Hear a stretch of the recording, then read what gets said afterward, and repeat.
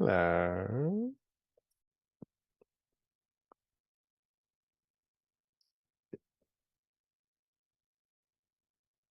Oh, you want the old 20 seconds of sort of nonsense to check that we've got double audio. There I am. There I am. No, I am. It's bouncing now. You They getting a bar? literally couldn't hear me. I wasn't wrong. Is the Um, club bouncing? it's bouncing, mate. It's bouncing. It's Marcus almost said as no good. sound on Steve. He says Yeah, I know no about. sound on We know Steve. about it. We know about it. Listen, calm down, everyone. Calm down. You know Sorted about it. it. Sorted it. You sorted it. I mean, that's Yeah, different. sorted it, mate. Sorting it is different to Mm. knowing about it and being comfortable with the situation. There we go. There we go. We're getting a there we go from Joe. I think we're golden. I think we're good. Yeah, we're good. We We're good. good? We're good. Party, How, party. how are you, man? I'm good, mate. Happy Friday. Happy Stream Day. Happy Gothmog Day. The Gothers. The old Gothers, yeah. And Um. welcome, one and all, Ooh, yeah. to the 37 of you who are already in the Battle Streams of Middle Earth, episode 78. This is, of course, our fortnightly series where we take a look at this bad boy, the Extinies part work, Battle Games in Middle Earth. But They won't get it. They won't get it. we were going to just call it Okay. Battle Games in Middle Earth, but we mixed it up. And what a lot of people don't realize is we actually changed. This was actually you tell it. I can't. well, the thing is, this was actually going to be a question on the chase, but we told them they couldn't have it. Yeah, They yeah. wouldn't know about it. But basically, what we did was we changed the word to streams. Yeah, changed it, swapped it around. So Yeah. that's where that comes from. Yeah. But indeed, this what we're going to do. It's nice to be back on our thematic home, which is a Friday night, and we're going to hang out with you for about 4 hours or so, and we're going to look through an issue of this in every episode. And this is the issue of the week. It's issue 56, and we'll see what the rules were like. We'll see what the terrain was like. We'll see what the painting guys were like. Any new characters, any new profiles in there, and theme it around something or other. And of course, as you can see by this beautiful chap on the front, today's theme is Gothmog. Yeah, boy. And that's what we do. And the idea of Battle Streams Middle Earth. Oh yeah. All right. Well, I mean, I told you pre-stream what was going to happen, so I'm going to have a disaster on this side. Is that the black one, or is that a faded gold one? Yeah. Black one. Well, the point of Battle Streams Middle Earth was to help you. Battle Streams Middle Earth. It was to help you. It's all right as long as one of us is here to help the other one out, clear your backlog. So the idea is that we would all hang out together for a few hours on a Friday evening and paint purely for the joy of it, purely for the fun of it, strictly for the lols. To try and paint some of those old models that we love but have been ignored. Oh, a lovely piece of paper that is. And of course, that's what we try and do. And this issue, Gothmog's issue, came with, you wouldn't believe it, Gothmog.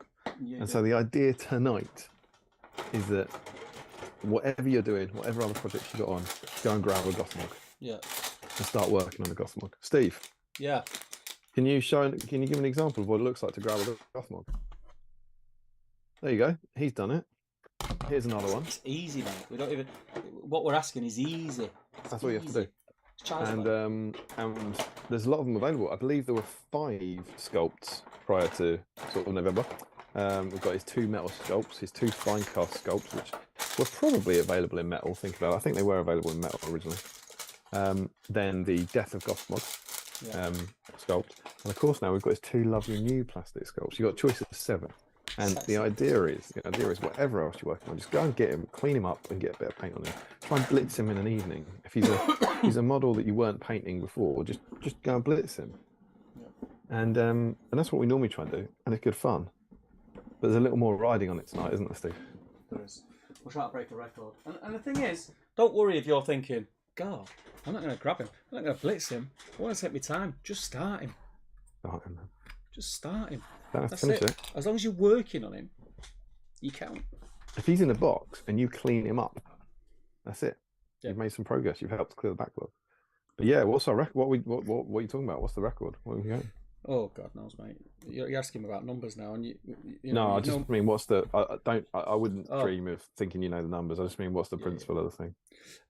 So we're trying to break the record that is held by Eowyn. Very good. Eowyn, which is She had 44 people painting. So her. on Aowen stream, we had 44 people working on a Aowen sculpt, which is the record which she knocked Sam off his perch, which he held for a long, long time. He'd been there for like 18 months. So. Yeah, it's a lot, but I think if anyone can do it, Gothers has got it. Oh, Gothers. He's definitely got a chance. And we think he's got a chance for a good few reasons. One, he's got 7 different models. Yeah. So there's a range, there's a high chance you've got one. 2, he came with Battle Games of Middle-earth. So if anyone got these, they might have the old red blister lying around. And 3, what have you got with you, Steve? Where's that pretty bit of paper? Oh, this old thing. Oh, this old thing. We've got a new starter set with Gothmog in it, which loads of us will have got for Christmas. Yeah. Or whatever. And that's got 2 Gothers in it. So he's the new sexy at the minute. I've seen a lot of He's the new sexy, he is. And we think there's a lot of Gothers out there, and we reckon he could do it. Mm-hmm. Steve, you wouldn't believe it. Go on. I don't want to say this is fate. There are 44 people watching. Don't start. Now, all that means is that everyone right now watching YouTube grabs their Gothmog, takes a photo of it. We're basically there. We need 45. We need 45 to win. I think what we'll do as well, we'll take this opportunity to it's now 46 in, it says. There you go. I think we'll take this opportunity to say, reach out to your hobby friends right now. Yeah, yeah. Say, what are you doing? Yeah.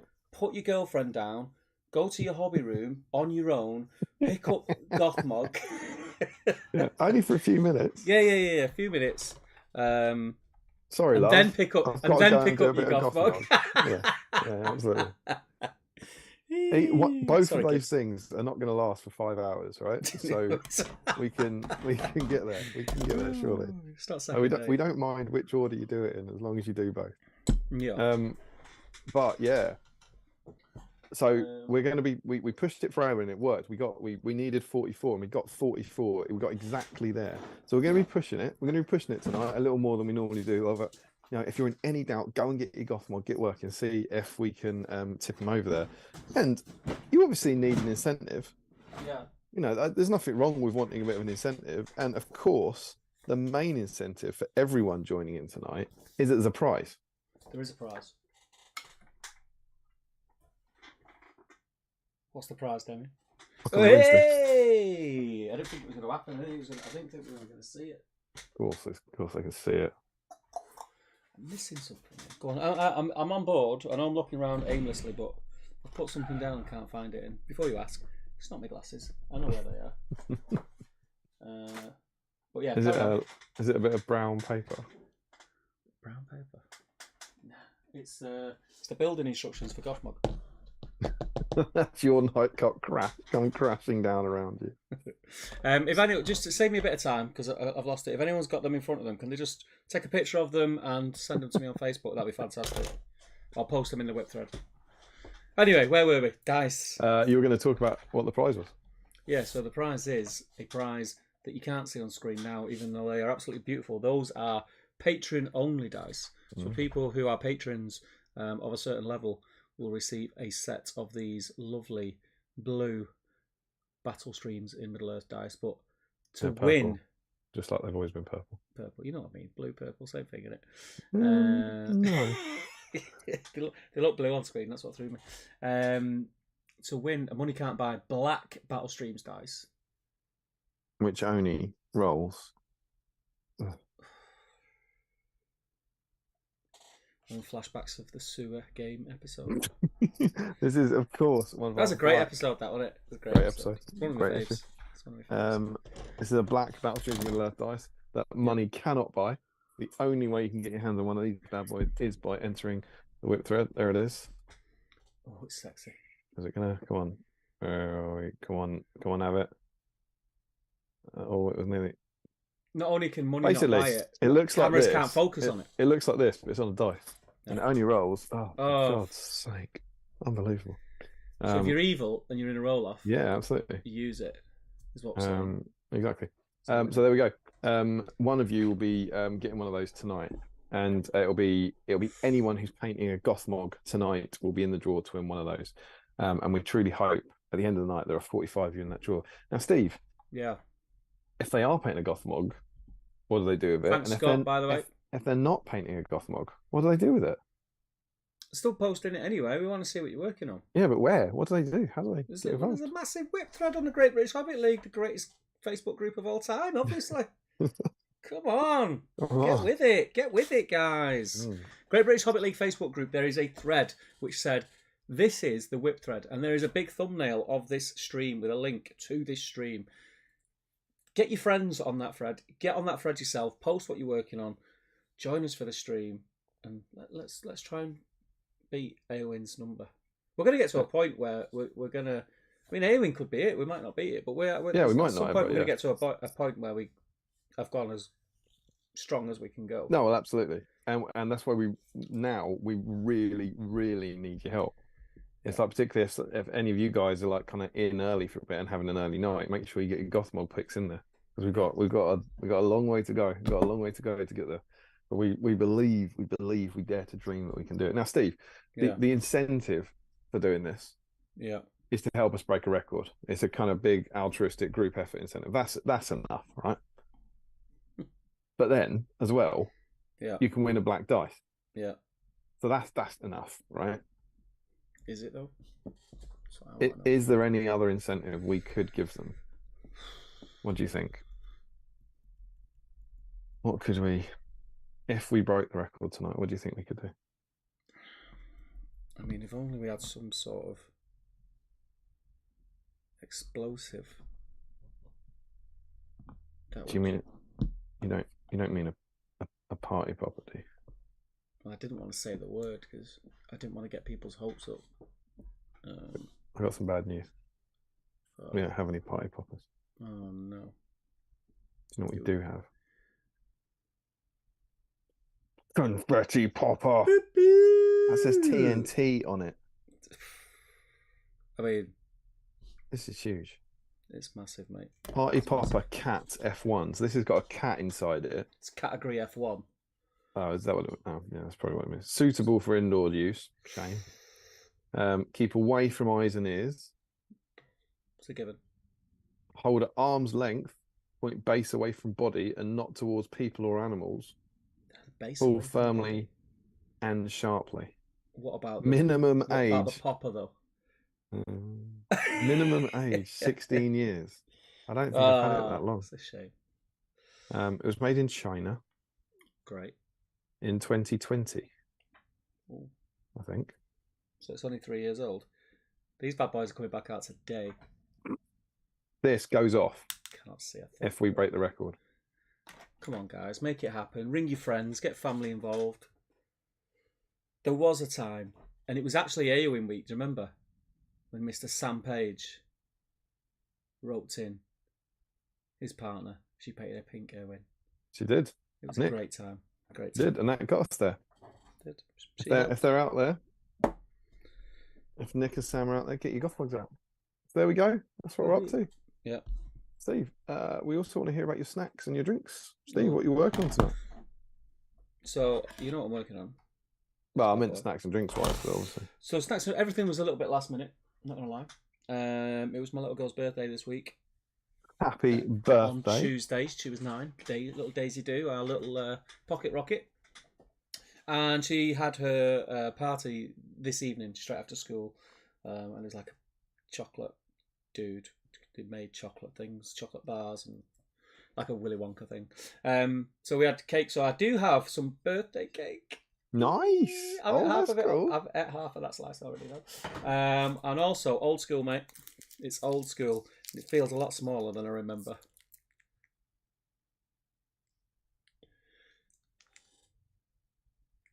Gold. Always believe in your soul. Yep. You've got the power to know. So I've got that. I've got a brew, and I do have beers, but because it was last minute, I had to nip to the shop really quick, grab them, and they don't keep them in a fridge, unfortunately. So they are in my fridge. I will go and get them when I finish my tea. What about you? Well, so I've got my tea. Working on the BSIME tea. Delicious. Love it. Love it. I'm going to put my glasses on, so I'm going to. I was also in quite a similar situation to you, but I only have one cold beer, so I do have a beer, and as you can see, I've cracked it open already. I was working on that pre-stream. So eager. But then I've actually got a little bit of a story about my stream snacks, and I wanted to save this. Okay. I got a package this week. Yee. Well, actually, I got a package in December. So it wasn't this week. Well, I So that got it was a this lie. week. Okay. We have a post room at work where if stuff gets delivered to us at work, it gets sent there, and they're meant to email you. And I didn't know get an email. Yeah. And so I Yeah, bumped into one thanks. of the lovely ladies from the post office, and she said, "We've got a little package for you." And I went and got this little package that arrived on like the 20th of December, and it contained some treats. And do you know who it was from? Who's it from? Joshua Crosby. God, he's such a ledge. Joshua Crosby, one of our wonderful patrons. I think they're currently the joint winner of the most Black BSIME dice. Yeah, He sent me a little Christmas gift. And do you know what was in it? What was in it? It was prime BSIME fair. Oh well, I have a photo. I was going to save it as an unboxing for here, but I couldn't quite help myself. He says things I should have prepared. There we go. How to do this? There was. There we go. Some food. Yeah. Caramel twirl. Oh, Love it. God. Oh, that's not working. Caramel twirl. Yeah. Get this for a bit of BSIME gag history. There was a salted caramel whisper. Yeah. With added salt. Do you remember when we had them and we said they weren't very salty? Yeah. Some extra salt. Yeah, the orange caramel twirl. It's a kind of caramel theme, and salted caramel Twix. Ate the other two. Saved this bad boy. Yeah, he's an absolute ledge. Do you not remember? He sent me a package at Christmas, very similar. I remember you got yours before Christmas. Yeah.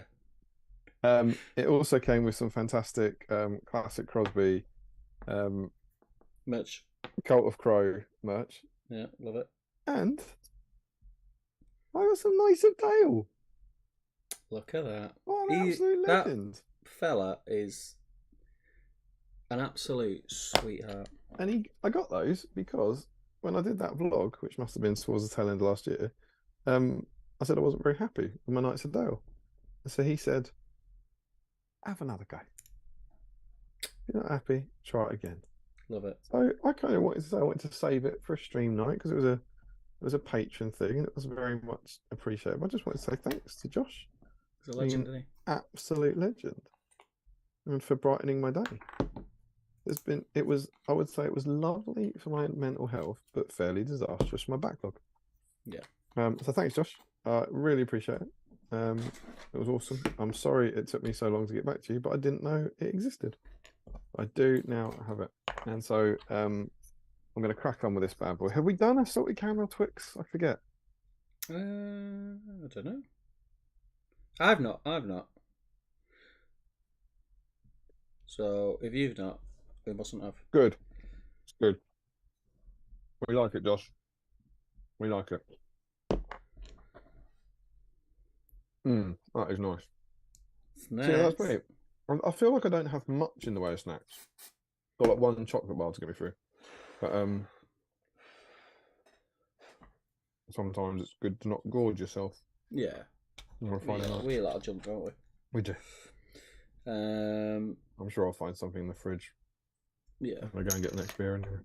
So that's our snacks. Do let us know in the whip thread what you guys are munching on this evening. Absolutely. I've made a start on Gothers. There he is. You're assembling, yeah? Are you doing foot and mounted? Yep, I'm going to build them both today because I'm planning to not next week because next week's pretty grim for me again. Oh. March. He's not going to be my March project to get him painted. I want to paint up my ruins, my Gondor ruins, and I'm thinking of doing like a little display thing for my shelf with the new Gothmog and the new Rangers. Sounds good. Because I dug these out of the box that I painted ages. I think I started them on a stream, did I? Is that Amborn and Mablin? Yeah. Very So cool. I'm going to do like a little display board thing for my Very shelf cool. Very cool. Very cool. because, funnily enough, I suppose we're going to get to what we've been up to this week, which has not been a lot hobby wise, but I have absolutely smashed my backlog, mate. Cleared the backlog, right? This week, but not in the cool, nice way that we like. Just sell it all, man. Just sell it all. Yeah, I've sold a lot of stuff. A lot of the stuff I've got rid of is things that I was okay to see go because I've either already got them painted. I have this weird thing. I've not done it constantly, and I've not done it recently, but I did go through a phase where when something came out, if I bought it and painted it, and maybe it was for an army for doing like something on top table, like a battle report or something like that, and I didn't paint it to what I thought was the best of my ability, I would pick up a second version. Right, okay. With the full intention of giving it all my attention, if you know what I mean. I'm the opposite of that. If I paint something and I don't do it to the best of my ability, I hate the model and can never dream about painting it again. But it was a stupid way to think, and it was just a bit of a phase that I went through because it was a phase where I was really stressing about getting content out, and I painted a lot of models, and I didn't rush them, but I didn't give them the attention that I would have liked to. So I ended up picking up like second versions of them. But I've realised that I'm just never going to paint them because I've already got a version painted, and they're just going to sit there again for many years. Where I can just a couple of years later, you look back and go, "Why would I paint that? I've painted it." Yeah, I can just touch up the ones that I've got. I don't know why I didn't think of that plan in the first place. So yeah, I got rid of loads of stuff, and it was half for that reason, but the main reason was I did need a clear out, and I've been going through boxes. I've still got loads to go through. I've gone through 1, 2, 3, 4 shelves that had just all sorts of blisters of things in them, and I've got loads through. The bonus is, and it's probably half the reason why you probably heard me mention the sewer edition. I have loads more room in here now because I've had a clear out, plus all the stuff that was in here, all like my new barbecue stuff that I bought last Black Friday is out of here. It's in the garden.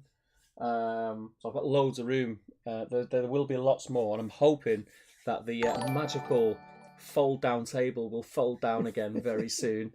And you never know, we might have another episode where we have a live battle report game. Yeah, I think that'd be quite cool. But yeah, so basically this week has been super busy at work, super busy with kids stuff as well because it was Daisy's birthday. My wife's really busy at work, so we've just been like juggling, like picking kids up, dropping them off, and it's been a bit of a nightmare. And then the clear out as well, and it's going to be the same for the next couple of weeks, I think. But I'll get through it. I'll get rid of. I'll tell you what I did shift. I got rid of some terrain boxes that I had as well. So I had a Rohan Stronghold spare that I got rid of. One of the Fortress of Dol Guldur because they're just sat there. They're just sat there. Not unlike the Fortress of Dol Guldur itself. Yeah, exactly. Yeah, Thranduil's old house. I did have big plans for them, and I still have plans, but the way I'm gonna try and get my brain to work in a way like normal people, where when I've got an idea for something I want to do, rather than the first thing that I do be buy the things that I need for it, and then plan to do it 5 or 6 years later. Which is a great plan. I'm going to plan to do it 5 or 6 years later, then buy the stuff when I'm ready to do it. Be careful. That kind of thinking is dangerously persuasive. I think that's because the things are like the new terrain kits. They're going to be around for a while anyway. It's not like they're going to go disappear tomorrow. Do you know what I mean? So yeah. So that's been my week. You know what's fun? Go on. I don't know what that question was. I don't know. We didn't. That definitely wasn't a "How have you been?" It's what have I been up to? It wasn't. Was it not? No, we didn't do that. You've launched off something. I can't even remember. No, I don't know. You know what I'm like, mate. Lovely dear, though. You know what I'm like. But you know what? As well as being really sad about a lot of it, like I did struggle, like literally pressing that button on Facebook to post it on Facebook Marketplace was hard at first. I actually feel quite good about it now. Yeah, I know. It's what we do. Look, it's on the mug. It's cathartic. We've been talking about it for 3 years. I think I feel a weight's been lifted. Yeah. I now don't feel they're part of that pressure that I have on my shoulders, like that big pressure of you need to paint this, you need to paint this. I took a big chunk of that off. Yeah, it will. Yeah. Now, imagine you had that in a spreadsheet and could see it as a percentage. It's fit, mate.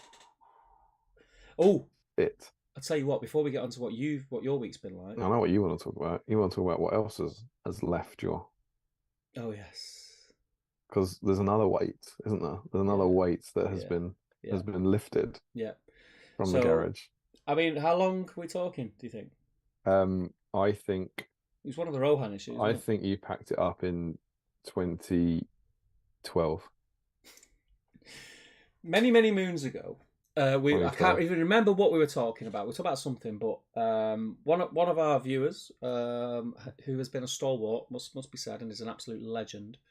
I think they mentioned that they were thinking of either increasing their existing Rohan force, or wanted to start one. I can't remember what it was. And I said, I've got tons of Rohan stuff here that I'm not doing anything with. I have no intention of doing it with because I've got a Rohan army. And you didn't.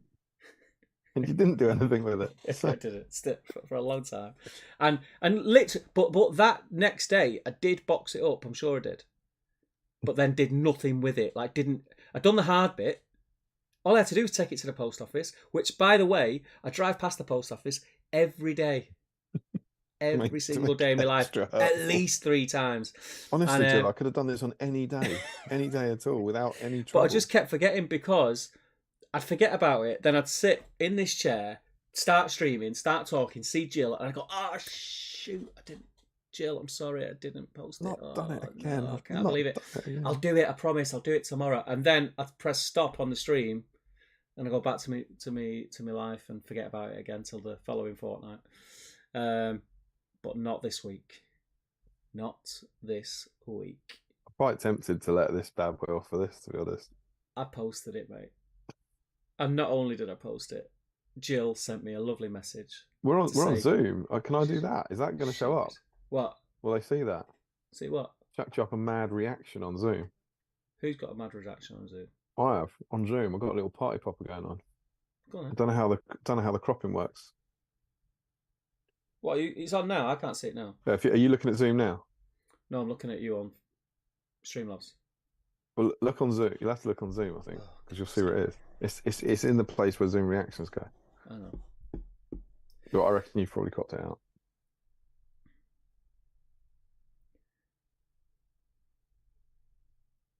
What are you talking about now? Oh, there you go. So you got that? Got that little bad boy? Yeah, it's cropped out, mate. It's cropped out. Cheeky little gift. Right? Do you want to describe it? It was a little party hat with some. Do you want me to describe it for you? Or shall I find you a box? Do you know what the only problem is? I was actually I went and checked. I went and checked on the value of Rohan and stuff. Yeah. And I think you said that Jill said that she wanted to increase her Rohan collection. Is that what it was? I can't remember. Yeah. I think that's what you just said. Well, the thing is, in the time it's taken you to post it, her existing Rohan collection had actually already increased by inflation the amount you sent her. So I'm sure she'll still appreciate it, but I think she's already got those extra models. And it was nice of you. Don't forget as well, you're glossing over the fact that you showed everyone her address twice. Yeah. But that was just because I thought I can't be the only super nice person in this group. There must be other people who want to send other people can send us some Rohan. So, I just thought I'd save her having to reply to all those messages of what's your address, Jill, because I'll send you some free stuff. Wonderful scenes. So, yeah, it was great to get that out. I'm really happy it's gone to a home that appreciates it and is going to use it. And it was my absolute pleasure to do that. So, yeah, I hope you enjoy them, Jill. I hope you really enjoy them. And we want to see whips soon. What about you, Mr. O'Byrne? Well, I don't know which bit you mean, but what I wanted to say, remember the salted caramel whisper that didn't have salt in it? Yeah. This bad boy's got salt in it. You're getting like salt crystals. What is it? What is it? Twix. Yeah. Oh, yeah. But it's got crunchy bits of salt in it. It's great. It's great. It's great. Um, I've got to concentrate now that I don't put the wrong thigh thing on the wrong thigh. Oh, that's what I was going to say to you. Are you doing the foot one? Yeah. You know you can magnetize the shield. Yeah. Yeah. Have you done it? No. Oh, do you not want to do it? Like before you assemble him, there's a hole inside his body for a magnet. Oh, all right. I'll just do it the old school way. I've stuck his body together now. Fair enough. And then there's the same on the WOG. If you get to that, there's two magnets, one to hold him on and one to hold the shield. Right. So is the WOG? Why am I looking? I'm asking when I've got it in my hand. Yeah. So the WOG can just be a WOG. Then. It can be whatever it wants to be, I think. Yeah. Who are you to stand in the way of its ambition? Yeah, that's true. But yeah, there we go. That's what we're up to. It's a Friday night. It's exciting. It's Gothmog week. There's 63 people in, Steve. 63. We could smash it if everyone's working on Gothmog. Yeah, I'm not gonna lie. That's I don't really keep track of these things. I think that's pretty good for these days. Yeah, it is. That's quite a lot in. So we also have some spouses. Yeah. Uncles, aunties. Absolutely. But yeah, get it done. If anyone's visiting family, get them all in. Bring a Gothmog party pack. Party. Ain't no party like a Gothmog party. Oh my god, there's a huge news this week. What one? S Club 7 back together. Didn't they put on a show and only one of them turned up or something? Yeah, but there was only meant to be two. It was meant to be Tina and Bradley, and Tina didn't turn up. Who's Tina? Is Tina the dark-haired one? Yeah, the one who's getting younger. No, she was a fitty, wasn't she? I don't think we can say that, can we? Why? Oh no, it's a bit misogynistic, isn't it? Is it? I don't know. What, to say that you found someone? I think saying she's the fit one. No, I said she's a fitty. I didn't say she's the fitty. Yeah. A fitty in a field of fitty. Yeah. When I say that, that's me saying that from my teenage years of thinking. Before you became man of the world. Yeah. It was Rachel for me. Yeah, I think I always like to fly against the wind, me. Fun fact, the guy who does my hair also does Hannah's hair. Yeah? So by proxy, I think we're married. Oh, yeah. There you go. I'd go Ain't no haircut like an S Club haircut. Yeah, congratulations to all the S Club fans out there. No news on the S Club juniors as of yet. But it'll happen. They're all at it, aren't they? Must be happening. They're all at it. Yeah. Right. I know what goes on at the S Club parties. Oh, yeah. But there we go. Do you want shoes in? Yeah, mate. You or me? Your bit. Well, it's normally your bit, isn't it? I'll do the reading later. But let's be honest, normally I'm not doing anything. All right. All right. I'll allow it. Got you there. So we have Joe in, we have Dale Groves in, we have Michael Dublin, we have Jill Munro in. She's going to hear. Warwick is in. He says, "Happy stream night. I hope everyone's doing well." We are. Stephen Ryan is in. Jack is that a Buckler. song? What? We are. We are. Is that a song? Probably at some point.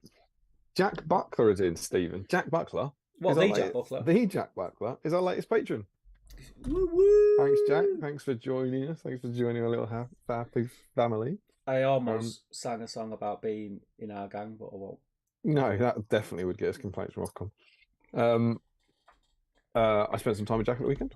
I was at an event. I wasn't like I don't interview everyone who's going to be a patron or anything.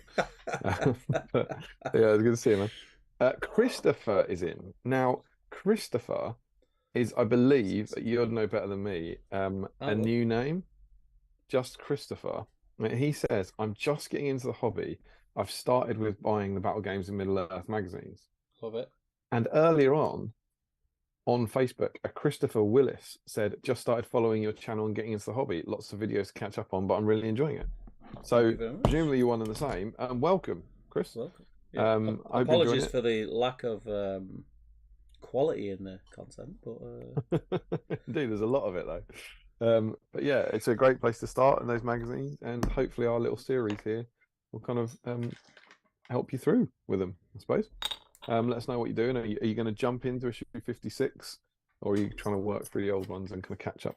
No, he's going to get a Gothmog out, obviously. Of course he's going to get a Gothmog out. Of course he is. He's going to play the game, isn't he? Classic Willis. Joe Achille is in from across the pond. Hello and good afternoon from the Joe. States. Hope everyone is doing well today. We'll be doing better when you get your Gothmog out, Joe. And we'll be checking those emails tonight. Do you remember on AON week we had 42? And we went onto the emails and we had Eric and Joe who both entered. Oh, what a moment. What a moment. Paints on a 4-up is in Cameron. Now, normally I'd celebrate that, but listen to this. Apologies, gentlemen. I'm swamped with uni work right now as I'm on placement. So won't be watching or painting. He does put a sad face on. Good luck with the record. I hope you smash it. Take care. I mean,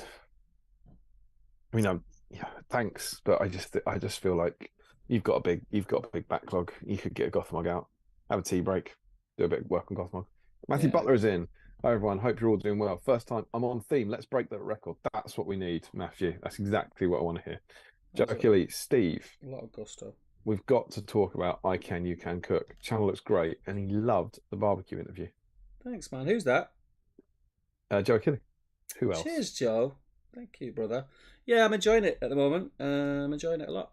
I liked it. I thought a lot of your questions you put to the barbecue were good, but I thought the barbecue wasn't very chatty, if I'm honest. He was very shy. Yeah, you didn't get a lot back from him. Yeah, he was very shy. He mainly went...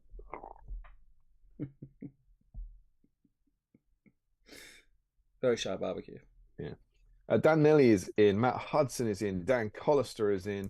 Green Tree, no Stammer Steve. Jill Monroe, no Steve Audio. Jill Monroe, there we go. Peter Taylor is in. Rory Campbell is in. Sorted. The Age of the Orc. Let's go. Matthew Allen is in. Evening all, hope you're well. Painting Gothmog. We love to see it. Good man, good man. Painting Uruk-hai for scouring. Nathan T literally started at 8:37. It's becoming intentional at this point. I can neither confirm nor deny whether at 8:36 we said, leave it a minute. Daily SBG is in, even though no painting again from me. Again, but I'm on the Peloton again. Oh, let's not start that. Hope there's loads on Gothmog tonight. Well, you could help. Sean Clark is in. You could stick a bit of sand on the base whilst you're pedaling away. Of course you could. Nathan T, we were going to call it Battle Games in Middle Earth, but Harry P. Banjax does. Indeed, of course, we got there first. Ian Whitehouse is in.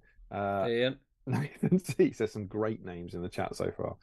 Larry is in. Looking forward to these models are no longer eligible segment. No, Steve's not doing it. Steve has no say on what's eligible. It's Gothmog here. We don't have time. We've got 68 people in, Steve. That's only about like 2/3 we need to do a Gothmog. Jill Monroe says, sadly, no Gothmog to paint. Oh, Jill, put them Rohan down. You wouldn't believe it. She spoiled it. But I do have a box of Rohan for Mr. Crow to clean up tonight.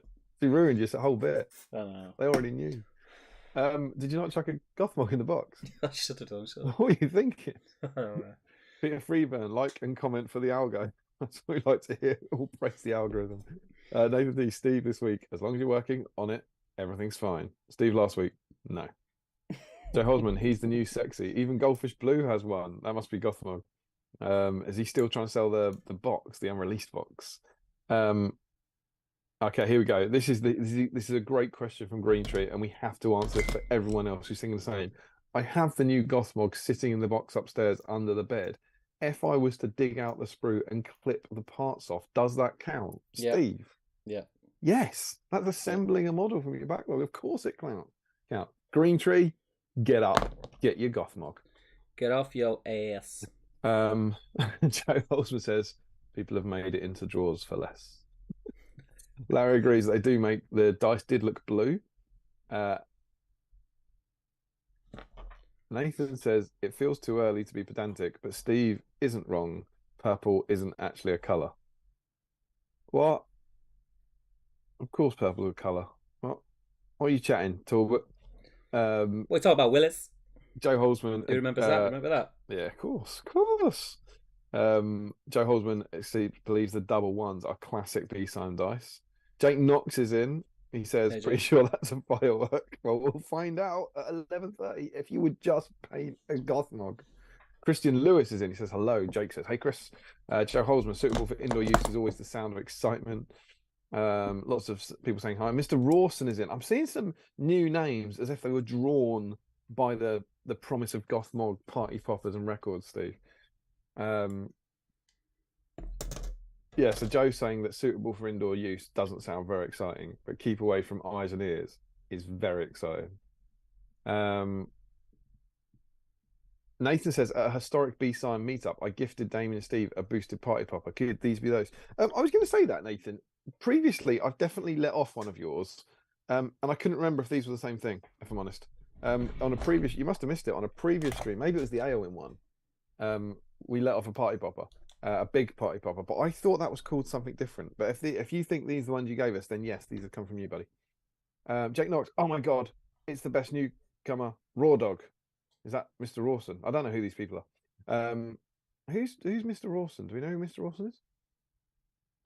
Jack Rawson. Don't know. Hey, what's going on here? What's going on where? I don't know. Oh, it's annoying me. What do you mean? What's going on? You've assembled a Gothmog. Yeah, well, I'll get my face out. There we go. Yeah, it's good. Gothmog. So you've gone for Mace. Obviously. Choice of champions. Yeah. Why would you not? Why faint when you could not? Christian Lewis, 2020 COVID party popper, lol. Yeah, maybe. Joe says, did Daisy get a creepy happy birthday song from Damien? Not that Steve knows about. The Ghost of Jimi Hendrix. I demand to see the Big Pupper. What's the Big Pupper? Big Pupper? Oh, it must be the Warg. Is it the Warg, do you reckon? This guy. Dan Scott is here. He says, hi all, Nathan, because the company operates on efficiency of communication. You're welcome, Damien. Don't lie. Anders talks hobbies.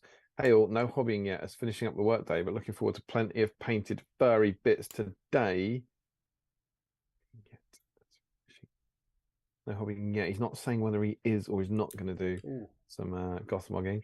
Someone needs to have some Rocky Mountain oysters as a snack, very on theme. That's testicles, isn't it? I believe. I think he's referring to the balls of the Warg. J-Mac is in. He says, oi, oi. The banners is in. Did anyone see the new line white Numenorian hero model that sold on eBay recently? It looked amazing, but way too pricey. I think that was Kev's. I think Kev Spector sold up his collection, so that came from him. Yeah, one of the unreleased ones. Very cool. Tom Christian is in. Evening all. Lots of new people joining the stream. If you are new, get your Gothmogs. Do a bit of work on Gothmog. Get it in the whip thread. Michael Haskell's in. I nipped out to the retail park earlier as I need to get a knee support from boots for my running. Nipped into Starbucks and got a pack of mini caramel waffles to go with my orange truffle Baileys. What a night. Gosh. What a night. Sam Page, evening all. Nick is standing by with her pink paint just in case we need one more Gothmog. I mean, we weren't even in doubt. I think, Sam, I think it's important to say we won't know if we need one more. It's not. We don't check halfway through. So I think she's got to go for it. Yeah, just do it, man. Just do it. Because otherwise, what will happen is we'll get to the end and we'll be like, say it all goes well. We'll go, oh, we've got 44, and then by the time you've painted a bit and commented, it'll be too late. Larry says, public service announcement. Looking at reference pictures, Gothy wears a glove on his good hand, which GW don't seem to paint on their promotional miniatures. There you go. A glove on his good hand. How exciting. I remember thinking, spoilers for the magazine for later, that we don't get the wonderful reference pictures in this that we sometimes get for painting of Gothmog in this issue. Are we not seeing? I'm not seeing any pictures of him. So Larry's obviously found some other pictures. There you go. Glove on the good hand. Weirdly, to stick his tail on, you have to put a bit of pressure on his nutsack. Yeah. Don't have to. Michael Haskell suggests Nick to the rescue again. Larry is really excited to see Pink Gothmog. Sam is in. He says, paint him anyway. I don't know who he's talking about. Jill thinks we're a tightly scripted show as always. You know what to expect. Sam will help Nick do her best and do his best to help her do her best. Jill, her backlog spreadsheet gives me more joy than I should admit to. Now, there's nothing wrong with a nicely looked after backlog spreadsheet. The banners think you agreed to send off the Rohan many, many moons ago when Persia came ashore. J-Mac says, I've got 2 weeks to build and paint my Cheshire army. Yeah, Is that Scouring? Is that Scouring Cheshire? Scouring, yeah. How many points is that? How many what? Points. Don't know. Isn't it your event? I think it's 750. Could be 800. Could be 800. There you go, J-Mac. Might have an extra 50 points to pay. Oh, Jill checked. 16th of March, mate. It's only been a year. That is wretched. Listen, wow. Don't ever say I'm not a man of my word, though. No, absolutely. Nick Bramwell is in. First time I managed to find some time on a stream like to do some painting. Amazing, Nick. Good to have you in, mate. Nick, get a Gothmog out. Get a Gothmog out. Jill says, also, let's not forget, you showed my dress twice on stream as well. Sam says 18. Oh, huge spoilers. He says 18 Gothmog so far on the whip thread already. Not a bad start. And then Joe says, shush, spoilers. Christian Lewis asks, where's the whip thread? It's in the Great British Hobbit League Facebook group, Christian. Go on there, and that's where you put your picture. George Galloway says, salted caramel Twix is delicious. I agree. Ember Craig says, where is the whip thread? I don't see one on Facebook. Yeah, same answer. The Great British Hobbit League Facebook page. If you're not on there, what are you doing with your life? Jill Munro says, the original story was that I had finished my backlog of SBG miniatures. Rohan was the first army I had most recently been working on. And that must have been why you sent it. Larry Miller. And then I decided to ruin your backlog. Larry says they played that on the radio at work today. I presume that's something to do with S Club. The banner says Warner Brothers announced it's making more Middle Earth movies. Didn't it? Didn't it just? So much. I mean, that's a sort of topic in itself. I feel like, I don't know, maybe we could come back to that a bit later. I think it's a little bit early. What, in the night or in the production of the films? Just to even discuss it, I think. Who knows? Who knows what will come? Sam Page says, link to the whip thread. Sent the thread on Facebook. I think people are sending the thread. That's quite cool. Katie is in. Rachel will always be the best member of S Club. Oh, we're on the S Club chat. Reese is in. James Wilson is in. Get your Gothmogs out, guys. You'd love to see it. Nathan T says, hadn't even thought about an S Club Juniors revival. There'd be S Club mid-30s by now. Yeah, probably. Oh, you got Frankie, haven't you? Frankie Bridge. And the other one out the Saturdays. I wonder what the others are up to. Larry Miller. Nah, Christopher's been around for hundreds of years, I think. Who? What? Christopher since the 10th century. I think that's because I said, here's what's happened. I've said, Christopher, is that a new name? That's what I've said. Oh. And he said it's been around for 100 years. I'm starting to work out how Larry works, you see. Gary George, good morning, all. Beautiful, cool, rainy morning here in Adelaide after a week of 35 to 41 degrees. Might have to crack out a Gothmog. Yes, you will, Gary. Thank you for getting up early. Yeah, man. And get that Gothmog out. What a start to a day. Nathan says, just Christopher. Sounds like he's taken inspiration from that, Nathan. No complaints. Jill Munro, the S Club reunion makes me think of the time they reunited on Children in Need, and it was awful. Oh, Camille Domensky's in. Yeah. Saw him at the weekend. Chizat, how are you doing? I'm joining in with my son tonight, who's 3 months. Well, I had no idea. Congratulations, man. That's awesome. It was good to see you at the weekend, buddy. Welcome, that's an brother. Extra viewer. Get him a Gothmog. Yeah, Katie says get him painted. Sam says grats Camille. Matt Hudson. He says Steve interviewed a barbecue. Oh, joke stolen straight away. It's a good joke, Matt. It's a good joke. Sean is in, says happy Friday. Hook Jacobs says good evening, guys. Just clipped Gothmog from his sprue and he's ready to be built. Let's smash this record. It's going. It's sounding Don't quite jinx positive, it, Steve. Yeah, don't jinx it. A long way to go. There's a long way to go. The host team spirit says, "Get your Gothmog. You've pulled." George Carpenter, good evening. I built I built the new Gothmog yesterday just for this stream. Yes. You know, I know we're trying to break the record, but isn't this lovely that how much people are getting involved on board with this? Whatever happens with the result tonight, there's Blake's gonna be 30 people, right? 30 people have all joined together, paint Gothmog for the fun of it, and that's kind of what Battle Streams is about. And I think that's kind of mega. Thanks for being with us. Nathan T says purple isn't the color because physics, blah blah. But I mean, they're all physics, aren't they? You turn the lights off, nothing has color because without light you can have no color. But I'm pretty sure that's still purple. Larry Miller says you're not a color. It's a ludicrous accusation. Was it outrageous? Was the Janet say? That's an outrageous accusation. Katie says purple is my favorite color. Is my whole life a lie? No, you're fine, Katie. Nathan T says you're looking at Prince isn't alive anymore. He'd be fuming.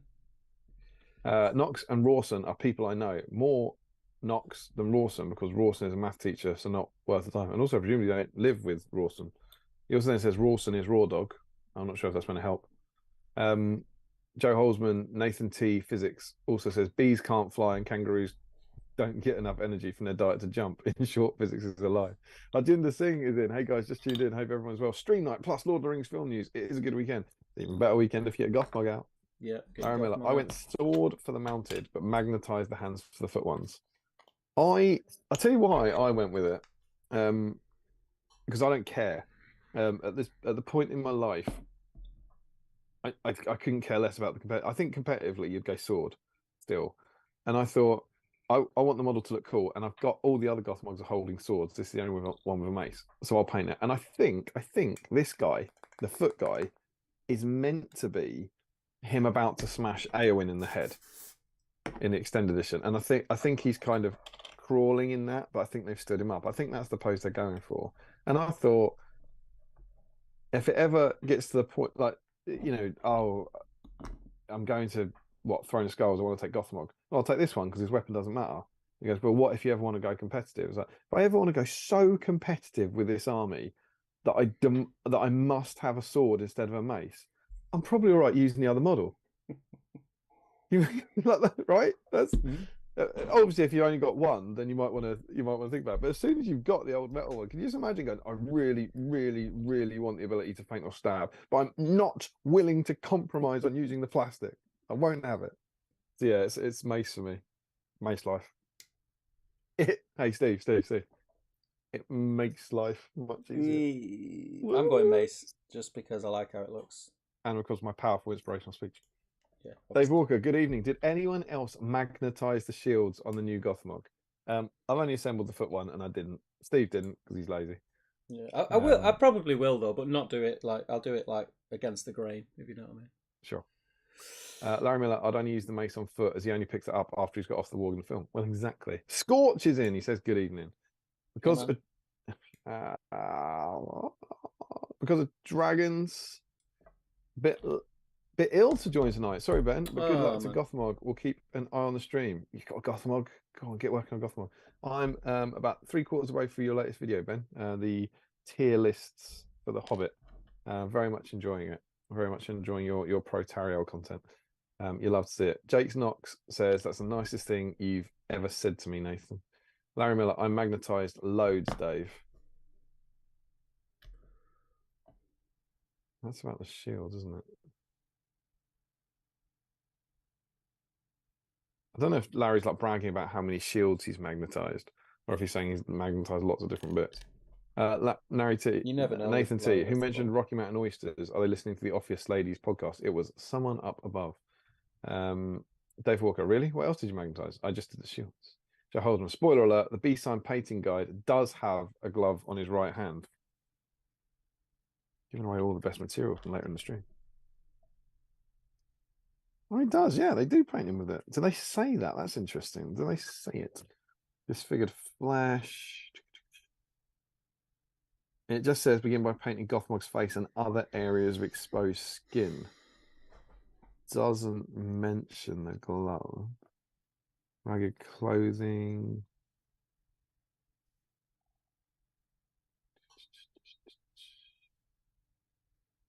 Oh, come on.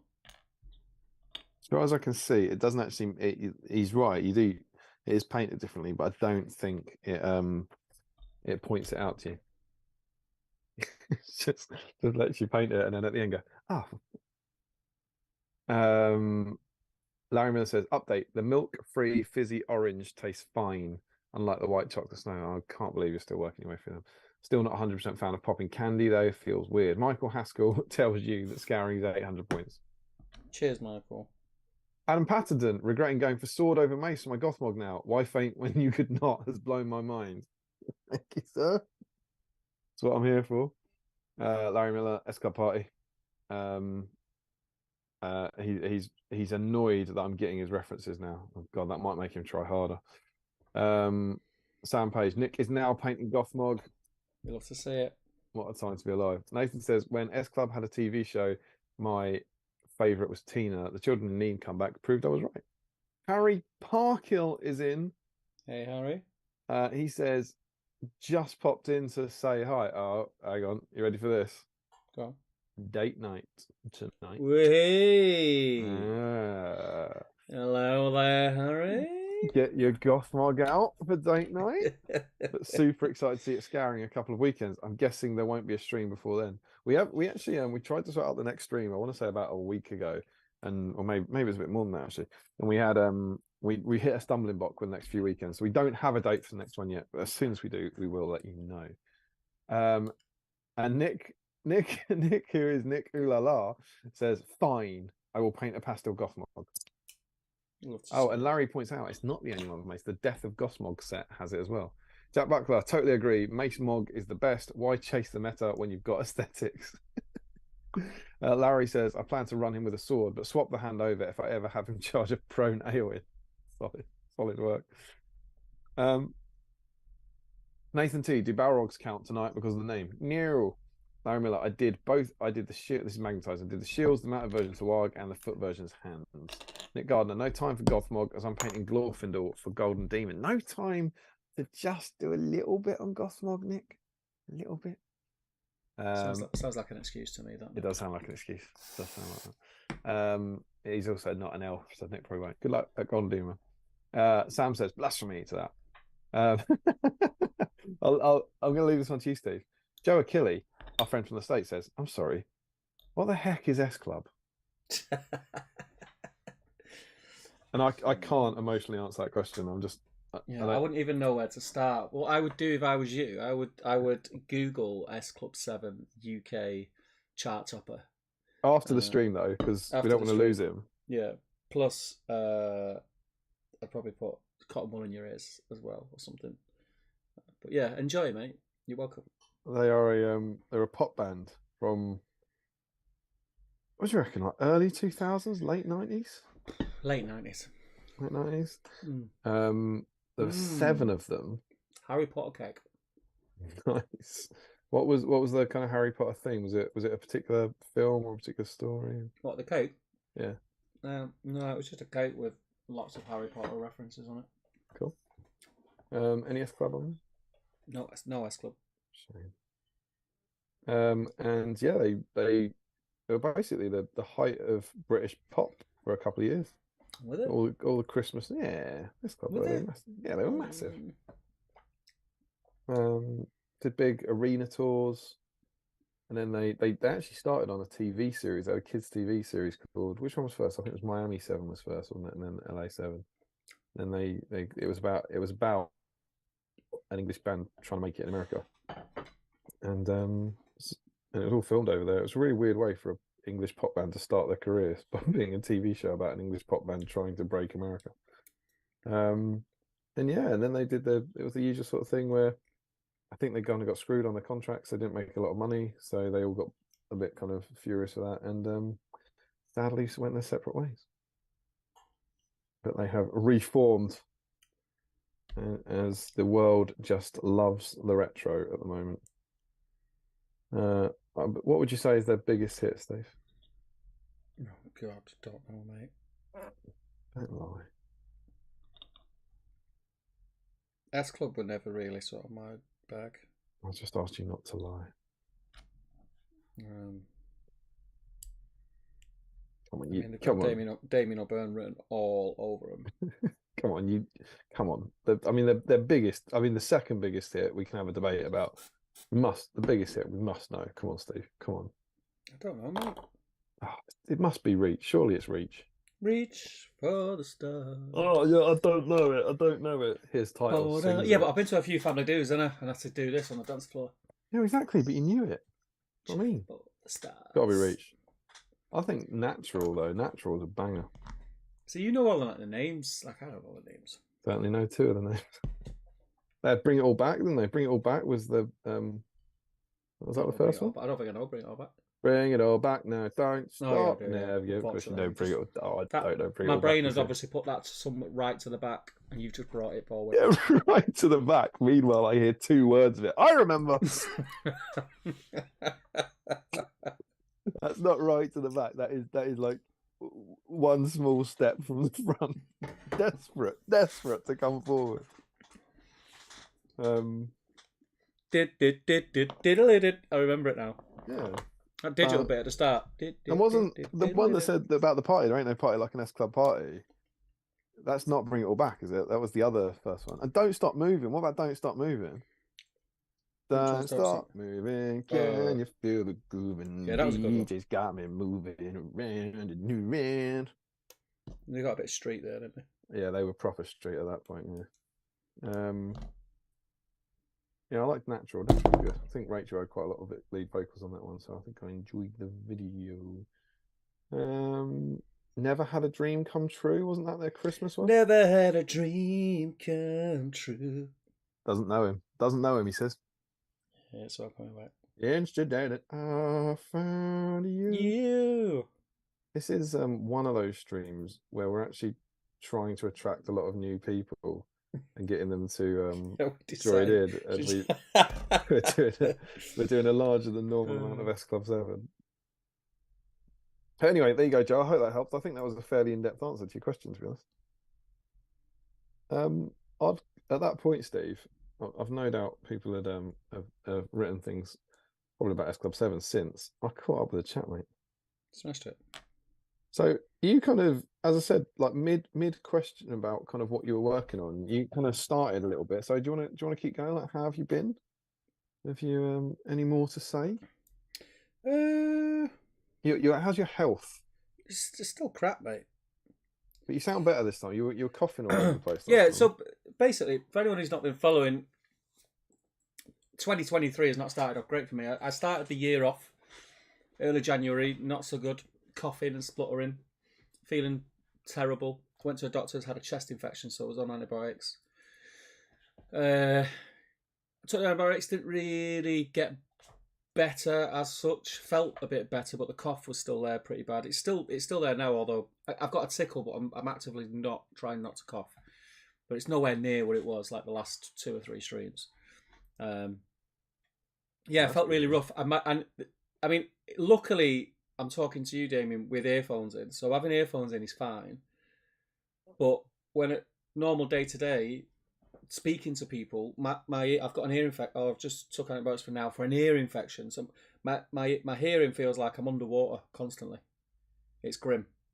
And I finished my antibiotics for that. Not yesterday, day before. So if that doesn't clear up, I've got to go back to the doctors again. She said 2 weeks, and I think I went to see her. It'll be 2 weeks on Tuesday. Right. So I'm hoping the hearing clears up. Just generally don't feel 100%. Just feel a bit crap, really. So yeah, it's been crap since January. What about you? How are you feeling after your illness? Ordeal. Yeah, I went for throat infection rather than chest infection. But I'm pretty much sure I was, because we were here 2 weeks ago, and I think I was at the point where I kind of caught you up on everything that happened to me. But then I was like, but I haven't got any better since. And I'm still there. I've still got this kind of like slightly residual achy leg thing, which is a bit weird. But so yeah, I'm going back to the GP to get another blood test and sort of see if there's anything else going on with that. But yeah, health wise, it's all right. It's just weird, isn't it? Yeah, there's a lot of it about. What do we think with this Gothmog chap, right? Has he got? I'm looking at the model on GW's site, right? I'm looking at Gothmog on foot, Mm. and I don't know what to hold up though. It's probably easier to hold up the What is this? Oh, I hate this 360 one. Have a look at this, right? You see this? Is this black cloth he's got Yeah, it should be. as well as metal? They He's look got like metal at the they front, painted it wrong. and then has he got black cloth? Yeah. It does, because this definitely look. Are you looking at the model? Under there, that's got that in his armpit. That's got to be cloth, right? It should be red, that. But I don't think it necessarily should be red, because I think it's like some sort of back piece to his armor or something. I think he's got a black little jacket on over his red pants. Oh, a black little jacket. Yeah, a little trendy jacket, but it's definitely fabric in it. Yeah. Let's give him that. A lovely little model. Never had a dream come I don't really true. like S7. You've got it in my head now. That's gonna be bloody it all weekend. So yeah, is that you? I sort of, you said not much else, but then I said, "How's your health? Any more? No advances on feeling crap now. No other excitement? Selling all your stuff? I think that's it. Get any good deals? Get any anything go for more than you thought it would? No, because I didn't put it on eBay, so I just put it. You just put the price down. Pretty fair prices. Basically, I just went. Didn't someone have a go at you for like putting? Was it something like the ring bearers? Yeah, I put the ring bearers. I'll have 31 quid for these. They're available for 32. Oh, God, I'm sorry, 27. I'm like, real scalper. I honestly thought they were. Yeah. I know what you're like. But yeah, no, it's there'll be a lot. Keep an eye out, folks, for more bargains. There'll be a lot more going up for sale soon. More out of production bargains. But I've not even touched the Hobbit stuff yet. You got a Gollum in boat? Not spare, I don't think. So I won't be getting rid of the one that I've got. Gollum in boat. If it comes out and everyone goes, that is crap. Meanwhile, years later, bring back Gollum in boat. Classic internet. Never had a dream. And this year gone quick though. Yeah, that's what happens when this club get back together. Yeah. So for me, it was 2 weeks ago. I think we streamed on a Saturday. So it has been our standard 2-week break. I had a really, really good week of hobby, getting ready for the GT, where that will be coming in a hobby vlog. But huge spoilers, I painted Boromir. Of the White Tower. Big boss. Big boss. To lead my BSIME Gondor army to war at the GT. Which is quite good fun. From that as well. For a minute. Still have a little break from gluing them together for a minute. Sounds like you want to do some comments to me. Yeah, I'll jump into comments. Oh, lovely. And he was quite good fun. Painted him very much as a BSIME model for my BSIME Gondor army. You know, so it wasn't like no stress or anything. Just blasted through him. And then that was kind of my hobby week. And I went off to the GT, mate. Good weekend. Oh, it was amazing. Absolutely brilliant. I'll do a little. I haven't recorded it yet, but I'll do a little like proper review for the next hobby vlog. But it was awesome. The new Osgiliath display, mate, is amazing. Is it? Best Middle Earth one they've done. And now there's a little bonus at the moment where the scenery hasn't been released, so you can see the scenery in full, you know, before it's come out, and the tower is incredible. The detailing on the tower is absolutely amazing. But what they've done with it, the kit bashing they've done with it on that kit, it's huge. It's about either 4 foot by 4 foot, or maybe 3 foot by 3. Excuse me. Bless you. But they've made a huge custom bridge for Osgiliath that they cast pieces for and put together. They've got trolls dragging a catapult, models dead with arrows in them, a huge resin river and stuff. It looks amazing. That's cool. That makes me happy that they've done that, because I felt a little bit not disheartened, because it is still very cool, But I personally felt that the Rohan, one of the Rohan houses, Yeah. I thought it could have been a lot better. I know what you mean. Models, Yeah. Some of the models weren't painted great. Like when you look close, it kind of looked like it was. Oh, we're bringing this kit out. We need just to get something out there. I think it's very, very cool, but the scale of it wasn't huge. I thought like the amount of models on it wasn't. It was almost surprising, and the kits looked like, I suppose they were showing off what the Rohan kit can do, but they just looked kind of normal. Whereas this, it's also in the middle of the room, which I think makes a big difference. It's not in the pushed over to the side of the middle of that stuff. You have to walk around it, so you get a 360 on it. But it really, really shows what you can do with those kits. And they've got like buildings. They said in the article you can join them together using the balconies. They've got multiple buildings joined together with balconies joining them and stuff, like bridges and stuff. It's absolutely brilliant. That's cool. That was cool. Are you there? Are you at Comment Central? Where are we up to? Oh, now you're asking. Purple isn't a colour because of physics, blah, blah, blah. You're Past not that. a colour. Past that. Hajinda's checked in. Dave Walker, good evening. Anyone else magnetise the shields on Gothmog? Past that. Here we go. We're after Larry Miller, Prone Aowen, Nathan de Balrog's Count, Golden Demon. There we go. It was Joe Achilles saying, I'm sorry, what the heck is S Club? Then you're on to Sam saying, I think it's something to do with the Serpent Horde. Joe Achilles. Club, yeah. Then Joe Achilles, that's not the Spice Girls. No, different band. Should we go through the Spice Girls hits? Favourite Spice Girls songs, Steve? Two Become One, obviously. It's a good song. It's about sex. That's why I like it. A lot of people don't. That's not the Spice Girls, Joe Achilles. Well, he was asking. I've gone too far. Viva Forever for me. Thanks for asking. Nathan, yeah, you're there. So Nathan Mama, I mean, that's Mama, but that's a good one. It is. I mean, it is a good one. I can't emotionally answer that question, says Nathan. Yes, you're off. You can help answer that question emotionally. Joe Osman says to Joe Achilles, post Spice Girls, pre Girls Allowed. Let's not go there. Nathan T, never held a dream come true. Nathan Never T, had a dream 2022 come true. vintage. Larry Miller, that brings back memories, Nathan. Wasn't there an club party too? I can't remember why we were doing that, mate, but I remember that. I remember Nathan won. I thought that is the correct Lord of the Rings S Club mashup. That's when he was coming out of his shell, wasn't it, Nathan? Yeah, maybe. He was dead shy before that. Simpler times. Nathan Patterson, Screech for the Stars featuring the Witch King. Oh, they're all the Lord of the Rings S Club fans are coming out. You'll love to see it. What happened to themed S Club songs, says Larry. Steve's too old to be an S Club fan. Whoa! Whoa! Cut me deep, Joe. Cut me deep. That is mean. Old people like Steve can like music too. Larry says, I think we should bring it all back. Bring it all back to you. James Wilson says, was never really an S Club fan in the 90s. Liar. Was more into Oasis. This is true, James Wilson. You're like Steve. You're lying like Steve. Why must you turn our stream into a house of lies? Stephen Ryan had to dance to reach at my year 4 summer fair in front of all the other kids and their parents.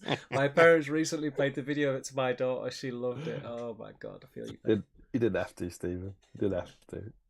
What he meant to say was, whilst he was dancing, someone filmed it. Yeah, absolutely. Oh no, I had to. It was awful. Oh, dreadful, isn't it? Jakey says, after S Club, I think Paul started a heavy metal group. So started. He did, yeah. Heavy metal group called Skewer, unless information. Useless information, but I remember that. Share it. Teenage Dirtbag says the fortnightly health update begins. Larry says, did the S stand for something, or were there other clubs? What did it stand for? That thing. Singing, shouting, says James Wilson. I don't think it did stand for anything. I don't know of it.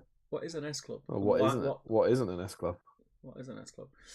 Haskell says, didn't Steve have a difficult start to 2022 as well? Doing his backing, wasn't it? Albeit self-induced, I have a think. Probably, mate. Probably. I'm falling to bits, Michael. Falling to bits. Solihull says Jill. Solihull Club 7. Nick Bramwell says, got to go now. Hopefully we'll be able to pop back later. Take care, buddy. Did you put your Gothmog in? Matt Hudson says he's got like a different back piece, desperate for separate, I think that's what I say. Separate from his red clothes that include his pants. I've Yeah, done there it we in go. leather. Yeah, there we go. That's what I was Joe asking. Osman says to Larry, I don't know, but I'm sure the other clubs' parties weren't like S Club parties. They were not. There is no party like an S Club party. Ain't no party like an S Club party. Nathan T, we've just had 30 seconds of Damien discussing Gothmog's Little Red Pants. It would have been weird, but Steve saved the moment by singing S Club. Nathan says to Joe Holzman, it seems that way. And Janelle Mosen, he says, just dropping in to quickly say, hope you break the record. Thanks, man. And that she said yes. Hey! Congratulations, man. Congratulations. Janelle Mo and Mrs. Elmo. Mrs. Elmo. Oh, well, future Mrs. Elmo. Well Hooray, done, well engagement. done. He's put a ring on it, mate. He's put a ring on it. Oh, wonderful Do we do this? I don't know what you're doing, but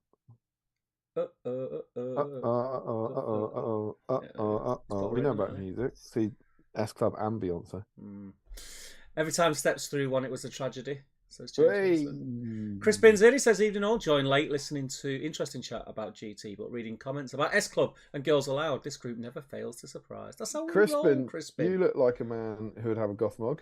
Yeah, he's got about 8 Gothmogs. And he is... Here's a story about Crispin. So, first time I ever played Crispin was at...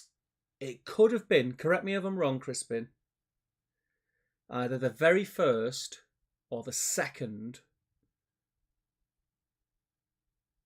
What was it? Oh, what was it called?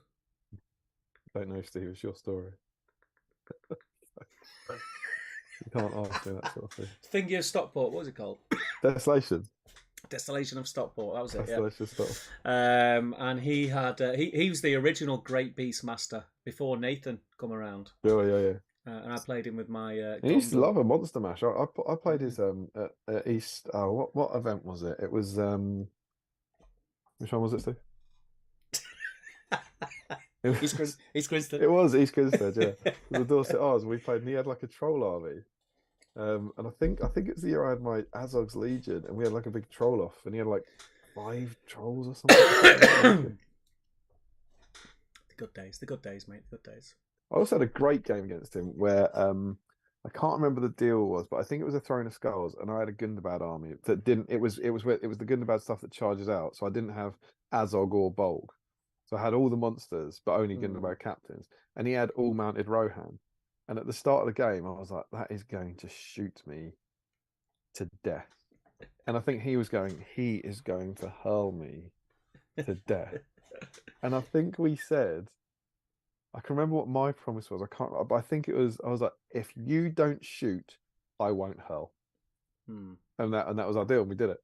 And it was the old edition, so like if I hit his line, I could just chuck him down the line. Yeah. And that was our little gentleman's agreement, and it was a very fun game. I seem to remember how grim was old hurl. Yeah, it's wretched. It's absolutely wretched. You can hurl in any direction. That was mental. You know, in many ways, the lead single from the S Club Junior's second album was called New Direction, and I wonder if they were talking about all this information. I just try to remember good music, and so how do you know this information? That's what I'm saying. And I wonder if they were talking about Hull even then. I think I think that's fairly obvious, right? Yeah. I'm looking for a new direction. Larry says, "Congrats, Jen. Was that yes to marrying you or yes to painting Gothmog? Well, hopefully the latter." Thomas Sherlock says, "Evening, guys. How are you doing, Thomas?" She said yes to painting Gothmog, but no to my proposal. But it's not all bad. Will you marry me? No, but I'll paint Gothmog. I'm going to paint him with a glove. I'm going to do it. Do it, mate. Sort of Michael Jackson vibes. Crispin Fairbrother says, Osgiliath display is brilliant. I agree. Yeah. Genomo says, marriage. Don't think I could get her to agree to painting Gothmog. This is true. Oh, I don't know now. She needs a judge if she wants to leave yet. So. I mean, now she wants to be in the gang. Yeah. She's marrying you. She's open to it. Sam Page says, congrats. Michael Haskell says, echo Damien, the Osgiliath diorama one is awesome. Building cutaways at the edge with stuff in the rooms. So much to see. You can engineer an opportunity to go. Go if you can engineer. Oh, I'm going to be going soon. It was, I think I said it to you, did I? If I could get the time, I would have went, but I felt a bit wretched at the weekend, and the thought of that drive there and the drive back just to say hi for a couple of hours was, yeah, I couldn't do it. Jake Knox asks, is this display at Warhammer World? It is. Yes. Dwalin Zini says, good evening, Chips and Chapesses. I hope everyone is well. I'll not be able to follow along tonight despite having a Gothmog to do. Alas, face pain due to a trapped trigeminal nerve is prohibitive. That sucks, man. But if you stick him on a base and take a picture of it... He's got family. He's got help. Man. That's exactly the sort of thing that's going to cost us this. That's someone watching with a Gothmog and using their perfectly reasonable ill health to not help. Don't use these and chew him off the sprue. It might help. Chew him off the sprue. I'm only kidding. I hope you get better soon, man. I hope you get better soon and also get Gothmog started. Matt Hudson says, Jens, congrats, my friend. Wish you both all the best. Christian O'Neill says, hey, everyone. I don't have a Gothmog for tonight, but it's for the best as I have a leak in my turtle's aquarium that I need to fix tonight. It could be worse, mate. It could be erratic. Steve's got some recent help on that. Get Jade round. Get Jade round. Update. We'll sort it out. Update. Room is finished. Finished. Lovely. Finished. Nice. Yeah, it's very nice. Yeah. Happy with it? I'm considering putting the computer desk in there rather than in here. Are you considering like flooding more rooms to get other nice new rooms? To get what I want. Sean Clark says, nice one, gents. Nathan says, Nathan coming out of his shell wouldn't be the adventure you'd all hope for.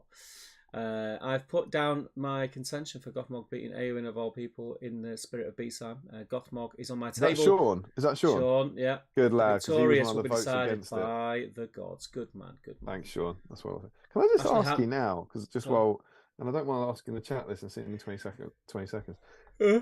Gothmog skin, base colour. What do you reckon? I'm thinking like Steel Legion drab. Obviously, we're going to work up from it. See, I will be base coating Gothmog in is it to hand? My prime, should I say, not base coat. My prime coat will be the it's like a tan brown Vallejo. So that I'll go up from that. Something like XV88, that kind of thing. Yeah. There you go. I'm going to scroll down to the bottom of the chat and just have a look at see what people say. I mean, his skin isn't too far off normal, like Caucasian flesh. It just depends on the lighting, doesn't it? I mean, you look at that, and he's pale brown, right? Yeah, he's yellowy brown. I won't go off that though. Would you not? No. Okay. Got some Baneblade brown from Dan, and red from Dwalin, Rakarth from Sean to Wash. Rakarth. I think Rakarth is kind of where you end up, but I think I'd start darker. Maroon red. I'll chuck one of those on. Ashley Hampstead Reed says, even all working on a Gothmog just to help help beat the record. Good man. Glad Ashley, you like I saw your amazing display at Warhammer World as well. Yeah, and I think he's involved in both. Oh, does he? Go on. Yeah, he says, glad you liked the Ascilius display. That was the second display I worked on the exhibit. It was such a joy to make the terrain. Kits are awesome. You're going to love them when they are available. You know what the first display did when you was there? It was Sam and Hen, wasn't it? That was the Edoras one. Was it the Edoras? Yeah, the one you hated. Yeah. No, it wasn't really. But he's also got two, because I believe in the middle Two Towers exhibition was just the one. It was either him or Lewis. But you know the stuff that's in White Dwarf. His little one was there as well. Yeah. Ashley has cornered the market on display. I think he obviously works there, and you probably touted on getting displays in it. So he, those little lovely vignettes he did. There's loads more of those in the Two Towers little cabinet this year, which is really good. Like lovely stuff. Do you reckon, like, is gaffers like say, can you build this and put it in the display room, or do you think he waits till everyone's left and says, "Oh, I'm working a bit late, guys," yeah, and when they've gone, he just goes and slips things into the. He probably puts enough stuff in there and spaces it out a bit, and then when it's closed, he just shoves everything together and puts a bit of Upstead read in there. Just That's what I do. That's what I do. Absolutely. He's right. He's right to. Yeah, of course. Nathan says, "Here's a story about Crispin. He never remembers me, but every game is a delight. A great guy." How can someone not remember you, Nathan? I don't think it's possible not to remember. I mean, you've got a T-shirt that says "You are that Nathan." Michael Haskell says to James Wilson, "Tragedy is and always will be a BG song. Clearly a generational thing." Teenage Dirtbag says, I also fought that troll army. 7 trolls began that game. 1 survived. Larry says, I think of the BG's 1 too. And Nathan T asks, Steve, how do you retain this information? It's probably autism.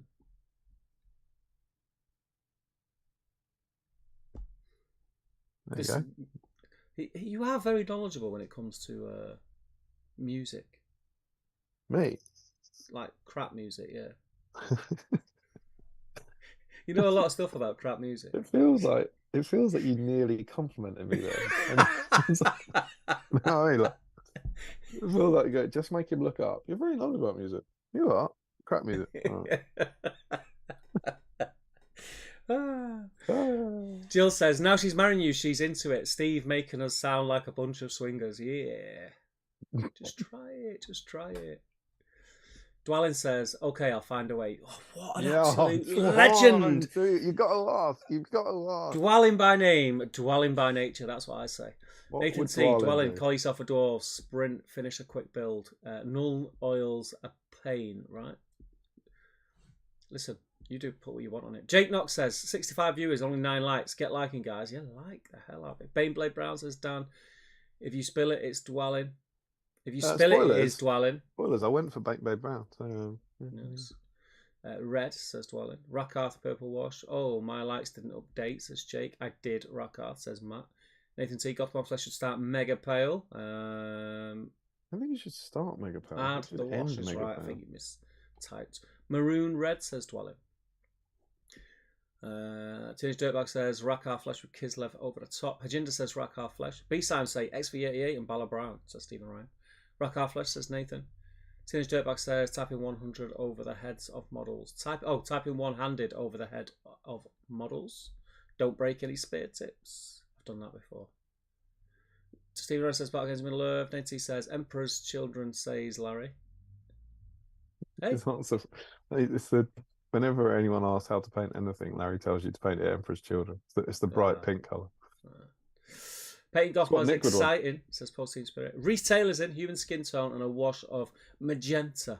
And work it back up to mixing in a bone colour with the base skin tone for highlights. Yeah, what you seriously, it was Reese Taylor now about painting. Oh yeah, alright. I've seen your crap. Oh, it's all blobby, Reese and then Taylor give him a little dragon tattoo over his forehead. Then you paint my models with my big brush. Rory says, try and Bugman, Reichland, Rockarth. I think before anyone thinks I'm the worst, Reese is an exceptionally good painter. Some people might not know that Reese painter, and I've just been really horrible. Yeah, really getting us a strike horrible. On YouTube for bullying. That was really weird, wasn't it? Do you remember when he was really Remember when that guy who likes really crap music picked on that guy? You just seem to really turn on that guy for no reason. It's really weird.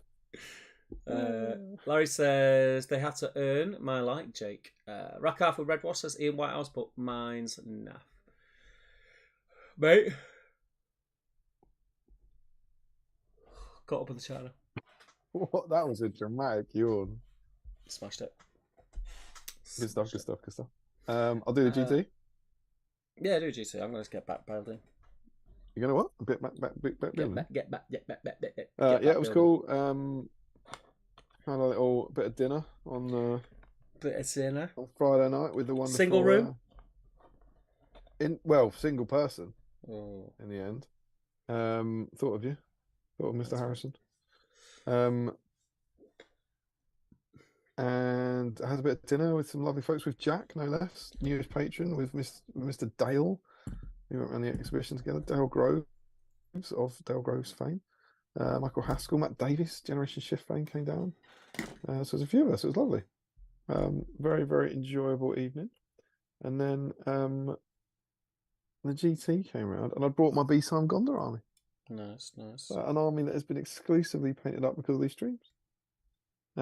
Sadly, I just wanted to use that, but sadly it's the GT, so you had to take 2. And I took the army of Gothmog. That was my existing Gothmog army. I just didn't have time to get this guy painted, so it was the old Gothmog model for me. Nice. And on day 1, Steve. Yeah. I only went and won all 3 games. Oh, What's that about? so gamey. What's the, with the B-side Gondor army? B-side Gondor rocking the double victory. So didn't know what to do with that really. That was amazing. Had 3 amazing games. Loved it, loved it, loved it. We went out in the evening for the wonderful Barney Memsey's leaving do. We need to talk about 7th City later. Which is really cool. Got to hang out with loads of kind of classic chums. Some people that I hadn't seen in years, which was really, really nice. Had a lot of fun there. Went out. Bit of luck you weren't sharing a room with me, mate, because the time I got in, you would have been like, whoa, whoa, whoa, where have you been? What time do you call this? What time do you call this? And I would have said, it's 9:30. No, I was out, mate. Out. It was really good fun. Then back to GT. Steve. Yeah. I won my 4th game. I was getting really quite concerned by this point. When you win 4 out of 6, yeah, you start to dream. You start to dream, yeah. You start to dream. And I played Mr. Jay Acharya, Camille's brother-in-arms. Camille in the chat. And we had just the best game, wonderful, wonderful game. On table 2, the heady heights of table 2, and it was brilliant. It was brilliant, really, really good. And Jay pipped it at the end. I think he had the advantage throughout. To be honest, he seems to think I had the advantage, but I thought he's got this. But we had a brilliant, brilliant game, and he got the win. And so the dream ended, and I crashed down to table 5, and then managed to get a draw in the final game. So with BSIME Gondor at the Swiss rank GT went undefeated, Steve. Love it. You love to see it. So I ended up on 4 wins and a draw, which I was, and a loss of them, which I was bloody thrilled with, and I finished 12th. You should be, mate. You should be. And then, you know what happened? Go on.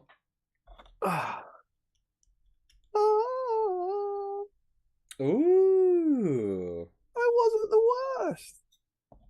I mean, you are the worst, but I'm very good at hiding it, though. Yeah. Oh no, you do whatever you want. That sort of thing. But yeah, I got my sporting player. I was well chuffed. Thank you to my lovely opponents. And I think I've played Jay before. I played Clayton before.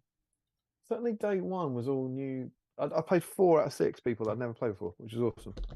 But yeah, it was great, and I was proper chuffed with that. It's a lovely thing. But yeah, finished 12th overall. Congrats, man. I think most sporting. I think both of us. I think you'll probably agree with me. It's probably. I think getting most sporting is the most prestigious. Yeah, I definitely think that now. Yeah. Yeah. So, well, yeah, it's easy to say when you've just won one, but I think people say it's an important award, or whatever. It's nice to win it and stuff. But yeah, it's kind of lovely. Yeah, obviously, it's just random, isn't it? It depends who else people play, and if they, we always just say if one of your opponents plays Tom Pickard, you haven't got a chance of winning it, that sort of thing. But it was pretty cool, and to finish 12th as well. I'd say both of those results were far better than I'd dreamt of. The idea of getting 4 wins, a draw, and the idea of winning best sporting. So I had a wonderful weekend, and then a fairly big group of us went out for dinner. About 10 of us who went out for dinner. That kind of post, and I saw the wonderful Mr. James Long of Rhymes with Shays Long fame. I hadn't seen him in a long time. So it's just wicked. I just had the best weekend, the absolute best weekend. It was brilliant. I loved it. And as ever, as I constantly try and tell people, it was a grand tournament, and I ended up on table 2 for games 4 and 5. And I would say I had only one game in the entire weekend that I would describe as anything close to what you would call, I don't know, what people fear of as competitive. Does that make sense? Yeah. Like I just had 5 games that might as well have been at Throne of Skulls. Everyone was super chilled out, totally fun, really friendly. It's just wicked. And obviously there's about maybe, I don't know, 10 people out of 80 who are there trying to win. But for the most part, it was just people just loving rolling dice and stuff, and got to spend a lot of time with some of our BSIMers. So lots of people in the chat there I got to see over the weekend, which was awesome, and hang out with. Just wicked. Really, really lovely weekend. Very, very cool. And then I just had the worst week at work I can remember having in ages. Just had. Mm. I was on Wednesday. I did a full work day, and then on Wednesday I started working at 7:30 in the evening. I finished at 1:30. No man, I just had a. It was a sort of everything came at the same time, and I was working every single night. Do you know what happened today, Steve? What, man? I finished that. I Good. finished that at 6 o'clock, and it was like next week is going to be better, and it's the weekend, and it's a stream night. What a time to be alive! Yeah, I would say I had a fabulous first week painting Boromir and going to the GT, and then an awful last week. Mm. It Well, was great as it's well. behind you now, mate. It's behind Yeah, you. exactly. And I got a lovely weekend to look forward to. You know, it was really good. I got this out the fridge. Oh, very nice. Is he done? Is he glued? Any magnets there? Nah, mate. He's just sitting on there, is he? Just saying on it. Cool, cool. So does he not hold a weapon on the wog? No. Ah, cool, cool, cool. I got this out the fridge, right? My hobby for the month. You've earned it, rest. I got this out of the fridge tonight, and I was like, "Oh, I've earned this. It's been such a long while. It's been a while since I had a beer." Mm. And I was like, "When was the last time I had a beer?" And I was like, "Oh no, I drank quite a lot on Saturday night." And then I did have a beer on Sunday. I was like, "No, it's been a week since I had a beer." I was like, "But it hasn't been a week, is it? Because it's Friday. It was 4 days, 4 days." As the alcoholic started shaking, it's been 4 that I was celebrating not drinking for 4 days, but it ain't half taste sweet after this week. I tell you. I think you've earned it, mate. You've earned it. You've earned it. I think I have earned it this week, to be honest. I've had a very long week at work. It's been quite stressful, and I'm very excited to spend some quality time with my kids and my wife this weekend. Yeah. How are you getting on? What are you up to? I thought I'd finished then, but then his arm fell off. Right, do you know what I'm going to do? So I'm gluing it back on. As we might have a small little segment, I'm going to do a deep dive for you. It's been a Nice. while because we haven't had any named characters, right? But it is Gothmog week. It is Gothmog. If there's anyone sort of new to the stream tonight, joining us, what have we got in? We've got 61 people in, I believe, at the moment, which is pretty cool. Also It's a great model, that. I think we might have a new form of bot. Boob. Yeah, is that? Boob. Is that a bot? We've got Skeletor in saying boob. There's a kind of like, I quite like it. I don't know. It's not a sexy boys and girls link click emoji, is it? Just there's boob. no link to it. It just says boob. I'll tell you what. While you're setting up for the deep dive, mate, I'm going to go and grab a beer. Just so you know, I don't want to get your hopes up. By the time you get back, the deep dive could be over. But why don't you do that, and I'll catch up on any of the other comments around Skeletor. Yeah, you go on the comments, and I'll go and get a wonderful.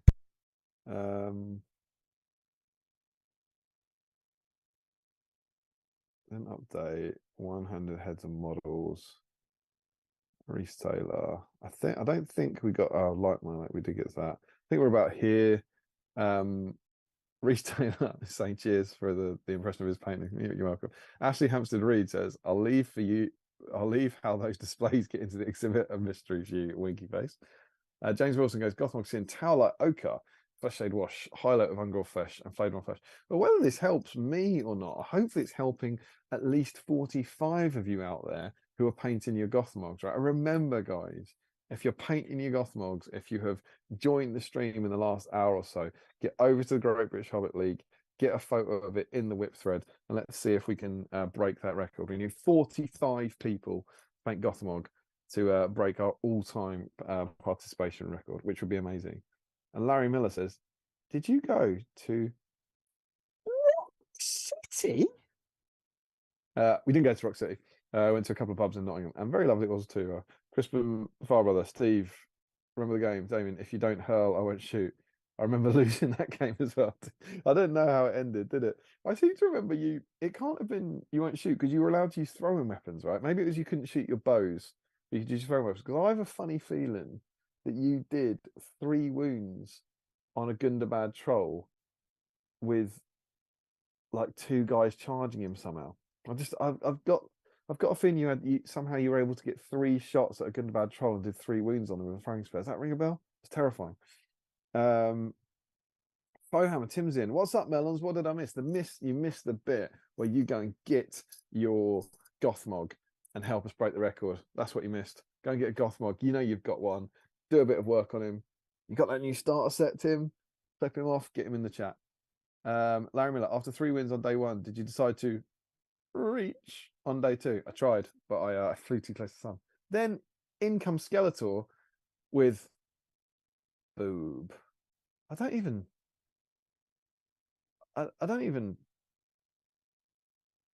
going to leave that. I'm not going to block that. I don't even know if that's real or not, but that's all right, isn't it? We can have 1 boob. I think that's fine. Larry Miller, 4 out of 6 people you think you've never played for. Yeah, maybe. Nathan T, can we all say boob? You can say whatever you want in your comfort of your own house, Nathan. Larry Miller, I will hear no complaints about boob skeleton. Matt Hudson, surely the spreadsheet is filling up rapidly. That's the patron swear spreadsheet. A boob wouldn't get you in that, surely. Jack Buckler, I've shared many happy memories with Skeletor. Oh, that is good, Jack. Oh, that is strong. Did you hear that? Yeah, it sounds like smut. No, but just think, boob, right? I get it. Oh, I get Skeletor. it. Jack Buckler, I've shared many happy memories with Skeletor. That's very good. That's what we look for in a patron, Jack. That kind of level of intellectual humour. Smuttiness. It's not smart. That's scientific. That's a think piece, Steve. That's right up. So you're back. Have you got a beer? Yeah, I just can't find a bottle. Is it cold, Precious? Bottle opener. Is it sweet? What do they do with a bottle opener, mate? Where do I normally have it? On your head. Finish that Twix. I'm still quite hungry. Don't have any victory pork pies in the fridge. Right, are you ready for the deep dive? Yeah, mate. If you're new to the stream, you might not have had a deep dive. We haven't had one in a while, but sometimes when we do name characters for the first time, we go into kind of how they are in the books because we're all used to them for the films, and we also dive into the history of Middle Earth sometimes to look at kind of how they've developed. And tonight, it's Gothmog's time. Whoop, whoop. Got out the Lord of the Rings.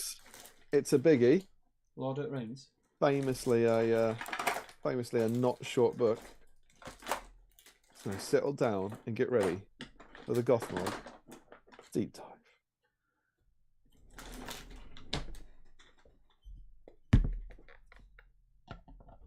And if the Rohirrim at their onset were thrice outnumbered by the Haradrim alone, soon their case became worse. A new strength came now, streaming to the field out of Osgiliath. There they had been mustered for the sack of the city and the rape of Gondor, waiting on the call of their captain.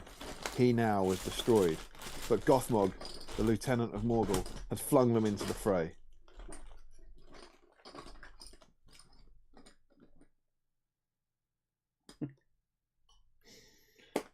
Mate, calm down. Don't go too deep, will you? I've dived as deeply as I may, Stephen. That's Gothmog in the book. Yeah. But of course, famously, we don't know what he is. No. The lieutenant of Morgul. Is he an orc? I don't know. Do you have any memories of that before seeing the film? Before knowing this guy as Gothmog? What are you? His bottle opener. What was he like? Let us know in the chat as well if you want, guys. Like, what would be your memories of him? Is he an orc? Is he a Balrog? Is he that Gothmog? I think that's the general consensus, and they just used the name, wasn't it? Yeah, he's never a Balrog. You just think it'd come up, wouldn't it? Oh yeah, the Battle of Pelennor. Oh, but he's got a Balrog. But he could be a Black Numenorian, right? It could be like the mouth of Sauron. Yeah. Yeah, that's what he gets in the book. But it's all right, Steve. It's all right. You know what we're like at BSIME? We got the history of Middle Earth. Yeah, boy. So we can see how Tolkien got to this point. Let's do it.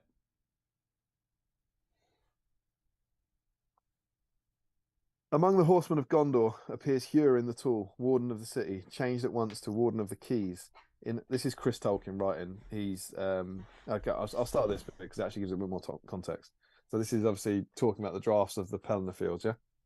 In the rewritten version of this passage, the text of Return of the King is reached, And here at last appears the name Imrahil of the Prince of Dol Amroth, entering apparently without any hesitation to its form. So there's spoilers for Imrahil week.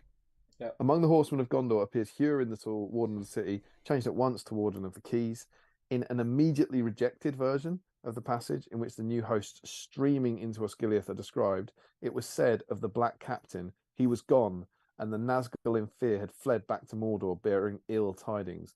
But this was lost in the rewriting of the passage, where appear Gothmog, Lieutenant of Morgul, the Varrigs of Khand, and the Black Half-Trolls of Farharad. There is a little note, funnily enough, on the name Gothmog, which leads us to the name Gothmog is one of the original names of the tradition going back to the Book of the Lost Tales. So Book of Lost Tales is what he's writing in the trenches in 1916-17, which eventually becomes the Silmarillion. Going back to the Book of Lost Tales, the Lord of Balrogs, Slayer of Fëanor and Fingon. Did it, mate? Smashed it. Felt like Tolkien was like, he's called Gothmog, and in his drafts, Tolkien went, it's called Gothmog. That's all I got, dude. Yeah. That's all we need, man. That's all we need. That's all we need. Don't need shallow dive. That is the only mentions of Gothmog anywhere. So I think it's fair to say, like PJ and crew have done a fairly banging job on turning Gothmog into a character. Yeah, because when you think of Gothmog now, you think of our Gothmog. That dude. Our boy Gothmog. Yeah. But I did think, well, you know, we got the time. Let's have a little profile review. So we've gone digging. So Steve. Yeah. I know you love to play these. You're sitting down, you're not hobbying, you got nothing else on. I'm having a booze, mate. I'm having a booze now. When did Gothmog get introduced to the game?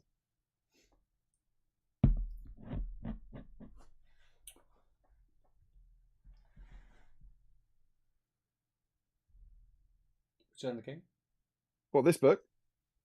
That book. No. Not in it. Not in it? Not in it, mate. So it's an orc in prosthetics, right? It's not like a CGI creature.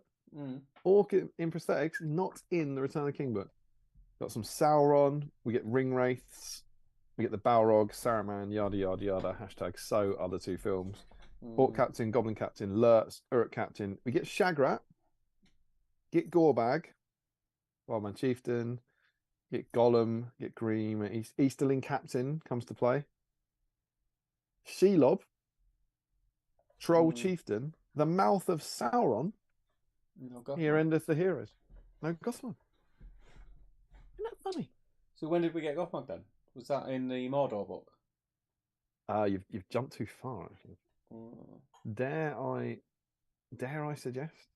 Can you remember a supplement after Return of the King that might focus on the area of conflict? Gondor book. Well, allow it. It's the Siege of Gondor. Yeah, you know what I meant. I think you meant the other Gondor book. No, I meant that one. Definitely. Yeah, I definitely meant that one for sure. Yeah. I did. What would a catapult? What would a catapult? Catapult on the front. Catapult.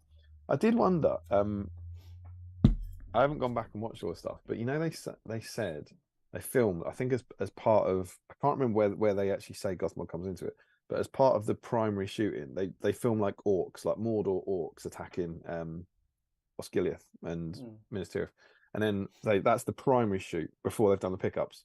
Then they edit it all, and they have the two towers where the Uruk-hai attack them. And in the commentaries, it says that having had the Uruk-hai attack Helm's Deep, they thought the orcs in Return of the King looked crap. They were they were like rubbish. They weren't a fighting force. So they refilmed the Morannons, what we now know as the Morannon orcs, like new regimented orcs. They filmed as part of the pickup shoot, loads of those. Now that book here, this doesn't have Morannon orcs either. It just has orc warriors as they are then. And Morannon orcs, let's be honest, they're a GW invention, right? The way they look is in the film, but the idea of Morannon orcs being different is GW. So you just have orc warriors.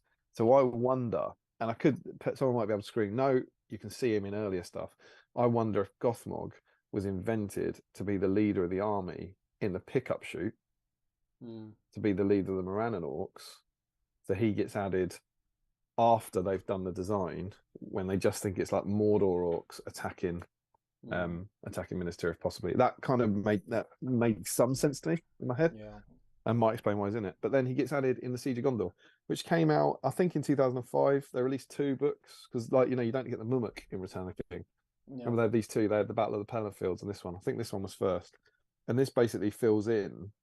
I don't think there's probably designer's notes in a white dwarf somewhere, but it says, I don't think it says there's anything wrong with Return of the King, as it were. It goes back to examine some of the events in Return of the King.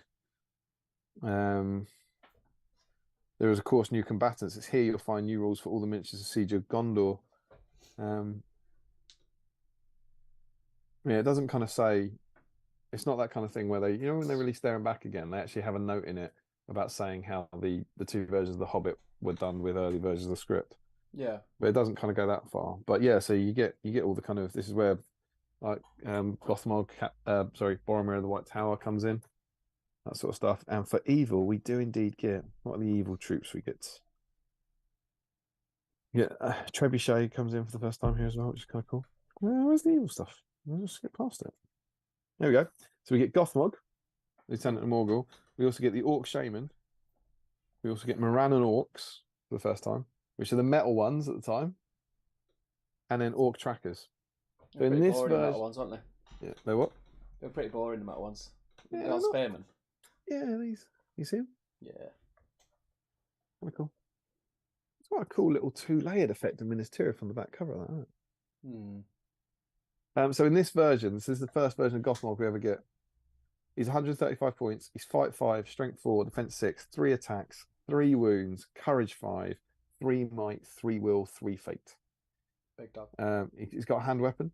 He can have a shield. He can have a warg, and he gets Master of Battle, which is automatic as it is now. Within 6 inches, can call in a heroic action. So there we go. That's our first Gothmog profile. Hooray for Gothmog.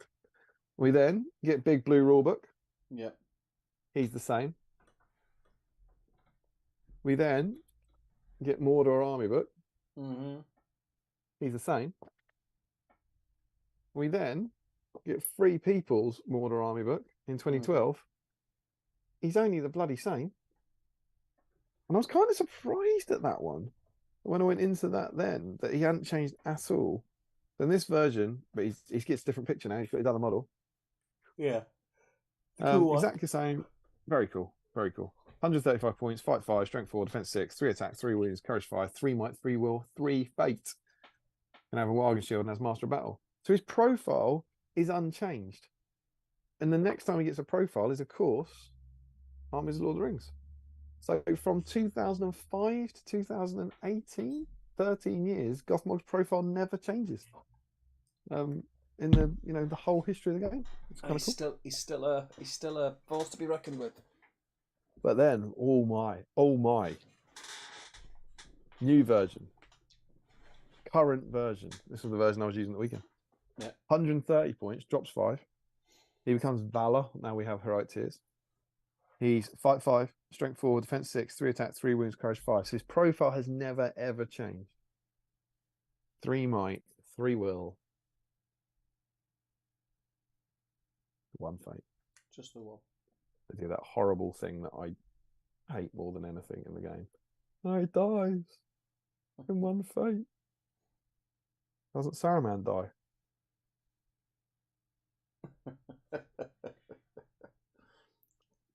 Doesn't Gandalf die? Well, Gandalf the Grey died, doesn't he? Doesn't make any sense. Heroic actions, heroic march, good. Heroic strike, good. Heroic defense, good. Good heroics. He can have a warg and a shield. He gets Master of Battle. But then, bear in mind, he's 5 points cheaper. He's lost 2 fate points, right? Yeah. He gets the Age of Men is over. Gothmog and all friendly Mordor Orcs models within 3 inches of him gain the Hatred Man special rule. Yeah. It's tasty. And the time of the Orc has come. Once per game at the start of any fight phase, Gothmog can declare that he's using this ability for the remainder of the turn. All friendly Mordor Orc models within 12 inches of Gothmog may reroll failed to wound rolls when making strikes. That's great. Good rules. So we got kind of tasty upgrade there, but of course it doesn't quite end there, does it? Because we now have legendary legions. We do. And if you're using Gothmog in this day and age, you're surely using the army of Gothmog. I think it's fair to say. If you're I don't know. I'd be interested if anyone's using Gothmog, but wants him with a ring wraith maybe, so he's using the Mordor list. But this is what I used at the weekend. I love this. I think it's a great Legion. I think it's exactly what a legendary Legion should be. A couple of nice buffs. The army selection limits you. You can't take ring wraiths. You can't take Shelob. You can't take certain troop types and stuff. But then the buffs are lovely. So Gothmog has to be in it. He counts as legend, so he can lead 18 guys, and he will pass his first failed courage test. And then his Age of Men, so his hatred rule, is increased to 12 inches. And I think I played men in all 3 of my games, and it was so good. Hatred +1 to wound on all your orc models, including Gothmog, within 12 inches. Amazing. Mental. And then Time of the Orc has come is battlefield wide. So in that game, on that turn you do it, every model rerolls all wounds. And then his stand fast affects other heroes. Amazing. It makes Gothmog amazing in this. So sadly, only 1 fate point, but I love that Legion. I love it. I've used it twice at the GT now. I think it's super cool, super thematic. Get the catapult, get a Mordor troll in there. Tons and tons of fun. But there we go. There's our boy Gothmog. Yeah. Do you use him? Have you dabbled with Gothmog? I've used him once or twice. Only in. I don't think I've used him at events that I can remember. I've used him in a few games. I think I played Mordor in some of the early league games that we have at Element Games here. Oh right. Once or twice. Yeah, he's good. I enjoyed using. He's just fun, isn't he? He's fun. Yeah, he's cool. I think he's really nicely balanced as well. I think because that hatred men rule is great if you play men, but not if you don't. So at a tournament, some of the time, pretty much his best rule doesn't come off. But he's got Master of Battle in the tank. And it's not a roll Master of Battle. It's just always. What's that? Right move. I'll have 1, 2, please. Yeah. Which is just amazing. It's really annoying, isn't it? It's annoying. And I suppose the fate point is a nice balance of that now. The fact that he's got only 1 fate, which makes him a bit vulnerable. But he's a good support hero, so you kind of want him behind your lines a bit, not necessarily getting involved. Yeah, which is cool. But I've only ever used it. I painted him up for the GT in 2019, so that was the Legion. So I used him in that. He's in the battle report in SBG issue 8. And then I obviously used him at GT. So I've only ever used him as part of that Legion. Never used him as part of anything else. And I really, really love that Legion. I think it's cool and thematic, and I think he's great in it. And I think it's a really nice model range as well. And I think the catapult's beautiful. The Mordor troll kit's amazing. I think the Ranners are great. So I like it. I like a bit of Gothmog. Yeah, it's cool. And I'm kind of excited to get this guy done. Speaking of which, his base card's done, so I'm going to chuck some washes on this. Do you want to catch up with the chat? Yeah, where were we up to? We were up to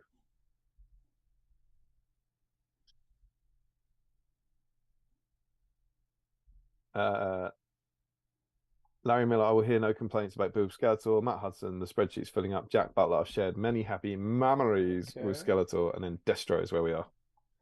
Belated. Oh, jumpy jump. Belated Estonian greetings all, says Destro. Welcome back. We haven't seen him. Get a Gothmog in. Joe Kelly says, check your bottle opener box. That still only counts as 1, says the banners. And Embra Craig says, waiting for contrast page to dry so I can actually type deep dive from the book on Gothmog. Won't be that deep. Joe Holzman says, that's what she said. And he says, I feel Tolkien would have mentioned if this Gothmog was the Balrog Gothmog. Yeah, of course he would. Nathan says, probably confirmation bias, but I thought he was a Black Numenorian until the film. Or it was the true name of the Witch King. No, the Witch King's dead at that point. Ember Craig says, I do love that in fantasy books, no one seems to believe that any 2 people can share the same name, other than George R.R. Martin, obviously. Joe Osmond says, but then again, he failed to clarify whether Balrogs had real wings or metaphorical wings, so who knows? God, no, not the Balrog question. Scott Newman says, good evening, lads. Just remembered I hadn't commented in the chat. I hope you're all well. Very well. I hope you're well too. Good to have you, sir. Nathan says, Steve's gone full Sith Lord. Oh, is that with me? Hood. It was a bit chilly. I've just put the heater on in here. Started to get a bit cold. Ian says, deep dive in the shallow end, very dangerous. Lucky to have no injuries. And Adam Pattenden says, that was like diving into a puddle. Ali Claire X says, we are watching tonight with Josh. He said you have stinky feet. We like your little figures. Also, Chris is here too. He's having a great time. God. And also wants a beer. Read that again. We are watching tonight with Josh. Yeah. He says you have stinky feet. Brilliant. We like your little figures. Also, Chris is here too. He's having a great time and also wants a beer. So that's Chris. That's my best mate, Chris. That's his lovely wife, Alison, and Josh, his boy. How you doing, Alison? And how you doing, Josh? I don't have stinky feet. Chris, I don't know when they joined. Chris, he loves S Club. He loves the juniors. Yeah, for real. Does it? For real? Like when was it? What was it? I think it was a party, maybe our wedding or something, that we put One Step Closer from the juniors on, and the DJ confirmed. Sorry, is this a mistake? No, this is real. But I can't believe he's in. He's not. If he was in, he's not talking about the juniors. He loves the juniors. Maybe he's just enthralled by the content. Yeah, he must be. Oh, it's lovely to have the family in. Great to see you guys. Welcome. James Miniature Space says, hey everyone, just checking in, can't stay. In the middle of a house renovation. 3 more weeks, then I'll be able to help you again. Oh, good luck, man. You know what will help you with a house renovation? Bit of work on Gothmog. Well, he's probably the most used evil profile. I always feel like I'd prefer him to have a less fighty profile. That's more about hiding at the back, buffing models, says Larry Miller. Does he say he's the most used evil profile? Yeah. Or his most used? His most used. Oh, okay, fair enough. Also, he should be able to dodge siege weapon hits. Yeah, that'd be amazing, yeah. It does feel filthy when you get drawn against men. And Teenage Dirtbag says, particularly grey company. Oh. Gary George says, sadly all, I've got to shoot. Happily, I've got some primer on my old Gothmog model. Good man. Wait, get a photo. Thread. Good luck with the record and have a great night. Goodbye. Take care, man. Dude. Thanks for helping. Gary says, 'twas Minas Tirith when I used him. Them wounding me on 6s, me wounding them on 4s. Oh, it's beautiful. It's really beautiful. And Ali Claire says, any tips for legacy? I would say, like, I don't know, put yourself on the internet, try and make sure lots of people know your name, have children. I guess try and get in the local papers. Start a YouTube channel. Yeah, I just get your name out there, and I guess try and do something that people will remember, or lie about it, so that maybe do something illegal.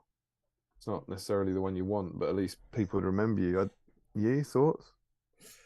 Yeah, I'm down with that. Yeah. I don't really know.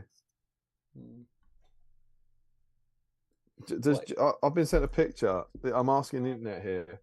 Does Josh want to be seen on the internet? You know who you are. I've been sent a photo. If Josh wants to be seen on the internet, we can make it happen. Let us know, guys. Larry says, I've had S Club Party stuck in my head most of the stream. And he says, that's something I like about Batman. It's rare to see a fictional series with 2 unrelated characters with the same first name.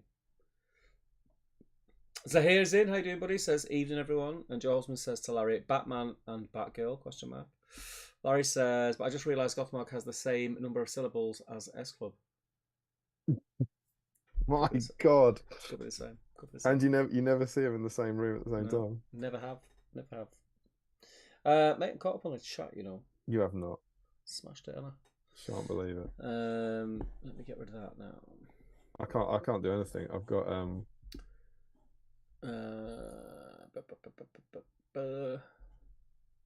I'm mid wash, man. Nothing I can do.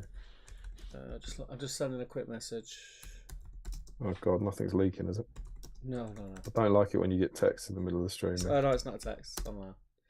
That was a bad time for everyone. That's what made me ill. That was the start of it. Well, once I've chucked these on, we will have a look at a certain magazine. A little chat through that. remember, if you're out there, it's good to be working on Gothmog, but it's not enough. You need to be getting that bad boy into the whip thread. You do. It's gotta be done. Apologies, I'm being very rude doing this on here, but I just need to get rid of some of these chat boxes because they take up my screen, and you'll see them on the screen grab.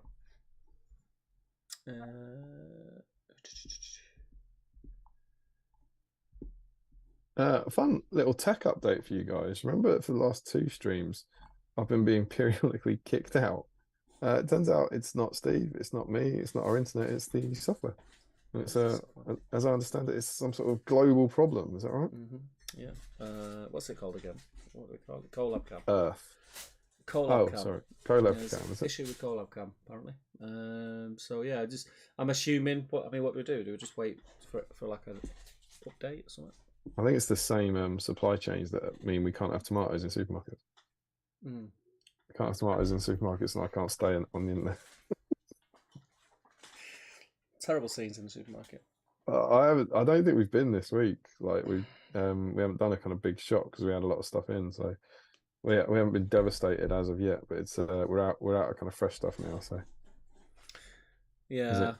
Is it the kind of COVID times? Do you go crazy early in the morning and hope for the best? Do you know what? It's one of them. Like it's all over Facebook. It's all over the internet. For me, it's a little bit annoying. But you go to the supermarket with in mind you need some tomatoes, and they don't have any tomatoes, so you just do something else. Yeah, sure. It's not the end of the world, is it? There's like people screaming, "Oh my god, it was you lot who voted us out of Europe!" It's you tomato people. I did like though that what was the thing is why not just eat turnips? It's like 2016. There will be no downsides to Brexit. 2023, just eat the turnips. I had so there's loads of people. I run another group.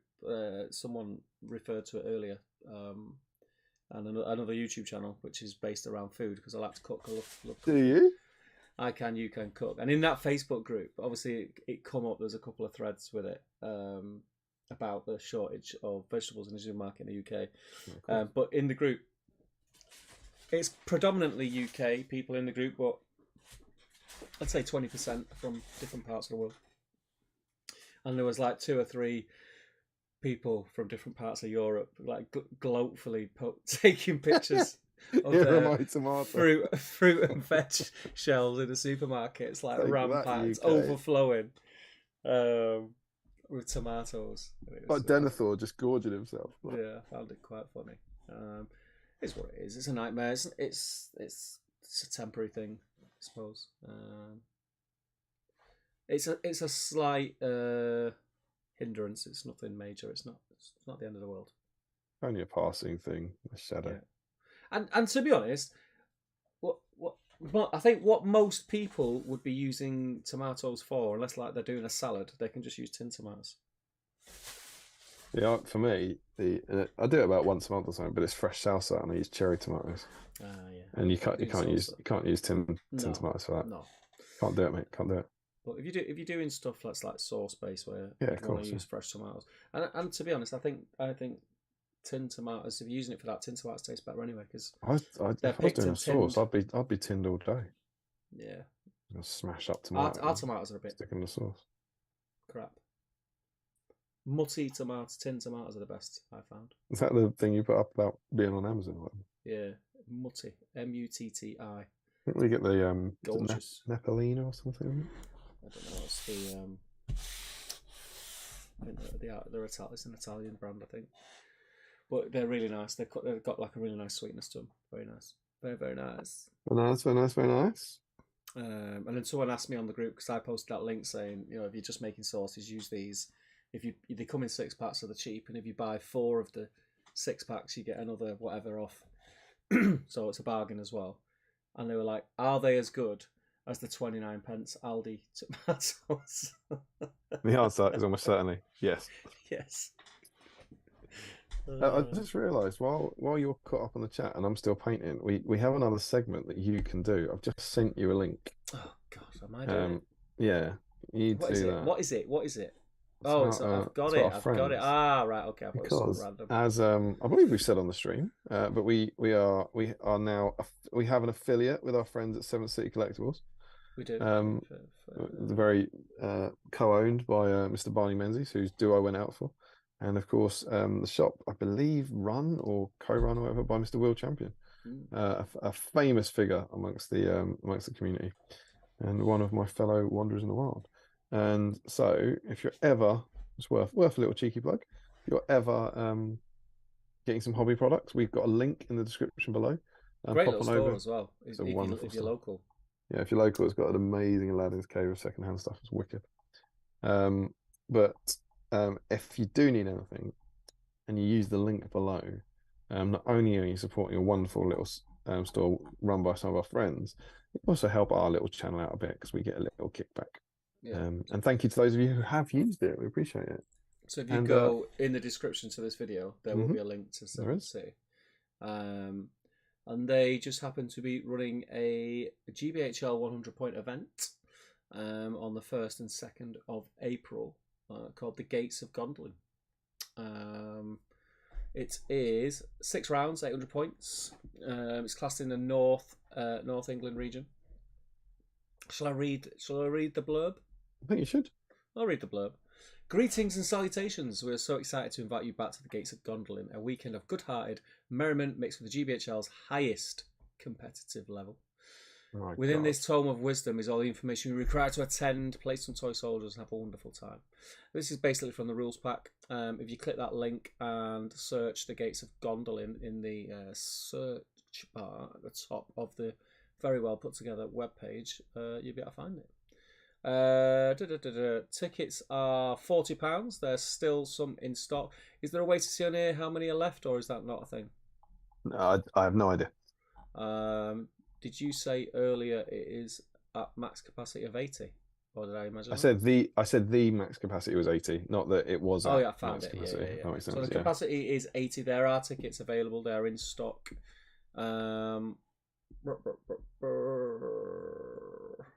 It's just one army. It's not 2 armies. And it's excuse me, all the usual 3 points for a win, 1 point for a draw, 0 for losses. You get extra TPs for being most sporting, etc., which is cool. And it's always cool prizes, almost as good as scouring for the prizes, almost. Prizes go to first place, second place, third place, best painter, voted for by the players, most sporting, voted for by the players. Yeah, it looks super cool. It's a great location, like I said. Check it out. It's not at 7th City, it's worth saying. Is this at the hotel? I think it's somewhere else. It's on the edge. Let me see. Let me find it. I know it's because of that many they can't fit in the store. Venue, the shed also plays beautiful. The engine shed, York Road, Wetherby. There you go. Next level function room, which will be ours for the weekend, featuring food and bar services for your dietary needs. Which is always good. You've got a bar on site, great. A little tipple of the weekend. It's always nice to help you kick back and relax. I wouldn't know. I don't drink. So yeah, go and check it out, guys. Will, he knows his onions when it comes to running events. They do a lot of events. You can't get any in the supermarkets at the moment. Yeah. Onions are all right, though, aren't they? I've got no idea, mate. Yeah, onions are fine, mate. I just think we're running out of petrol. Where do you get your onions from? You get them from Sainsbury's. I like Aldi's onions because they're massive. Like that. Big old onions. They look like those. They look like a plastic miniature. Bad boys. Your onions look like a wolf's nuts. Yeah. I don't want to eat those. Big and round. Are there other things that are big and round that are more appetizing than testicles? No, to be fair, Aldi's onions are great. They're better than the other supermarkets, and I like the garlic as well. The bulbs are like a nice size rather than little sort of fairy ones. But yeah, anyway, I digress. Check out Gates of Gondolin, the GBHL 100 point counting event. run by Will at Seven City. Again, I like I said, runs a great event, knows what he's doing, knows what he's talking about. You are in very capable hands with Will. And if you do fancy spending 40 of your English pounds on that, why not do it through the affiliate link? Click the link below in the description to this video. Check it out. And even if you're not going to go and buy a ticket, go and click the link below now. Because then it'll be in your cookies for 10 days. Is it 10 days? I think it's 10 days. So if you go on it in the next 10 days, it should say that we sent you. I've not had confirmation one way or the other whether or not Josh wants to be on the internet, but the family Pelling are sitting around, right? It's a Friday night. They've got dark milk, chocolate buns. They've got popcorn. The streams on the big TV. On big telly. Yeah, on big telly. On big telly. What a great way to spend your Friday evening, you know? What a show. How many channels? How many two middle-aged men talk about toys. How many channels are there on Sky? Like 800, all of them crap. But no, this is on. We love it. This is it. This is and the the app section, you've got iPlayer and Amazon Prime and Netflix and YouTube. No, it's this. Oh, this is YouTube. It's this. This is the choice. Thank you. Hope all three of you are working on Gothmog. Gothmog. So yeah, so there we go. Hopefully, lots of you will be off to 7th City. Yeah. Should we do the bag? You know Tom Goff, my other friend. Yeah. Who he was one of my partners, and he texts in sometimes. Yeah. When they sent this, we've got like a friendship group for like 30 of us, whatever. Then family planning have sent this photo to everyone, saying watching the stream with a boy. And you know what Tom said? What did Tom say? Increasing the viewership by at least 20%.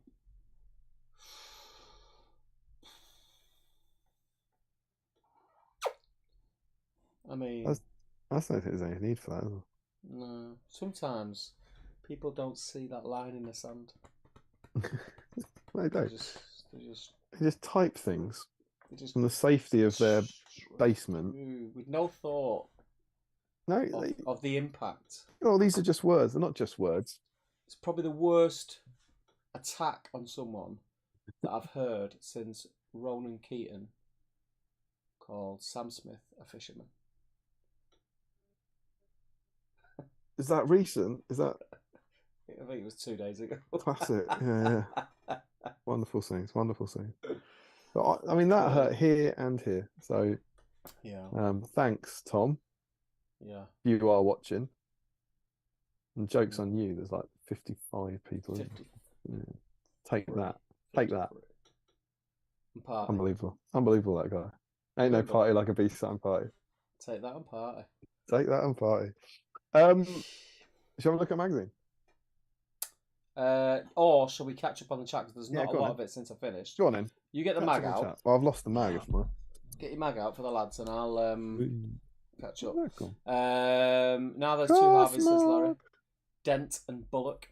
Gothmog ain't no party like a Gothmog party, says Nathan. What's Dent and Bullock? What does that mean? From Batman. Harveys. Harvey Dent. Harvey Bullock. Why are they naming Harveys? I don't know. It's Larry, innit? Oh, it's Larry, innit? I know I've Gothmog party stuck in my head, says Larry. Unless you're Aragorn, says Nathan. I bet Denethor is devastated, says Larry. First Boromir and now this. Boromir gone, Tomato's gone, the world's gone to shit. Joe says, I thought this channel was based around food, and even worse, Faramir's still around, says Joe. Really bad sign.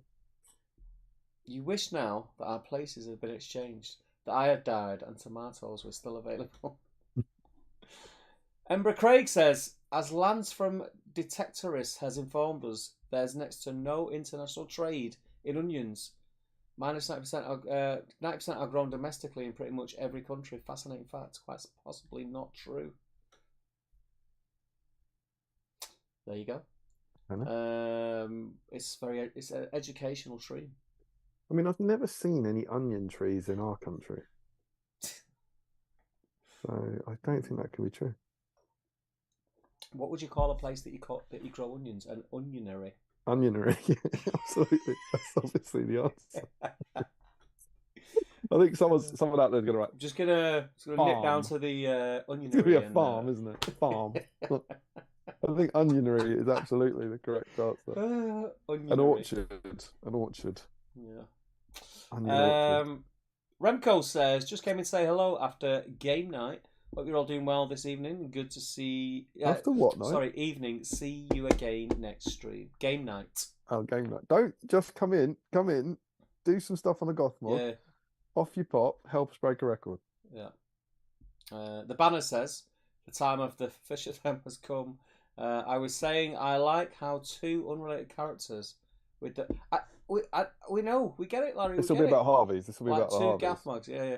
Joe Kelly says, at the risk of starting another off-topic tangent, did you guys watch the Hibachi videos?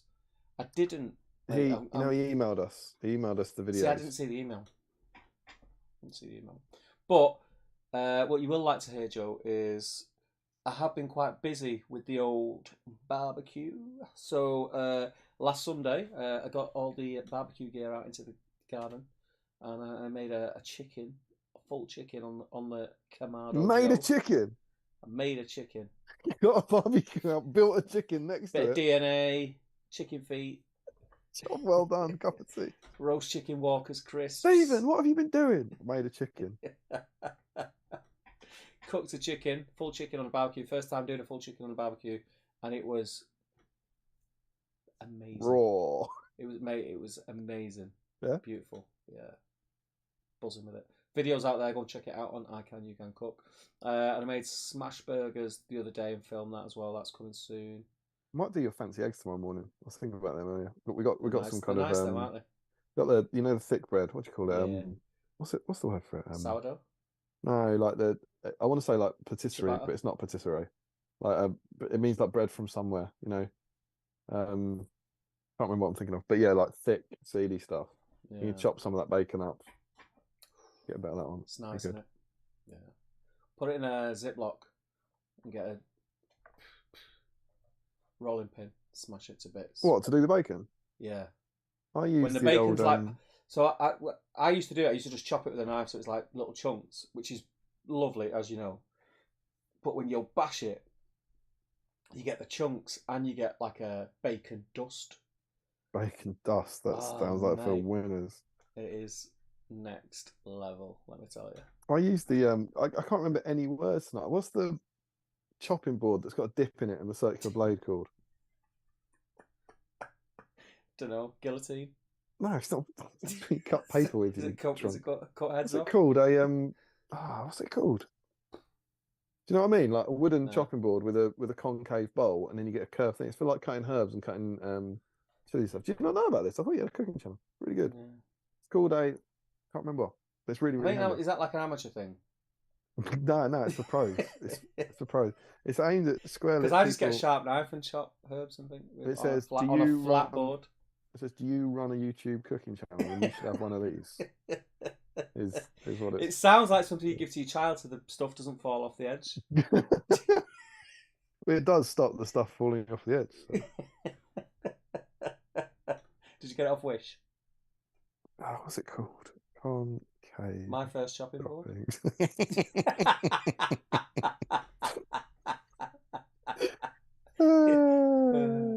That's good. I like that. I can't remember what it's called. Cool though, you should get one, mate. I don't think it's got a name. I reckon that's just like a gimmicky thing. Well, here's the thing, right? I can't even remember the word now, so I can't possibly Google it. I can't promise you it doesn't have a name. I can promise you there's a name that me and Emma have called it for 10 years. Concave thing. I'll text her. I think she's still up. What's the... I'm going to watch the stream. But how do you describe it? Because you don't know the name. Like, what's the name? Well, we've only got one concave chopping thing with a chopping board with a curved blade. Maybe... Excuse me. You're making me choke. She might message back and say, that's the name of it, you idiot. I'm fairly sure the word I'm thinking of is not the concave wooden chopping board with curved blade. Did you get the blade with it? Yeah, of course you got the blade with it. It's the blade's designed for it. Or did you just, I don't know. My first blade. Early Learning Centre. Ages 2 it's to really 5. useful. Really useful. Very handy. I use it all the time. What's your message back? Well, not yet. No. Should I send her an angry follow-up text? Do you know what really winds me up?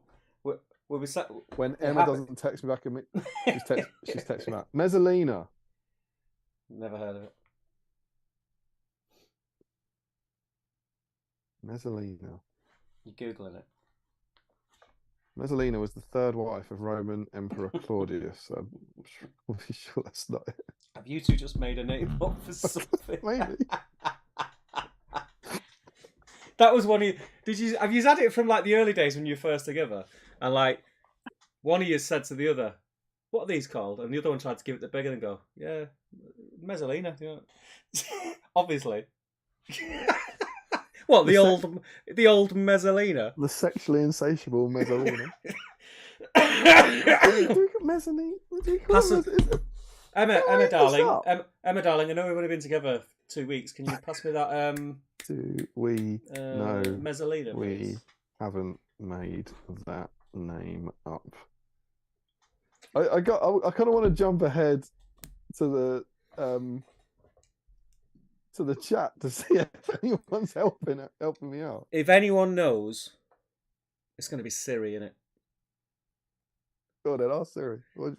Hey Siri, what is a Mezzalina? Here's what I found. Valeria Messalina was the third wife of Roman Emperor Claudius.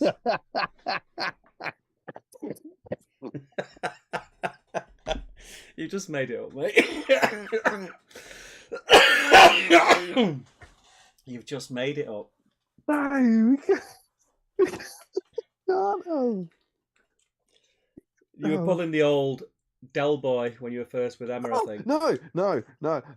Mezzaluna. Oh, there you go. I mean, that makes all the difference. Mezzaluna is a knife consisting of one or more curved blades with a handle at each end, which is rocked back and forth, chopping the ingredients below with each movement. They most commonly have, They most commonly have a single blade, but sometimes seen with three. And look at this bad boy. Mezzaluna. Yeah, I'm gonna have to. Double blade used for chopping herbs. Look at that bad boy. Yeah, but that's the name of the knife, not the board. Yeah, but the thing it slots into the top. No. What do you mean no? Do you want me to get it? No. You can't say no, Steve. It does. No, but no. What do you mean no? What is no? Ah. What? You can't just say no. You get it out the cupboard and it's got a hole in top and the knife sits in it. You see? No. So when you get it, you go, can I get the mezzalina? No, I grant you. I'm pretty sure we've been saying mezzalina instead of mezzaluna for 10 years. You know. But you get it out and it comes as one thing, you see? And then you take it out and you chop it. Mezzalina. You probably would have just chopped it quicker on a flat board with a knife. And that's actually, she sent me, she's managed to find R1. That's what R1 looks like. You can't really see, can you see you've got a circle on the board? There's like a dip in it. Yeah, for kids, yeah. Mate, that's not for kids. It's really amazing. It's really good.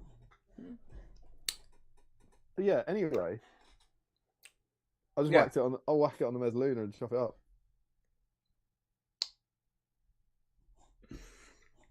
You know when we get to that's up there with microwave. Oh, when we get to 91 issues and we do the next song, I reckon that's going in.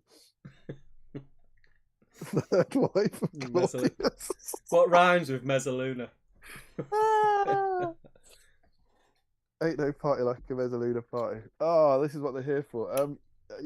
What were we talking about before we branched off with the Mezzaluna? We were talking about cooking. We were banging on about cooking like you always do, and I said I'm going to make your eggs. Then all hell broke loose. Oh yeah, the eggs. Yeah. Ah. I got bacon for tomorrow. Bacon boys. You know how I'd cut that up? Not on the Mezzaluna. Whack it on the Mezzaluna. Bash it, man. Yeah, all right. I'm back on the soothers. Be back on the chat. Try to find where I was up to. Oh, it was Joe Kelly, wasn't it?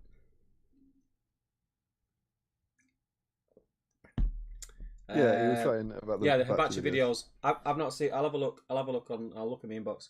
And then he says, "Do you need me to send more rubs?" I said, "I'd never say no to rubs." And I mean that in the barbecue rub sense. I'm starting to get a little bit of a fetish for rubs. Teenage Dirtbag says, added chicken feet, remove them again as we're not eating those. If you're building the chicken, maybe adapt the DNA to have the butter built in. Reese says, ooh, French onion soup. Who mentioned French onion soup? Who's doing French onion soup? I love French onion soup though. Love it. Love it, love it, love it. Jill says, I only know it from Nigella. Mezzaluna or herb chopper. She's known for making words up. Jill. Always trusted Jill. Mountain says, are we on my subject? Messalina used to have competitions with prostitutes to see if who could sleep with the most people in a day. She won. What about your neighbours thought when you're saying, get the Messalina out? Should we go on the Messalina? Yeah, we go on Messalina. Oh, you love it. And then Sam says, I honestly have no idea, mate. Siri, a better teacher than me, says Matt. Get the Mezzaluna, says Larry. Get the Mezzaluna. They come together in a pair, Steve, says Jill. They do, see? She knows. That is the content we need, says Larry. I need all Sam says, get Mr. Greentree, we need a commemorative Gothmog with Mezzaluna model. And Joe says, I think Mezzaluna was a song on Spice Girls' third album, could have been. And Mezzaluna is a herb chopping blade. Steve wins. I think I lost. But he did say, he was talking about a chopping board with a divot at first. Michael says, sad to say, Damien, but not being able to retrieve names is an increasing occupational hazard of getting old. Just so much memory to wade through. I've been like that for years. It's not even big words I forget. It's just the normal, everyday ones. I'm not going to say it, Nathan. And we're caught up. So what I'm going to do, I'm going to put Gothmog away. And then when Damien comes back, we're going to get the magazine. So I'll dig the magazine out.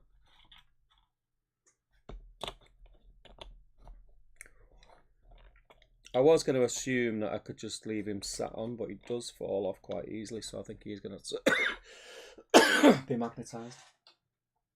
Put him there. Great minis, them though, aren't they? Cracking.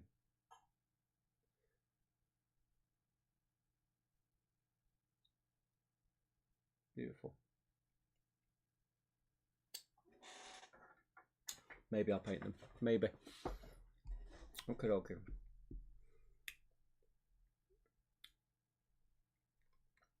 Oh, here he comes.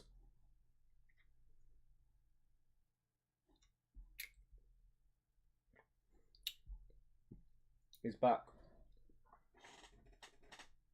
Backstreet's back. So yeah, whatever you do, don't tell Damien that I said that. Yeah, it's, How we doing?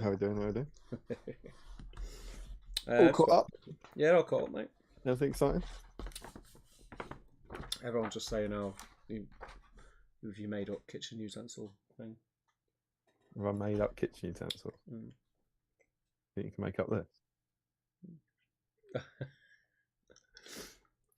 What that? That's just a Mezzaluna in a chopping board. That bad boy. Just get the Mezzaluna, says Anna, and Steve goes, oh yeah, I'll take that out. I'll leave that because you can't want it. One thing now. Here's the thing for me, right? Yeah. You've got that to chop Correct. herbs. Well, herbs, chilies, bacon for Steve's fancy eggs. But why can't you just do that with a normal chef's knife on a normal chopping board? I think it's quicker. Well, no, because you've had to go and get it out of the cupboard. By the time you've got it, it's done. Yeah, no, you're right, actually. Now I think about it, I do have to get this out of the cupboard, whereas when I want a knife and a Norman chopping board, it flies towards my hands. No, but See, in my kitchen, the chopping boards are always out on the set. They're always out. They're out. Okay. Right. Are yours not always out? No. Oh, well, there you go. But all you have to do in that situation... See, that's where you're doing it wrong. Yeah, again, happy to help. In that situation, this would just be always out, you see? Yeah, but it's not though, is it? No, because mine are not always out. Whereas in your kitchen where they are always out, it would be always out, wouldn't it? Well, no, because I would never buy a Mezzaluna. Never mind. Wouldn't happen. Wouldn't be allowed in. Because I'm not 7. Oh, it's not for 7-year-olds. I can honestly say, yeah, I've never seen one of them before in my life. It's really good, genuinely. You like cooking? It's really good. You do that, and you just go back and forth lots, like quickly, and it just shreds stuff mega quick. So does a knife, though. Better, mate. Yeah. The Romans knew what they were doing, man. Bet they did. Mezzaluna. 98 men in a day. Like, you know, they get painting, they get snacks, they get catering. They're like, what a stream. Happy Friday, mate. Well done. Well done. Oh, I do enjoy these. If you have a look, I bought myself a bit of an extra treat. I'm not sure if we've done this on the before, but look, have you tried this? Aero darker. No. It's I don't like dark chocolate. Aero dark and milk peppermint. I'm not into dark chocolate, but I did have, because I went in for onions at the start of the week to Aldi to get the big onions, and when I was in there, I just thought, oh, I fancy a biscuit. I'm not a big. I know like people who watch this think, oh, they've always got snacks, they've always got chocolate. They must eat a lot. I don't eat a lot of like sweet stuff. I'm a savoury guy. I just fancied a biscuit, so I went down the biscuit aisle, and I got hazelnut and chocolate cookies. Oh, that's quite extravagant, isn't it? But they were dark. Mm. Hey, it was dark chocolate. Mm. It said dark hazelnuts then. It was dark chocolate. And I didn't realise I got home, and I was like, oh. No, I thought you didn't. Essentially, dark chocolate's amazing on biscuits. Dark they were chocolate, really nice. Yeah, it is amazing. Dark chocolate's Really nice. great. Enjoyed them. Glad to hear it, mate. Glad to hear it. Anyway. Instantly, if you ever get some dark chocolate and you want to put it up really quickly. Well, issue 56. It's Gothmog week. You've got it there, haven't you? Any chance for a mag cam? Come on now, mate. No. Gothmog leads Sauron's forces against Gondor. He's got that little. He's having a look, and I reckon just like this sort of thing. Is he playing the game? We always like to see whether or not something going on with the lighting. Yeah, well, the colouring. Yeah, don't go. You know, like I said, don't go off that cover. That's why. Yeah, but they're both. I mean, they're both shots from the movie, right? So the whole movie's colour graded. Yeah, but I think they've changed the colour of that for the magazine as well. Maybe. I think that would have looked a bit. I think him being as pale as we all know and love him would have been a bit garish on the front cover. Yeah, maybe. And toned it down. But inside we get the Gothmog with him. There he is. He's not a pretty boy, is he? No. And behind him, of course, now we've got Guritz and we've got Gothmog's Enforcer. Yeah. Having a look behind him. Well, Guritz is like, yeah, I'm well excited, and Gothmog's Enforcer's go, my rules aren't very good. Gothmog is a merciless and cunning orc leader, a servant of the dreaded Witch King, charged with the destruction of Minas Tirith. Gothmog displays his fierce determination and ruthless aggression as he tears down the city's defences. The city is rank with it. And Face of Evil. Gothmog is a fearless and merciless general. They're very Gothmog-centric, and we get this kind of cool thematic set of rules, which is about the siege of Minas Tirith. As the armies of Mordor besiege Minas Tirith, both sides ready their mighty siege engines to rain death on the foe from above. Here we present the rules for including these potent machines of destruction in your battle games. So there's a little recap section about the bomb teams, which we've been through before.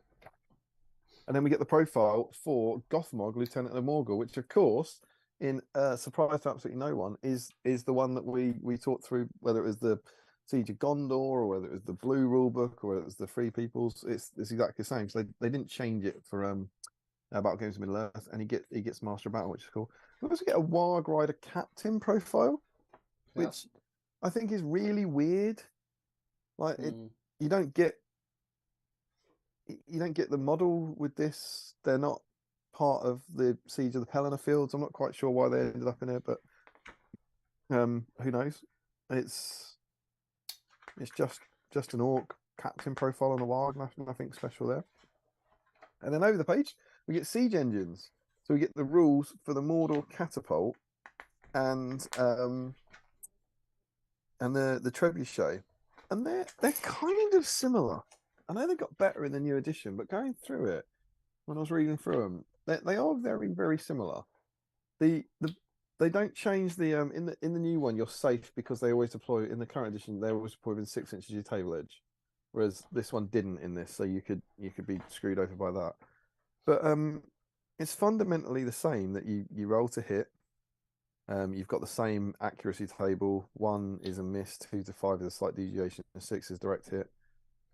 And yeah, and then crushed is there from the start. So if you take a wound, you die. Yeah. And if they survive, they'll still be knocked to the ground. Now, Steve, I've got a question that came up at the GT for you. Yeah. And you can't, suffice to say, it was a rules. I wouldn't even say dispute, but just some confusion over it, right? Mordor catapult, for example, hits your bloke on the head, right? Everyone within 2 inches of him take a strength 5 hit, splash damage. Right. Then what happens to those models? Are you asking me, should they be prone or not? Yes, I am. That's exactly what I'm asking. I would say yes. Yeah. So I played no practice games. I played with a catapult before. I played it against it. I thought all models knocked prone, right? And what was great was I was playing against Jayacharya, and in all the games I played, it was like anything that survives gets knocked prone. And I played against Jayacharya, and he was like, "Yeah, they're all knocked prone." And it must have been the game before or something, because I think someone looked it up. And it was like, they don't get knocked prone. And everyone I played was like, of course they get knocked prone. And it's like, did that change? When did that change? Was it an FAQ? And we actually asked Dan. I was like, am I remembering this wrong? And I'd love to know, like maybe someone in the chat knows or something. But I was sure all the models from the splash damage got knocked, including mine. So I played a game, the second game, where like it was happening and it was landing in the middle, and I didn't feel that bad because all my models were getting knocked prone as well. But it was one of those things I was like, don't they? But anyway, I couldn't find anything about it. And what really made me laugh then, I read this week. Area effect. This hit will be at strength 6 from a mortal catapult or strength 5 from a trebuchet. In addition, any models hit by debris from a catapult will be knocked to the ground. Makes sense for that to be the case. I'm not saying this is proof because this is 15 years old. I was like, at some point this was in it, and I wasn't using catapult back then. Yeah. So I don't know. That just really, and it was what I found interesting is particularly Jayacharya, who certainly at the moment is I wouldn't say as competitive as they get, but he's second at Ardacon. He's going to events to win. He knows the rules, and he was like, yeah, of course they're not there. You know what I mean? It was like it's always like that Mandela effect that everyone seems to think they get knocked down. Yeah. And when we looked through the book, it was like, no, it's just the first target. Should you need it? Every day's a school day. Indeed. And then you can disable it as normal by spending a turn in contact with it. Over the page, we then get the kind of the differences for the Mordor War catapult. So here's where it changes. It's 90 points, and then another 90 for the troll. Wow. So it's 180, whereas it's 150 now. So 30 points cheaper now. But I was trying to work out it must be better. This is the old version of the troll. Is it? I don't know if it's better. It can fire twice a turn if it's got the troll. So if you've got a troll, you get to fire twice, but you don't get that scattering twice. Yeah. Whereas the new rules is you can re-roll the hit and re-roll the scatter. And I still Which would you prefer? Well, I don't know. That's what I was trying to think. Like the re-roll in the re-roll to hit is the same, right? Because you get 2 chances to hit. Now, obviously, if you get to shoot twice, they could both hit. Yeah. So if you're re-rolling it, you either miss with the new version. Well, I suppose with the rerolls, you're only ever going to do one lot of damage. With shooting twice, exactly. Yeah, you're going to do two. Because the new version cannot be better than the old version at that, right? Because either you miss and you re-roll and you hit, so you get one hit, or you miss and you re-roll and you miss. So you either get one hit or no hits. Where the other one, in theory, whilst you can miss with both, you can hit with twice. Twice, yeah. Then you don't get to re-roll the scatter, but that means the likelihood is you get 2 shots a turn on a 2 to 5, which means 2 shots hitting something in your enemy. Probably not the thing you want, but and so it's 30 points more expensive, but it probably is better, I think. Yeah. But you also at this point you don't have might on it. You don't have a siege veteran, so there's no might. Just roll 6s. Just roll 6s, mate. I did do that. It didn't come off for me, but against Jay had blinding light up, and I think I hit every single turn. And then I didn't with the scatter, and he was able to scatter up onto his like Billy No Mates, who was late towner, he didn't kill, but I never got the 6 for the hit, which would have won me the game if I'd have like landed in the middle of his army. But every turn he was like, "How did you hit?" Oh mate. The trebuchet's there, and I didn't know if this was the case, but I don't think this is the case now. But I haven't looked at trebuchet. Can you move a trebuchet? Because you can't move it in this. I've never used one, so I've not really looked into it. Is it? Well, we can have a look. Armies of Lord of the Rings. I mean, it's got no wheels. Maybe it is a mobile. Maybe it is still. I've never painted one. Never used it. Trebuchet. It doesn't say it in the rules. Oh, trebuchet. If a trebuchet scores a hit against a battlefield target, all models within 2 inches of the target suffer 1 strength 5 hit and are knocked prone. There you go. It's in the trebuchet rules. Mother of God. Is it just my poor catapult that loses out? There's no way everyone looks at the rules. Yeah, and the area effects of the board of a war catapult doesn't have the not prone thing. Fun stuff.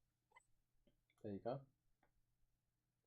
Imagine being hit by a massive rock from a catapult and it wasn't that big.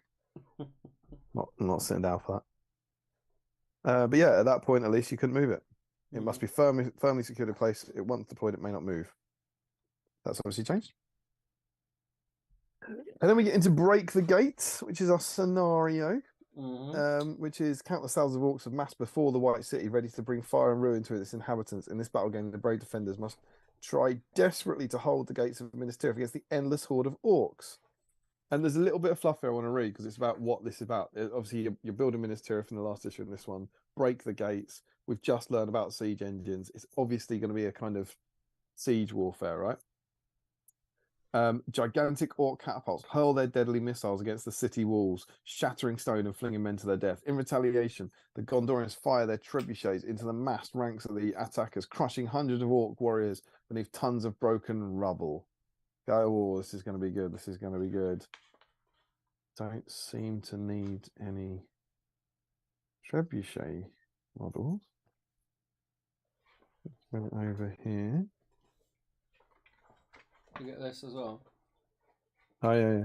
During the siege of Minas Tirith, the Gondorians and the forces of Mordor both use war machines. To reflect this, the evil player has the use of 2 catapults, and the good player the use of 2 trebuchets.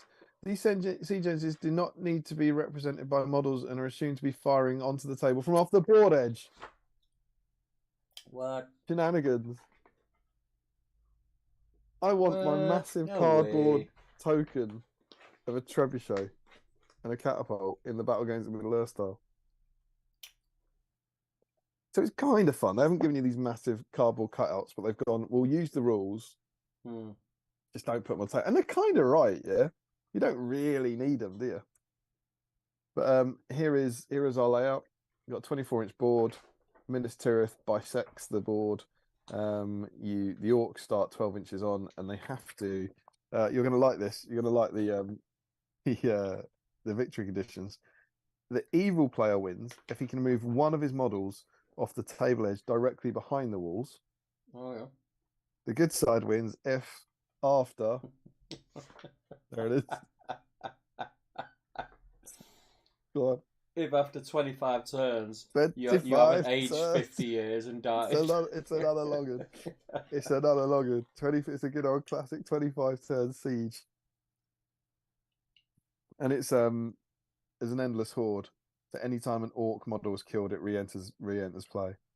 My God, that would be a boring game. But I think the issue with the really big one, wasn't it, that you had to fight through 3 walls? It was a massive board as well, and there were tons of models, whereas there's less models in this, I think. But obviously the point is the catapults are trying to smash down the gate. Because there's no escalade, you've got no ladders, no siege towers, so you have to kind of break down something using your catapults or using the trolls. The defenders are trying to kill them, obviously. They've all got battle points and that sort of stuff. I think maybe, in all honesty, all joking aside, maybe 25 turns for a narrative scenario isn't that bad. I don't know. They've got Gandalf the White on the battlements, which in this version, that's like a good tactics. It's like, why not immobilize the trolls? That'll help. But then they've just got to kind of punch through and get a model off the table, which sounds kind of fun. I think it could be cool. I think it could be a good scenario. There's also slightly I don't know what else you could do with it. You're not going to have siege towers, but it says how does it say there's no point in putting them on there? It basically says your sword, they can't attack you on the wall, so the sword and shield guys, don't put them on the walls, put them behind the gate. So you just have like the armies of Mordor attacking Minas Tirith and no one on the walls except the archers. But it's cool. Not the one that I'm likely to try and play, I think, but could be a good laugh. Then we get our painting guide for Gothmog, and we get the third. I mean, that looks like a different person, right? Look at this guy. And he's got very, very pinky skin under there. Yeah. A lot of red going on. Quite a detailed painting guide. There's a lot of work done on the armor, like starting it off with a kind of mix of brown and I think tin bits, which is a kind of bronzy color now. And then a bit of dry brushing of silver over the top, and then painting in rust. How do they do the rust? Is it vermin fur? Brighter patches of rust can be achieved by dabbing slightly thin down vermin fur onto the metal, which is quite cool. They've then got disfigured flesh, and I've got this slightly, kind of advanced guide of don't just use 3 colors. You use 3 colors and mix 5 different shades. You've got nicer transitions. They've got a lovely little thing about orc skin with some really nicely painted. I think they're probably the studio orcs with beautiful paint jobs on a different color skin that just says just paint it. Yeah, varying different colors you mix in at each stage of layering. You could paint a force in which no two orcs have the same skin tone, and it sort of says use Spaceballs grey instead of rotting flesh and that sort of stuff, which is quite cool. Then stuff about the clothing, stuff about finished details. This is quite interesting. I noticed this in the other one. Top tip: if you use static grass when basing your models, you may find that it looks too bright a shade of green. To dull this colour slightly and give it a more natural appearance, apply a dry brush of equal parts graveyard earth and bleach bone to the grass. Have you ever dry brushed static grass? No. I'm not convinced the paint would stick to it. No, I think you should just gradually flick all your grass off the base, wouldn't you? You're like gently tidying up your base and painting nothing in the process. I'm just going to dry brush this grass. Oh, no, I'm not. I'm just going to add more bristles to my brush. Then you paint something else and the bristles come off. But I think it's quite a good paint job, right? That is, yeah. That's not quite the nice paint job, though, that they're showing you, is it? The blending on the skin is class. And it doesn't look like... I think it's the model at the top, isn't it? I don't think so. You don't reckon? Yeah. I think they're normally pretty honest about that, aren't they? Could be. Maybe. I think it looks pretty good. Maybe I'm wrong. But they've gone for...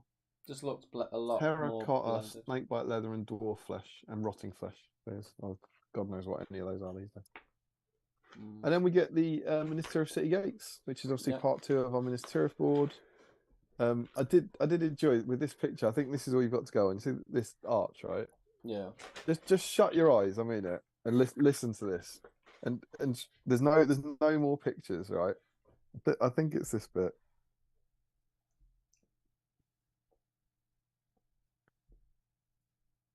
You can now cut out the shape. Next, cut out 4 squares of foam card, each large enough to cover the hole you have created. Use the hole to trace out the shape onto these squares. Cut out the shape from one of the squares and glue it behind the hole. I'm lost already. Take 2 of the remaining squares of foam card, measure about 1 inch in from the tracing of the hole, creating a slightly smaller outline. Cut out the slightly indented shape from these pieces of foam card and glue them into place behind the hole, creating a step effect. Finally, take the remaining square of foam card and measure in from the tracing of the hole about 1 inch. However, this last layer does not need rectangular gaps at the side. Cut this out and attach it to the other. So, what? That's up there with. Just make it. But it's the opposite thing. It's really detailed.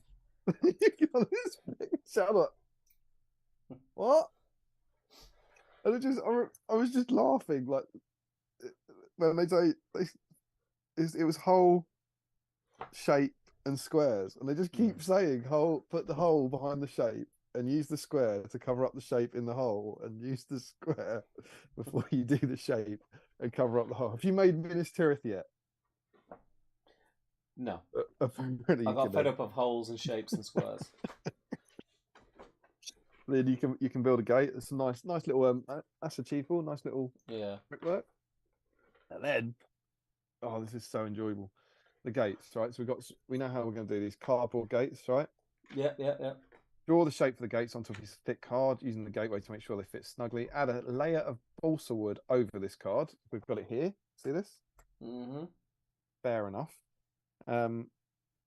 Which should be trimmed down to match the shape of the gate and then scored to create the effect of timbers. Okay? Mm-hmm. The next step is to make a framework to cover the outside of the gate, giving it a sturdy, reinforced appearance. Use thin strips of balsa wood to create a rim and lattice work covering for the gate. When the gates are complete, attach them to the gateway using masking tape to create a hinge. And this is this. Yeah. Can you see what they're doing? You've got the struts down this way. Yeah. Well. And then these little ones. Now, you're better at this stuff than me, but I reckon that's achievable. Yeah. Like, you'd have to. I know if I did that, none of them would be straight. You know, when you have to cut the little bits to fit in, there'd be gaps in between them. They wouldn't be the right width and all that. But I can believe that someone who's better at this stuff than me can achieve this, right?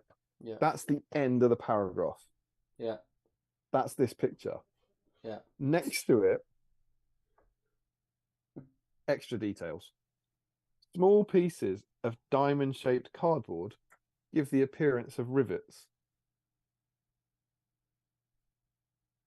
Mm-hmm. Small pieces of... How do you cut them? Small pieces. I mean, he's right, they do.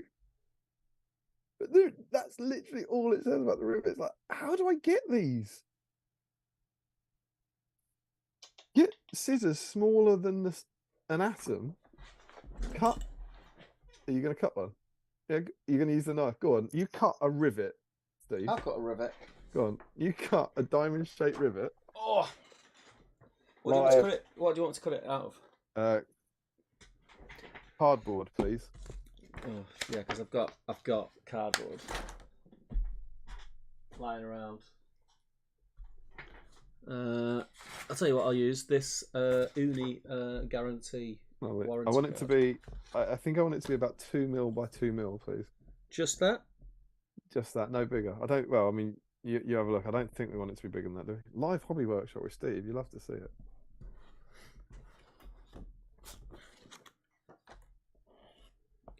Bear in mind, I've not got me good glasses on.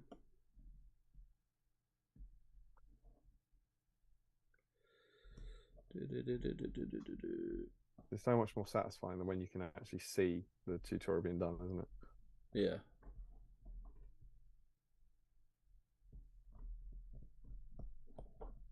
How do you want me to show you this? Hold it up on your finger, drop it, lose it, I imagine. I mean, that's the thing. It is just going to fall off. Oh, I just dropped it. Come on. Don't eat it. That's That's pretty good, mate. That's pretty good. Right. Can you now do another 49? There you That's pretty good. I think actually, mate, maybe it is a little bit too small to be honest. That's pretty good. go. Maybe it's more like 3 or 4 mil. How was the pro? There's actually two there. Would I you made do? two without realising it. Could you Look do at that. 50 of them? Like, would you? I don't know. See them? A black one and a white one. Yeah.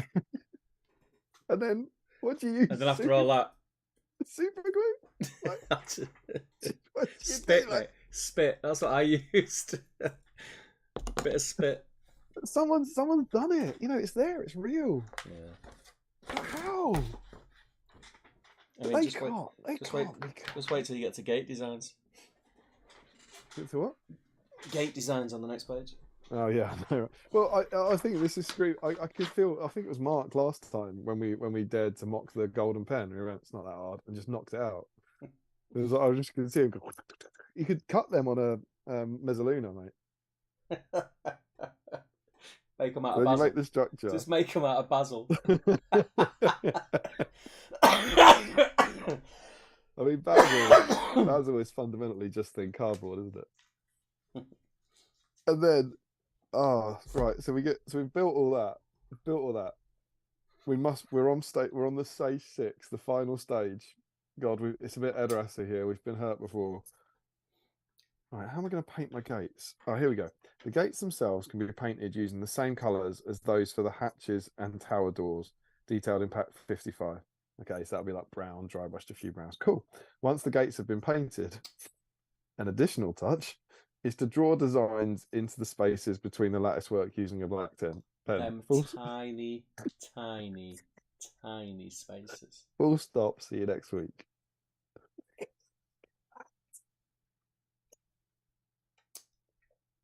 They're just mocking us now, aren't they? Oh, you know how big the rivets are now, right? We've seen how Mhm. big the rivets are. I mean, they're great. The drawings are great. Mate, there's a guy on a horse in one.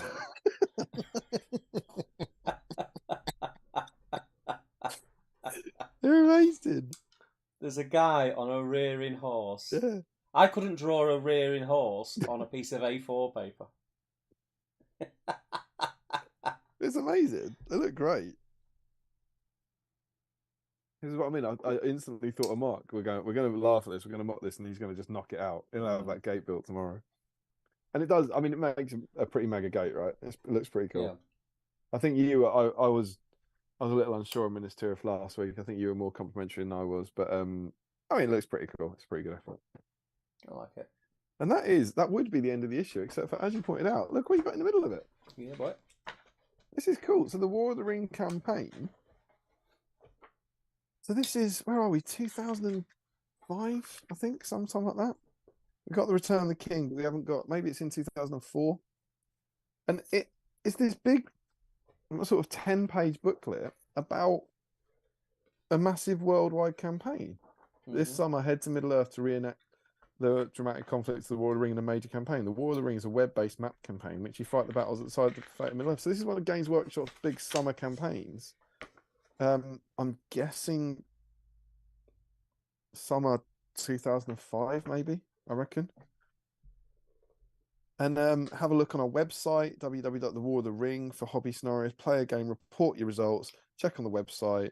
It's got links to the Games Workshop website. They've got a whole calendar it. So like 3rd of June, the Hobbits are ambushed at Weathertop. 10th of June, the Ring Race attempt to stop Frodo reaching Rivendell. So the idea is that every week you play a different scenario. It takes you through right to the Black Gate and all this stuff. What other cool stuff we happening? A dedicated website's been designed. There's forums, and it explains what a forum is. Yeah. A place to get together online with your allies and swap tactics, plan where to post your results, or just chat about how the campaign is going. Hobby pages, battle tracker, interactive, mate. Loads of gaming with over 100 dedicated Games Workshop hobby centres across the UK. There should be one close to where you live. There's a road show called The Wrath of Umbar touring the country. And one of my favourite sentences, Steve, what if I don't have web access? Different time. Don't worry if you don't have web access. There's loads of ways you can participate in a campaign. You can play in your local hobby centre, visit our roadshow, or join in with activities in your local club. You'll still have a chance to influence the campaign. stuff about Games Workshop Direct, the Games Workshop website, right? Now this, to me, this is Games Workshop Central. This is a worldwide map or certainly nationwide map campaign with a touring roadshow, right? But over the page, you then basically get like you get the map, you get the different regions, and then you get about 6 pages of fluff. So it says like here it says Eriador, and it's just fluff about Eriador, about who lives there, and some suggestions for themed armies. They say Rivendell will be Wood Elf Warriors, Elrond, Glorfindel, Elven Captains, Arwen, Elladan, Nelrahil, Bilbo, Rangers of the North, and Halbrand. And then just loads of that. So we get Iron Hills, Mirkwood, Misty Mountains, and it's really cool. And it doesn't look like Battle Games of Middle Earth, right? No, it's more like one of the supplements. But many of the hills of the region are crowned by the ruined forts of ancient Rudar and the Hillman of Angmar. This allows you to use many of the terrain pieces featured in Battle Games of Middle Earth. Over the page, we have covered making woods and trees in earlier packs of Battle Games in Middle Earth, and fighting in Mirkwood involves trees, plenty of them. In previous issues of Battle Games in Middle Earth, we've covered lots of scenarios and ideas. So it's directly referencing this. And then every now and again it mentions White Dwarf. So it says for the Mirkwood army list, it says Warriors of Mirkwood, Mirkwood Sentinels, Tardarim, and they were a profile written for White Dwarf. And it says White Dwarf 293 contained a list for using elves from Mirkwood. So this is written for Battle Games of Middle Earth, as far as I can see. And then there's more things. And then once you get to like some of the army lists, we've got Gondor. You can find the rules for the forces of Gondor in Battle Games of Middle Earth packs 23 and 26. Very and then cool. the final kind of nail in the coffin is that the penultimate page has got an advert for White Dwarf. Yeah. On previous pages, we have mentioned White Dwarf. This is Games Workshop's monthly hobby supplement. Each month, White Dwarf has loads of new gaming modelling background material for all our game systems, including the Lord of the Rings. So this little supplement, I'd love to know if anyone's got the White Dwarf at the time and they've got exactly this, but they kind of swapped the wording. Yeah. So that this would then be an advert for Battle Games of Middle Earth, maybe. But this just seems, I mean, maybe not crazy because I know it's popular, but really, really weird that they'd go to all this effort of this extra tons and tons of content to put it into this. But maybe, I don't know what you think it is. Maybe the entire thing's an advert to get you into their shops or something. Yeah, maybe. I just found it really popular at that time, though, wasn't it? As well. Yeah. Yeah. Well, maybe that's what I mean. Maybe it's worth spending the money to do it. It says 2005, by the way. There's a lovely little hobby showcase. There's some really nicely painted models, and they've got this. And I just wanted to mention this Orthanc thing. And this is from the Eastbourne Centre. I'll zoom in, like you can see the sort of size of it. And I presume Saruman can stand here. Right. This is, without wanting to cause a row, I think this is where myself and you agree, not in an anti-3D printing world, but why, kind of where we come from. That is incredible, absolutely incredible to have been made in 2005. Yeah. Now, when you see it, you go, it's been printed. Yeah. That's the thing for me. Do you know what I mean? I feel like it's taken away the, not to say not someone hasn't done that incredibly in a 3D printing and designed it, but that's the thing that when you see that you go, my God, how have you possibly made that? Whereas now it's like, well, what you've probably done is you've probably not designed it, you've probably printed it.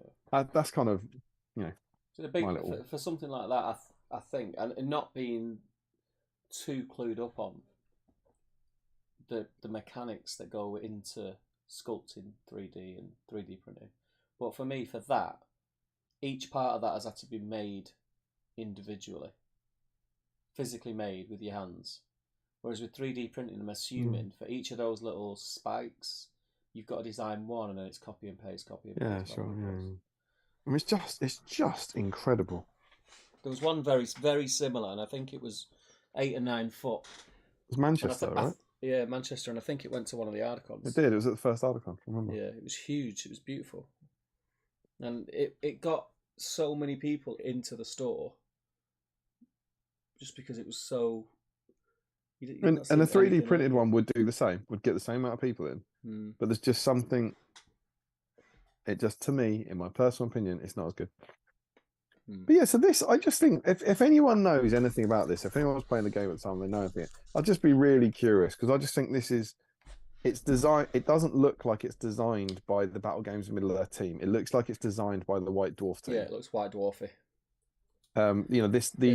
These borders around the edge is how White Dwarf looked at the time. And I just find it really curious. But the fact that it's clearly written for a Battle Games of Middle Earth audience, because it never mentions, oh, Battle Games of Middle Earth is the Extini part work that you might want to get. It implies you do know what Battle Games of Middle Earth is and you don't know what White Dwarf is. Yeah. Which I thought was kind of fun. But yeah, I don't know, was anyone playing it? Did anyone play in the campaign? Did you have fun with it? It's kind of cool. I read it. Did I? Oh no, I mean I was out of the hobby at that point. It was quite a fun read. I read all the fluff. It was cool. It was a nice little supplement. Nice little bonus. It's obviously not part of the issue as such. There were some nice bits. I think particularly in Mordor. They were talking about the Mordor list that's in White Dwarf 299. I think it's in the Return of the King best of issue. But you get Great Uruks, Durgaznar warriors, Nern overseers, Morgul guards, Orcs of Gorgoroth. I think those are all the new ones. So some quite nice original stuff. And I think one of the reasons I don't really like the Return of the King Best of White Dwarfs is because I think it's all that stuff. Always lost. I think it's all the new profiles from White Dwarf and kind of none of the hobby stuff. I don't know if it's the Mordor there. There's the Tal'Darim. Each member of the Tal'Darim carries an elven blade and shield, and they've got bodyguard, kind of like Palace Guard at the time, I suppose. Yeah. Here you go. Morgul guards, Minas Morgul, Morgul guards, Orcs of Gorgoroth. Great Uruk of Dol Guldur. Really cool stuff. Look, there's Nern Overseer. They've given them whips. They're all converted and stuff. Yeah. But really nice ideas and nice models from a very different time of the game. Yeah, that's what. So if you're interested in anything like that, you can pick up the Return of the King version of the Best of White Dwarf. There's lots of scenarios, rules, and profiles in here. But that's all that's in here. Whereas the other two have got kind of more hobby articles and battle reports and that sort of stuff. Cool stuff. But there we go. Issue 56. Gothmog's issue. There you go. Good. I enjoyed it. Kind of fun rules about the catapults. Decent painting tutorial for Gothmog, going into a little more detail. Fun looking scenario. But not one that will trouble the favourites, I fear. Unless you feel strongly to the contrary. No. Too many. No. Too many old rules in there that aren't useful anymore, I think. But there we go. Do you want to jump in the chat before we jump in the Facebook? Yeah, I was just I've been just casting an eye over there, and I'm just trying to check something, but I can't find the bloody link. Oh yeah, so Joe Holzman says, Macam, question mark, can you... on my research trip, the blade is a Mezzaluna, says Larry. They are often accompanied with chopping boards. Joe Holzman says, yes, they do. They're called chopping boards. I meant a special name for the one that goes with Messalunas. Isn't that like saying, why use a barbecue when you've got an oven? Not really, Joe. Very different. Exactly right. Very different. Different tastes. Scott Newman says, just sort of giggled to myself when Steve said divot, as that was what my uncle called a woman's nether region.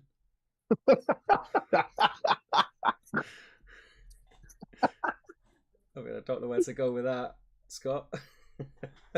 Danelli says Steve's next. I don't know what my uncle called a woman's nether region.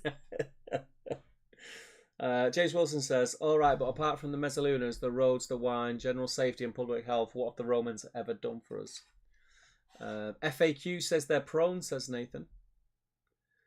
Moment of truth now. The two ones with stuff in were fine, and the white chocolate snowman tasted horrendous. Will the milk-free plain chocolate Santa be all right? Question mark. You say the FAQ says they're prone? Yeah, Nathan. It tastes okay, I guess. We checked Does the FAQ. There you go. Check it again. It must be in. Nathan, which FAQ? Post Rulebook the or link, Armies of Nathan. Lord of the Post Rings? the link. Post the link. Does it still have the 4 up shoot value? I've never liked that. Always felt Yep. 5 up with the reroll would be fine. Yeah, 4 up. Believe so, Larry, says Sam. Tim says it's in the Army of the Lord of the Ring errata. Mordor catapult knocks prone. Oh, maybe we didn't look at the errata. Oh, They're 2 documents, aren't they? Larry says, "Are you going to play this on tonight's stream?" Absolutely. Sam says, "Would you allow undeployed siege engines firing onto the table for your event idea, Larry?" And Sean says, "I paint the ends of tufts. It makes them less jarring on the bases." Reese says, "Same, Sean. A bit of shade at the base of the tuft too." Oh, mate, these are beyond us, aren't they? Sean Clark, yeah. That too, Reese, but I find Gamers Grass have good tonal gradation on them. Found it. No, I'm there watching the Water of Mordor's before that, isn't it? Gulliver, Angmar. Tim says diamonds are just squares turned sideways slightly.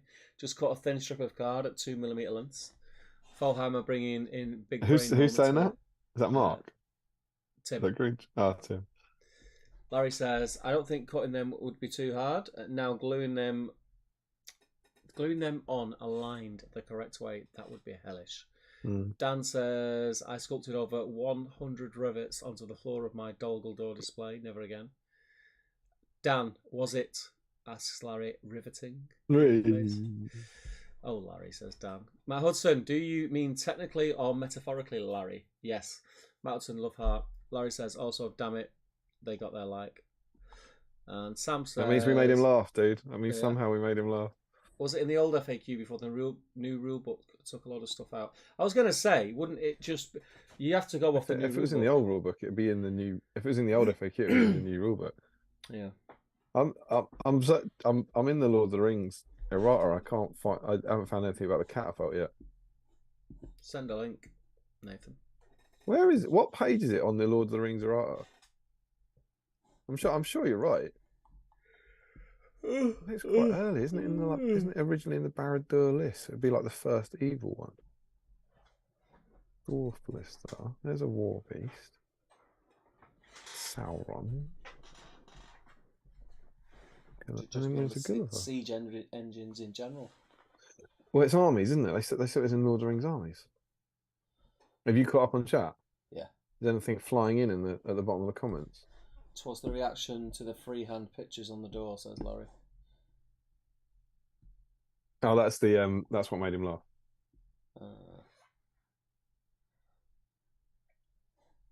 I might be being crazy, and 2 of you have obviously said where it is, but I can't see anything about the catapult in the Lord of the Rings errata.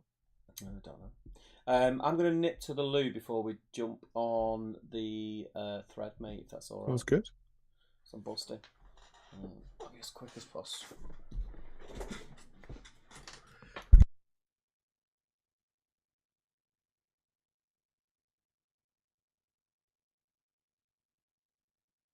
I'm going to direct... Who was it? Who was it that said it? I feel like it's Nathan and Tim.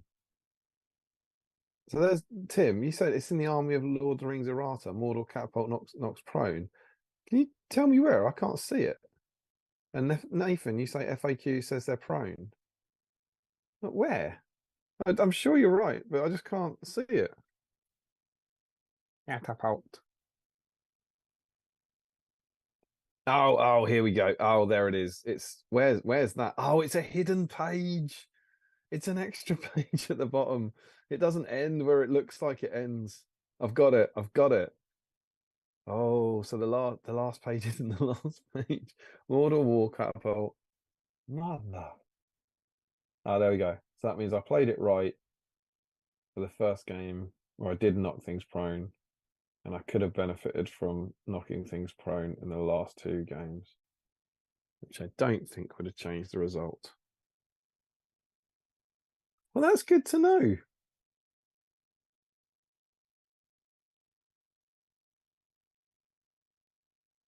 Good to know. Marvelous stuff. Thanks. You can all stop yelling at me. Yeah, I found it, guys. Yeah, cheers, Tim. I got to the page where there was one thing in the top left and then white page. I said, well, that must be the end of it. Yeah. So maybe the community one, the community command one that you've got is obviously maybe it's formatted slightly differently, or maybe there's pages after it and you just didn't just suppose it was right at the end. Yeah, Larry says he found it by control Fing. That's exactly how I found it. Stuff. Marvelous stuff. I shall message Jay Acharya rather than just complaining to Jay Pear about the placing of it. Hello, Calais. So before Steve gets back and we jump into the oh, he's back, and we jump. It's in. Get this. Designer's commentary. All the thing I was reading through. One on the top left of a page. Yeah. You got one like this, and then white. But then down here, oh, errata, another page. Didn't dare to go down there. It's in there, so it does knock them prone. Hello, Calais. You're robbed. You're robbed, mate. I'm robbed, but I don't think I won the second game anyway, and I don't think I didn't get the damn thing to land against Jay. I needed it to land in the right place and kill things. It didn't really matter about knocking prone, so I don't think it affected anything. The main thing is in the first game where I was knocking my opponent's models prone, that wasn't cheating. That's good to know.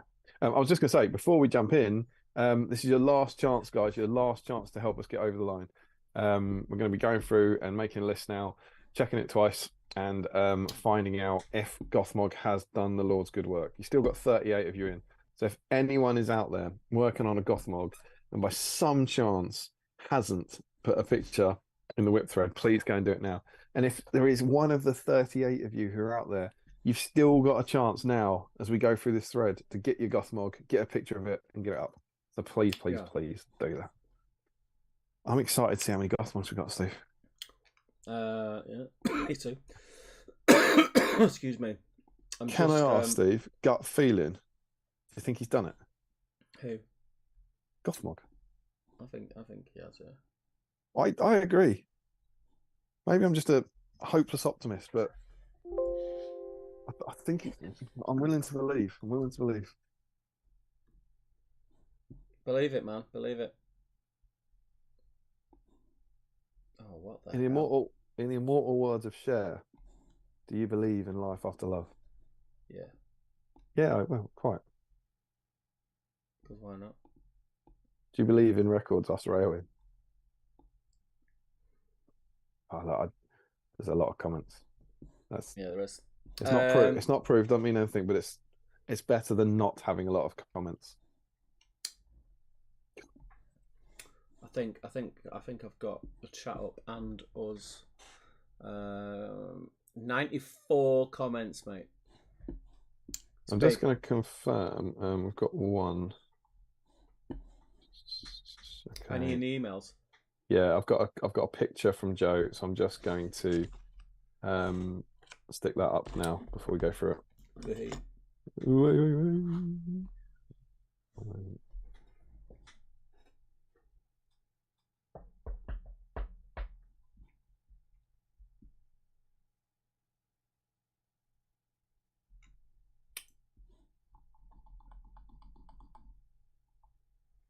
I'm going to refresh one last time. The immortal words of Ariana Grande.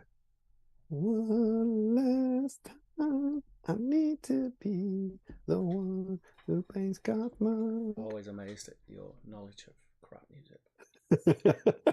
That's modern crap music. Oh, Joe, you got me jealous. All right, that is okay. So Joe's now in there. Okay, so that might presumably mean you need another refresh. I've just refreshed. I'll refresh again for the lols. Oh, I'm quite excited. 96 comments. Yeah, I think I'll put 200. I'm just checking now. So that was from Joe. We haven't heard from Eric, who's our other emailer this time. Oh, we got a new patron, Matthew Butler. Oh, thanks, brother. Matthew Butler has joined us during the stream. Thank you, buddy. All right. You ready? I am ready. Okay. Joe, look at that. Joe Holzman, he's got some of my favourites, Belgian curls. I love a Belgian curl. And a yum nut. What's not to like? And he's gone for what we're calling, even though I think we call this one the Finecast Gothmog, yeah, because that's how he was last released, even though he was probably done in metal. He's got the Finecast Gothmog foot, and we are up and running. Yep. Warwick Griggs is playing ball. Currently building. You truly do love to see it. James Wilson. We've got an update pick as well. Oh, that's Death the Gothmog. And he's very nearly done. You know, it's lovely to see the Death of Gothmog pose get in. So we only need those kind of 2 older metal ones to complete the set already. Look at Haskell's picture there. I knew he meant those camera waffles. Charlotte loves them from Starbucks. Are they the ones that got the sticky stuff inside? Yeah, they're quite chewy. The caramel's quite thick. It's got like a wafer either side, and it's chewy inside. Yeah, really good. And so whenever we go in there and you're like, we're going to get a drink and we'll let her have like a cake and maybe split it in half, and she will now go around to him and can I have those? You can have that bag and maybe have 3 of them. You can't swap half a muffin for that bag. You know, it's like, I like what you're doing. Do you know what I mean? Like, I admire it, but yeah. And he's got a work in progress. Got this far and flagging now. Used a new to him GW paint, Iron Rack Skin. Have you got that one? I don't have that. Yeah. Oh no, I've not got that paint now. That was just a lie. Daniel Coe is in. Oh no, we've not completed today. Should have just lied to us, Daniel. Come on. I think you lie. Looks great though. Put another tuft on there. Great little set. He's not finished. Daniel, look. That Gothmog. It's not just finished. Needs that little extra highlight on his boot there. A quick edge highlight. You've got 89 comments. Rory Campbell. Oh, there he is. SBG Proper Gothmog. old school. Is he following the guide? Yeah. So do we get work? Step 1, paint everything brown. Step 2, dry right. Oh, I love it. Oh, he's following the guide. Great. Washes, red pajamas. I followed this guide as well, but his clothes wouldn't come out red, just nothing but brown. I gave up and chucked Carabao Crimson over it. It does look good. Look good. Done in the night. You love to see it. So Sam Hoodie. The only one we're missing is the metal Wild Rider. He's the only one we haven't had. You know, the one where it's running. Sam Huddy is in, adding his shields. Thanks for holding off on the shields. Shielded up, hold down and shielded up, making a copy of the shield with blue stuff mold. Copy came out a little deformed, a bit like Gothmog. I steered into the skid, decided that once on foot the shield's been smashed up and damaged, so painted the deformities. Oh, that's good, man. Awesome stuff. Is painting, is it Rohan? Scouring is scary close. So there comes your event, mate. Yeah.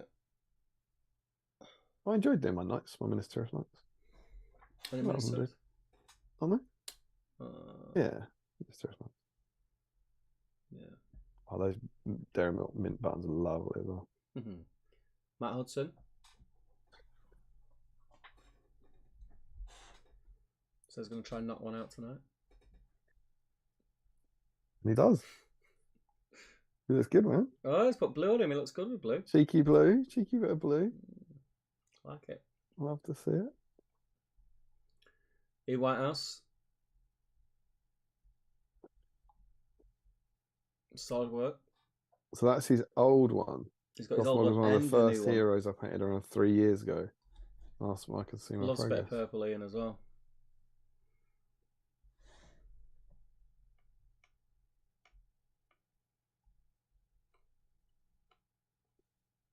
Looking good, dude. Solid work here. Nathan's got it all going on, including a Gothmog. Love to see it. And some barrels and sacks. Lots of stuff. Lots of things. He is very hench, that warg, isn't he? This model needs an FAQ to boost into a white wire level profile. He's a big boy. Julian Hammond's making a start on Gothmog. I hope he is. Sam Page, the OG Gothmog. Wonder how long he's had that. So this Gothmog is now back up. Dug out. He's a backup Gothmog for Nick to paint if required. And I can see Nick She does start, doesn't she? As required. Pink Gothmog. Oh, there he is. A zoom. Thing of beauty. I'm sorry everyone else can't see it. I'm going to try. Bear with me a second. I've got to make this work.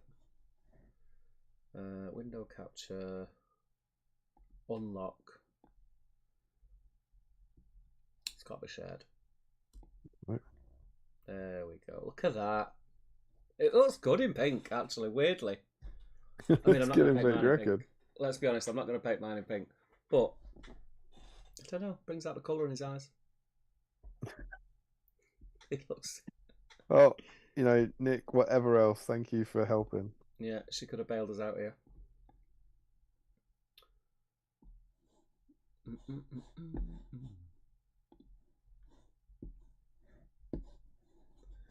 Right.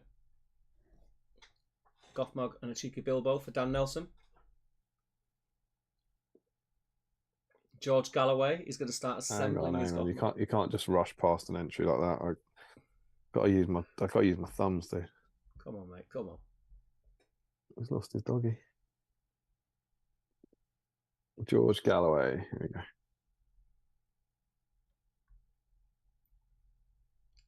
And he says, also, my wife is out, so I'm battle streaming on the TV. The Galloway Scrabble tiles in the background.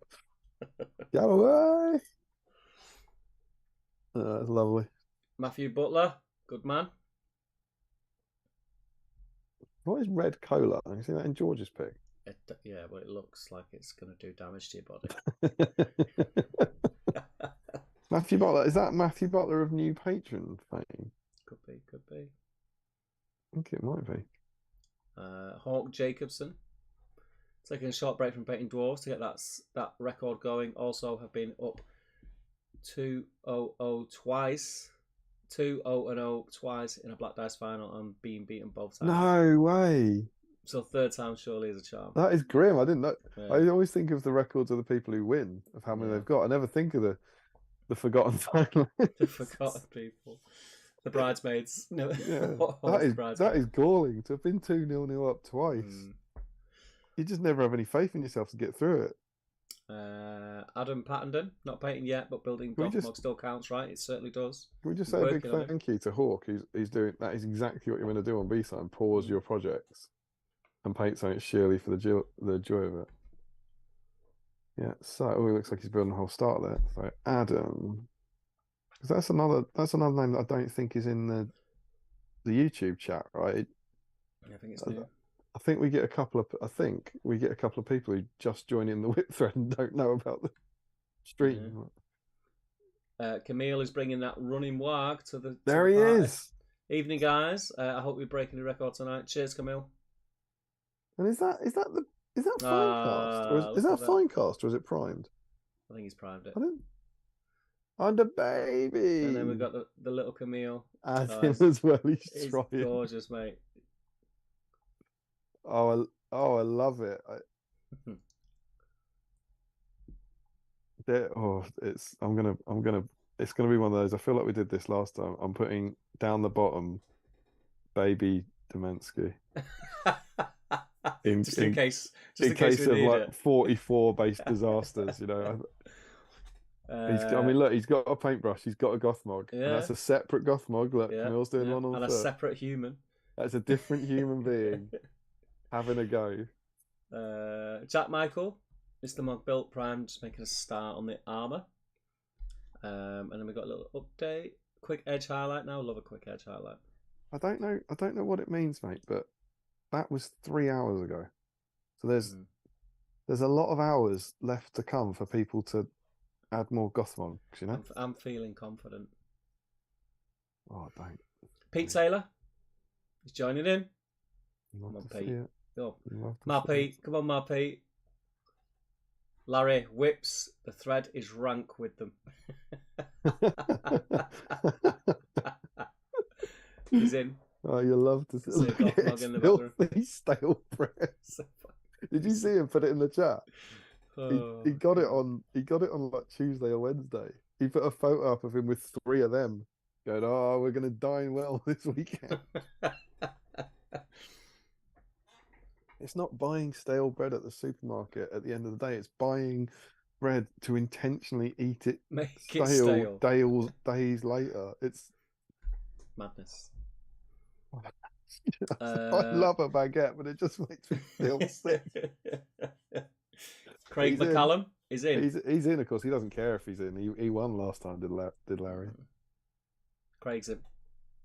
Got some whips from Craig there as well, I think. Yeah.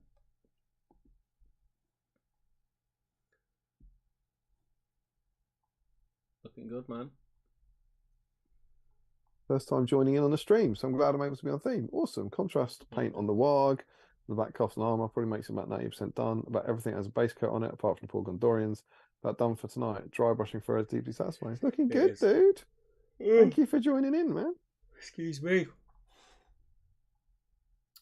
Dave Walker, I've just recently finished my mounted Gothmog and run out of steam with the dismount. Perfect opportunity to finish him tonight, I suppose. It certainly is. Dave Walker is in. All right, I'm just catching up. Sorry.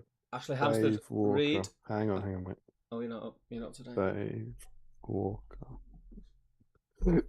Lots of new Plastic Boy getting love, as expected. So Ashley says. Yep.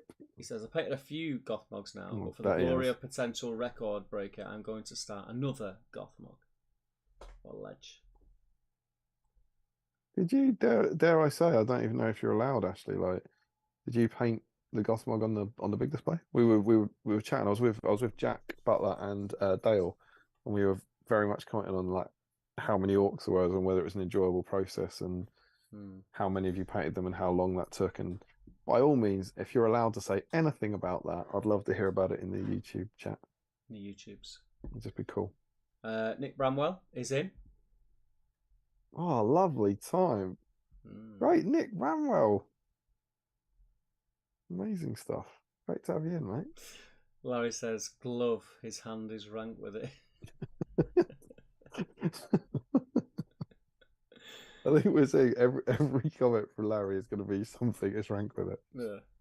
Sam says, while Nick works on the OG Gothmog, I'm going to revisit my old mountain Gothmog to touch up some chips and redo the base. Good man. I think I've already got Sam in. Yeah, he's already been in, but it's nice to know that he's actually got the Gothmog between his teeth and he's going back and making a big old Gothmog of it. Tim Garlick is in.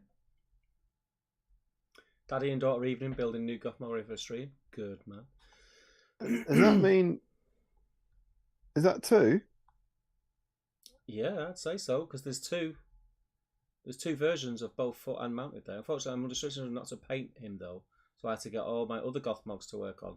Just some repair work and basing to complete, and I can't decide how to crack open my Gothmog diorama. Right, Tim, because you said Daddy and daughter evening building new Gothmog ready for the stream, which is just the loveliest, most wholesome thing in the world. I'm gonna put Tim Garlic and young Garlic. Yeah. Let's put young Lady Garlic. Yeah. If you think that's unfair, let us know in the YouTube comments. If you don't think there should be a second person and we're cheating the system, let us know. But that sounds to me like 2 of you have built Gothmogs tonight. Just so happens you're in the same location. Yeah, like Ruth and Chris Cooper. Yeah. Simon Magnor is in. He's just about to start his Gothmog and is the recent new owner of a Kamado barbecue grill that he ordered today. Well done. You will enjoy it. Did he use your affiliate links? I don't have it. I wish I did have an affiliate link. Those are big ticket items. Green Tree Mark is in. He's done it. That's what he said. He got up. He went and got him. Thank you, Mark. Richard Flagg. It's a very small picture. Let me see. Yes, it is Gothmog. I can't. Like that. Yes, Chris. It is a Gothmog. Yes. Yes. So Richard Flagg is in. Oh, look at that. So I bet Stephen Dan Ryan. Collister would love that No. paint setup. Look at. We've got another one here. Stephen Ryan says, daughter working on Gothmog tonight. Wish I could say it was a second entry to help the record, but I only have my OG magazine Gothmog, so sharing the painting duties before bed. Oh, that's fair enough. Oh, that's lovely though. That's cool, yeah. Look how wholesome BSIMers are. I'm pretty sure before we started doing this stream, Cool. no parents ever painted with their children. And now we've got at least 3. So yeah, we made it happen. Welcome, society. Sean Clark working on Thrandall, and although Gothmog had no right to be Owen, in the spirit of BSIME, I've picked up Gothmog for some finishing touches. It's good to see. Guys, so much. Looking ace, mate. They get it, mate. They get it. Really I'm just catching up. Oh, and Sean as well. We've got to say it. Sean was the person in the last stream, and all vocally, he was very much kind of, I'm not painting a Gothmog. I want Aowen to win, and he's got on board. He looks cracking, mate. The kind of Angmar green turquoise kind of thing looks wicked. Yeah. Trundle's elk is looking very, very cool. Have you painted the eye? I've only done the washes, so I haven't decided. I was gonna. Do you think there's an eye in there? You know, on the one that's open on his right eye. Would you paint in that? Yeah. I didn't know if it was like too recessed. No, it's definitely got one. I mean, you look like an amateur if you didn't do it like you do when you chop in herbs. I look amazing when I'm chopping herbs. Tom Christian, Jin, and Gothmog. Jin and Gothmog together. Is that Death of Gothmog we got there? Yeah. Hajinda's in. Good man. Got him built, might try and get some sand in his base and primed. It's good to see. 2 hours ago. It's creeping up. George Kaufman working on Gothmog tonight also included the finished models from last stream. That's George Kaufman. That's a name we haven't got in yet. Itchy eyes now. I remember this. I got this with Owen. I'm starting to feel sick. You just never. I'm not looking ahead, so you just don't. At one point, you're just gonna go. That's it. Do you know what I mean? George Kaufman working on Gothmog tonight. Nick Bramwell, we've already got, haven't we? So I think this is just a whip. Nick, see, this is what happens with the other comments. They start doing whips. Yeah.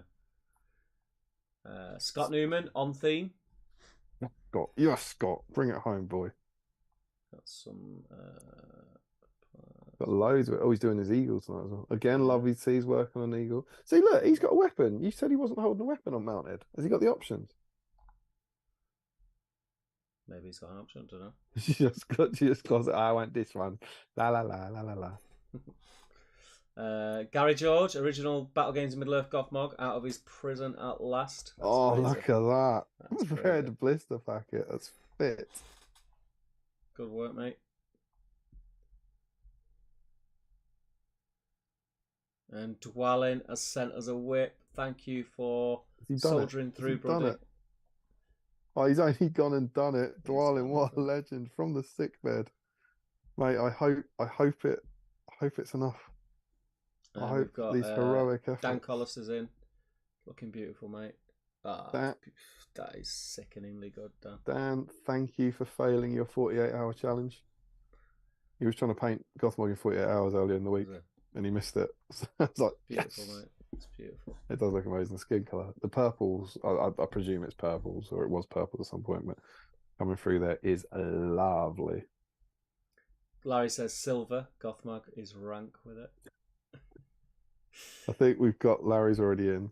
Yeah. Doublé. Nearly finished this guy in one night, but my eyes have gone, so base will have to wait till tomorrow. Sorry, am I right? Doublé's no, sorry. I thought you'd gone past something, but you haven't. Doublé. I don't think we've had Doublé yet, right? No.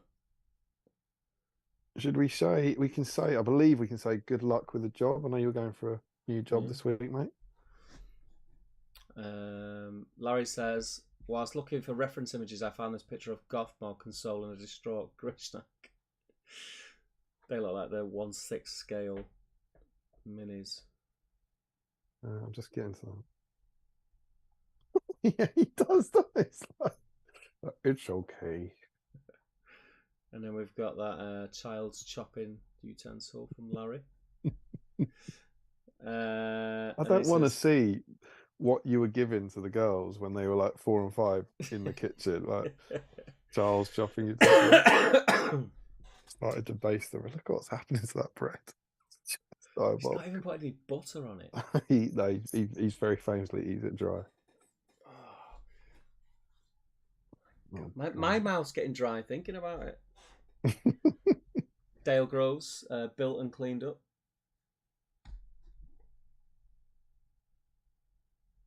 Jamie Wiggins, good man. First cotton metal's done. He's in. Now back to my scouring army. You'll do it, mate. I'm doing. Why is it doing that? And then we've got. Hang on. I've fallen behind because of formatting shite.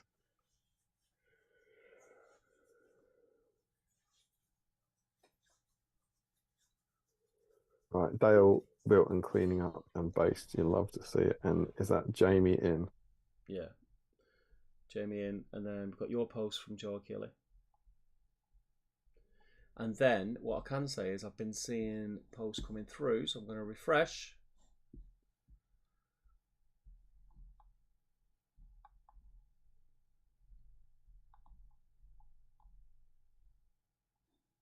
And a few more. Back to the beginning and scroll. Get to where he was.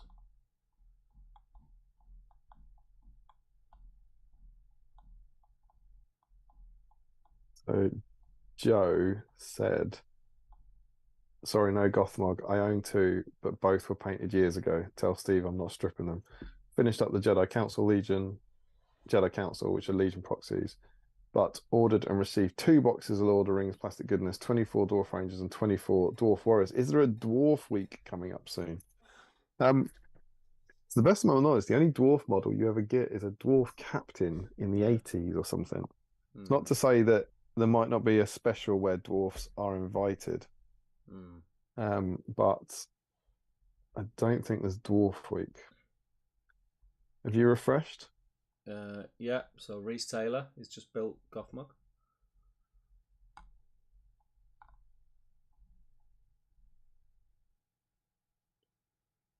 Adam Rainbow is painting Azog, and that is it, my friend. I'll do one more refresh. Reese Taylor looks like he was the last. Yeah. I think I'm feeling less confident now. We started off so well.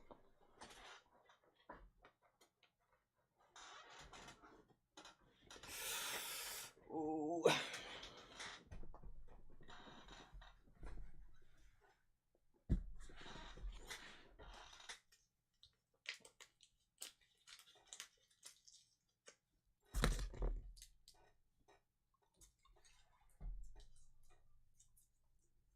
Where are we at? Refreshing the email. I'm going to the bottom of the chat. Emails chat correct. I just want to make sure there's no one screaming. You'd miss mine. I reckon that was probably about 30.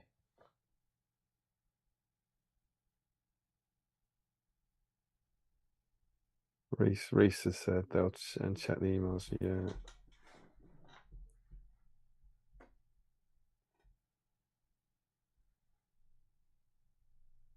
Yeah, Mark's in.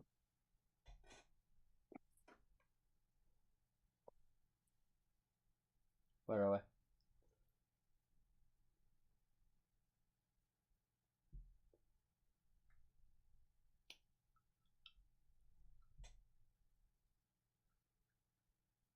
Steve. Yeah. If we include The baby. Baby Demansky, Yeah.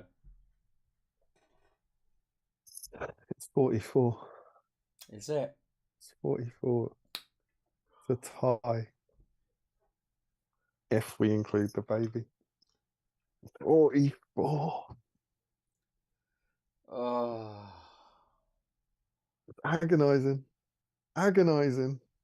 I So really thought Gothmog had A good chance. I But thought we'd. I think a I, lot of people got him painted early. I mean, I think let's be really clear. If he's not, if there's not a risk of breaking the record, we say that's 43. We don't include the baby. We'll play fair. But 43 people painting is heroic. Yeah, It goes to show how high the record is. That's tons. That's a phenomenal effort. It was one of those ones. It was like AOIN, where when you go down the list, everyone's doing it. If anyone in that YouTube chat who's out there working on it, Twilight says, hold on, I'll paint another. It has to be a different person. Yeah, it's a person. One of you will leave us with a moral quandary that we'll probably crack under, and two of you would guarantee it. It's 43 plus the baby.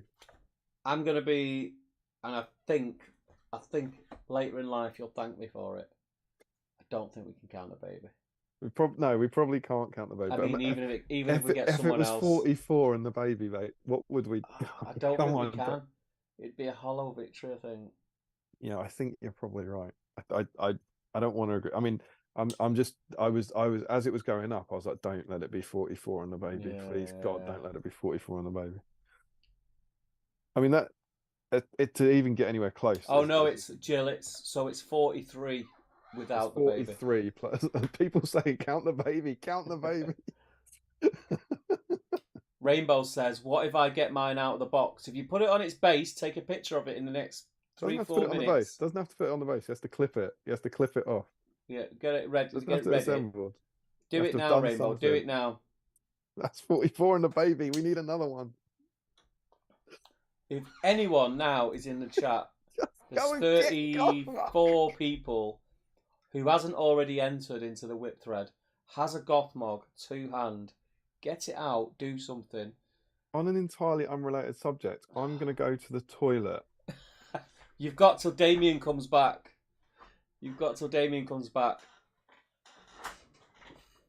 Rainbow, take a picture of it and get it in the whip thread. Whatever it is, take a picture of it. And then we need one more person.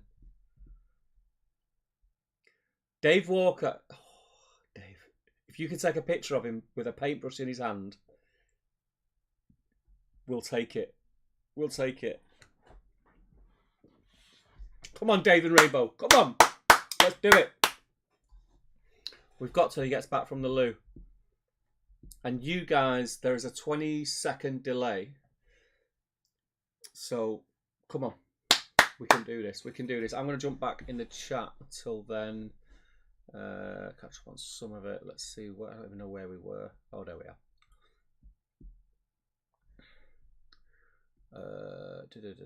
Talking about the FAQ.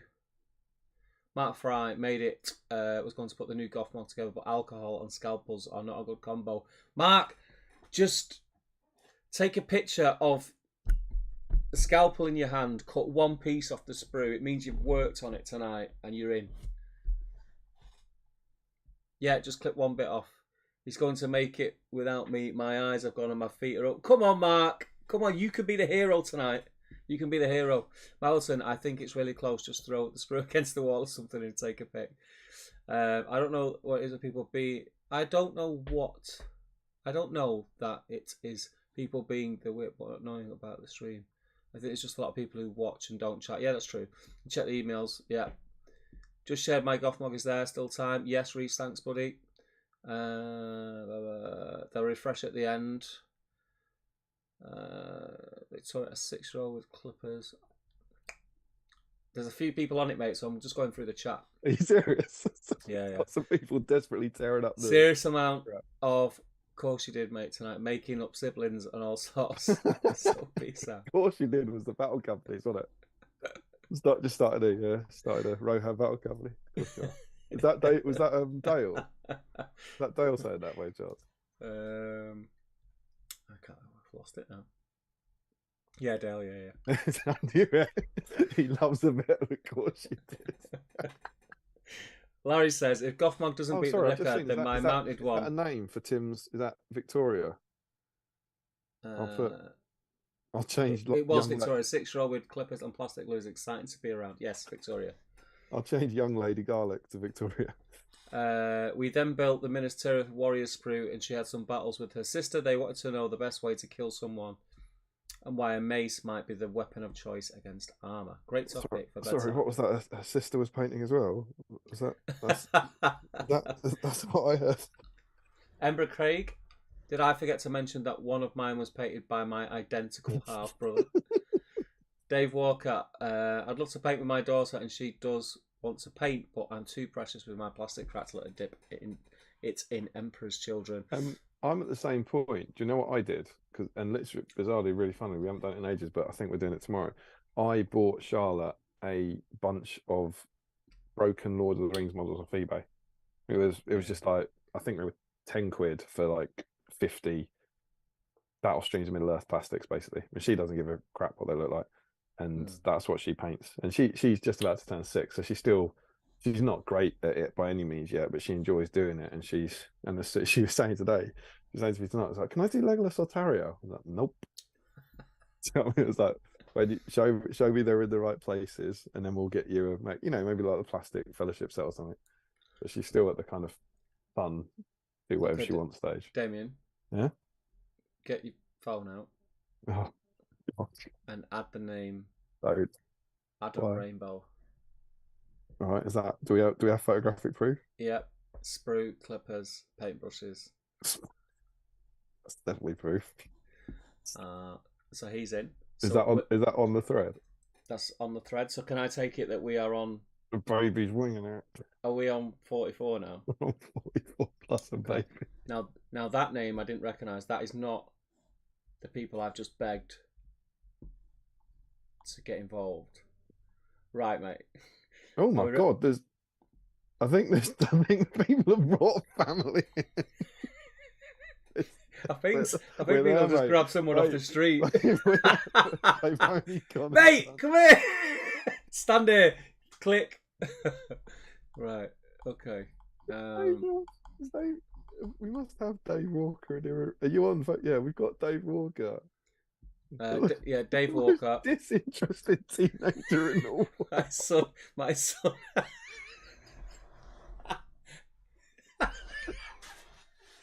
He is not happy. He's like, no one's going to see this, are they? No one's going to see this. I won't be on the internet like that. He's like, no. So my son Harrison is putting Steel Legion drab on the wall. Good stuff. He's in. He's clearly, Sean Clark. Sean Clark is getting his missus involved. Look, on Harrison, you can tell he's a hobbyist from the way he's holding both the brush and the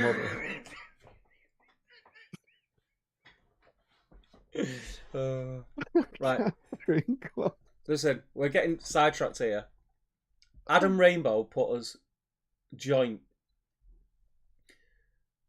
Harrison Walker, the seasoned hobbyist mini painter that he is. You don't recognise him from Golden Demons. Has put us past. We're now on 45. Catherine, soon to be Clark, has put us on 46. Let me just refresh one more time. Is that it? Is that it? In the immortal words of Ariana Grande. One last time, I need to be the one to grab someone off the street and put a paintbrush in their hand. That's fair. You know, be a funny thing if Harrison Walker wins the dice, he's like, "What is this shit?" Can you imagine? We're there. I mean, I think it feels anticlimactic because we weren't there, but we're there. We have 2 more. We have them. 46 people. We're there without the baby.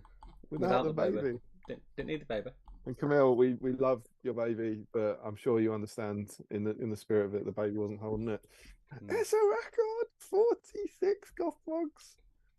I'm kind of glad Catherine's there as well, because I do feel that Dave Walker is. I feel Harrison Walker is an elaborate prop. Yeah, well, I've got a feeling.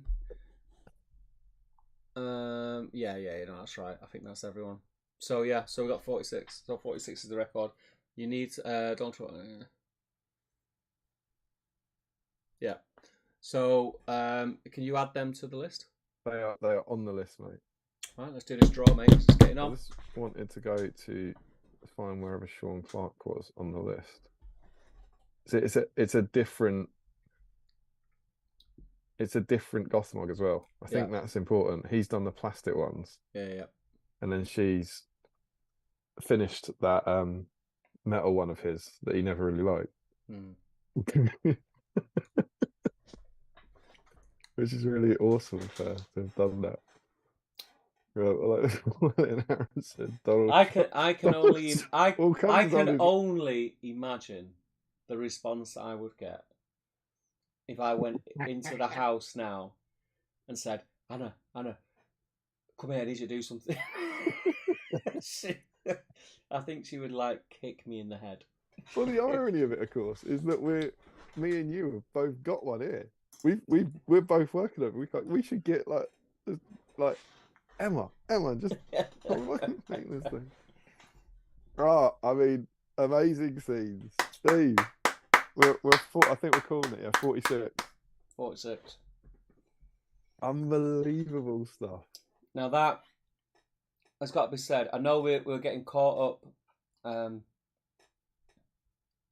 in like we're getting a bit jovial with it and a bit jokey and da. Yeah, it's not funny. 46 people on a Friday evening, all painting Gothmogs just to be on theme is crazy stuff.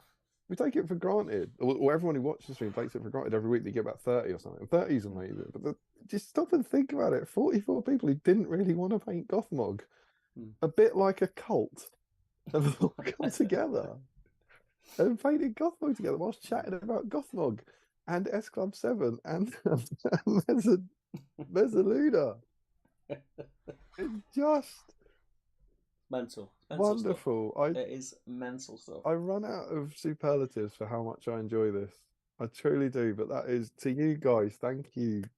Oh, I'm sure we'll come back to this after the draw, but thank you so much. It's mental. So 46.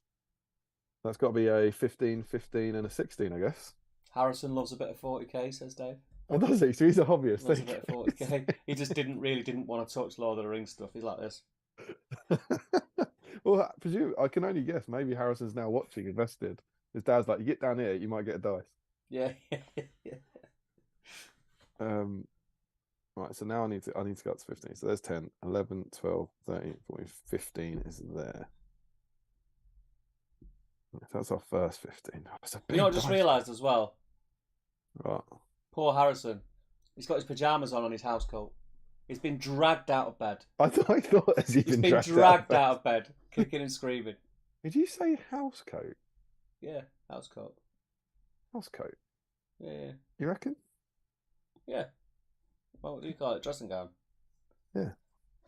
I sometimes call it dressing gown, but house coat, I've got a house coat. Does it make a difference if it's toweling? Can you have a toweling house coat? I think so, yeah. Interesting. Okay, so we got a 15, we got a 15, 16. Yeah. Right, amazing. So we've clearly never had such large groups. No. So we're going to need a D16. Is it going to be one of the usuals? The dice? The winners? Oh, who knows? There's also I want it to be Harrison, the people's champion. That's a D20, so that might do the job. Michael Curtis is fantastic dice supply as ever. 14, that's not going to do it. Oh, it's a D16, Stephen Crow. Like you read about. I can't tell you guys. I'm sure I'll say this again. I've had the worst week at work, and this is just perfect. D16. Thank you, Michael Curtis. Right. Over we go. Let's get to dice cam. Okay. I'm gonna put all right. That all stayed in the same position and everything. Yeah, it's getting cold again. Wonderful. It's getting cold again. So, just a reminder, we are playing for this bad boy that only rolls. Oh, it's gone. I'm not even joking. It's a one on the floor. That's 3 ones. This is rolled tonight. A 2. This is what we're playing for. It's a step in the right direction. The black battle streams in Middle Earth dice. Yeah, boy. And it's a record-breaking dice. It's a famous dice. Our first group of 15, Joe Holzman, Warwick Griggs, James Wilson, Michael Haskell, Rory Campbell, Sam Puddy, Matt Hudson, Ian Whitehouse, Nathan Talbot, Julian Hammond, Sam Page, Nicola Dolan, Dan Nelson, George Galloway, and Matthew Butler. We are re-rolling 16s. Okay. Go on, mate. 11? Oh, is that an 11? Looks like an 11. That is an 11.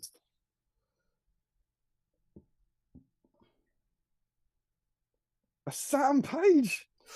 Ooh. Sam Page has jumped in. Nick's missed it by one. Could it be? Could it be?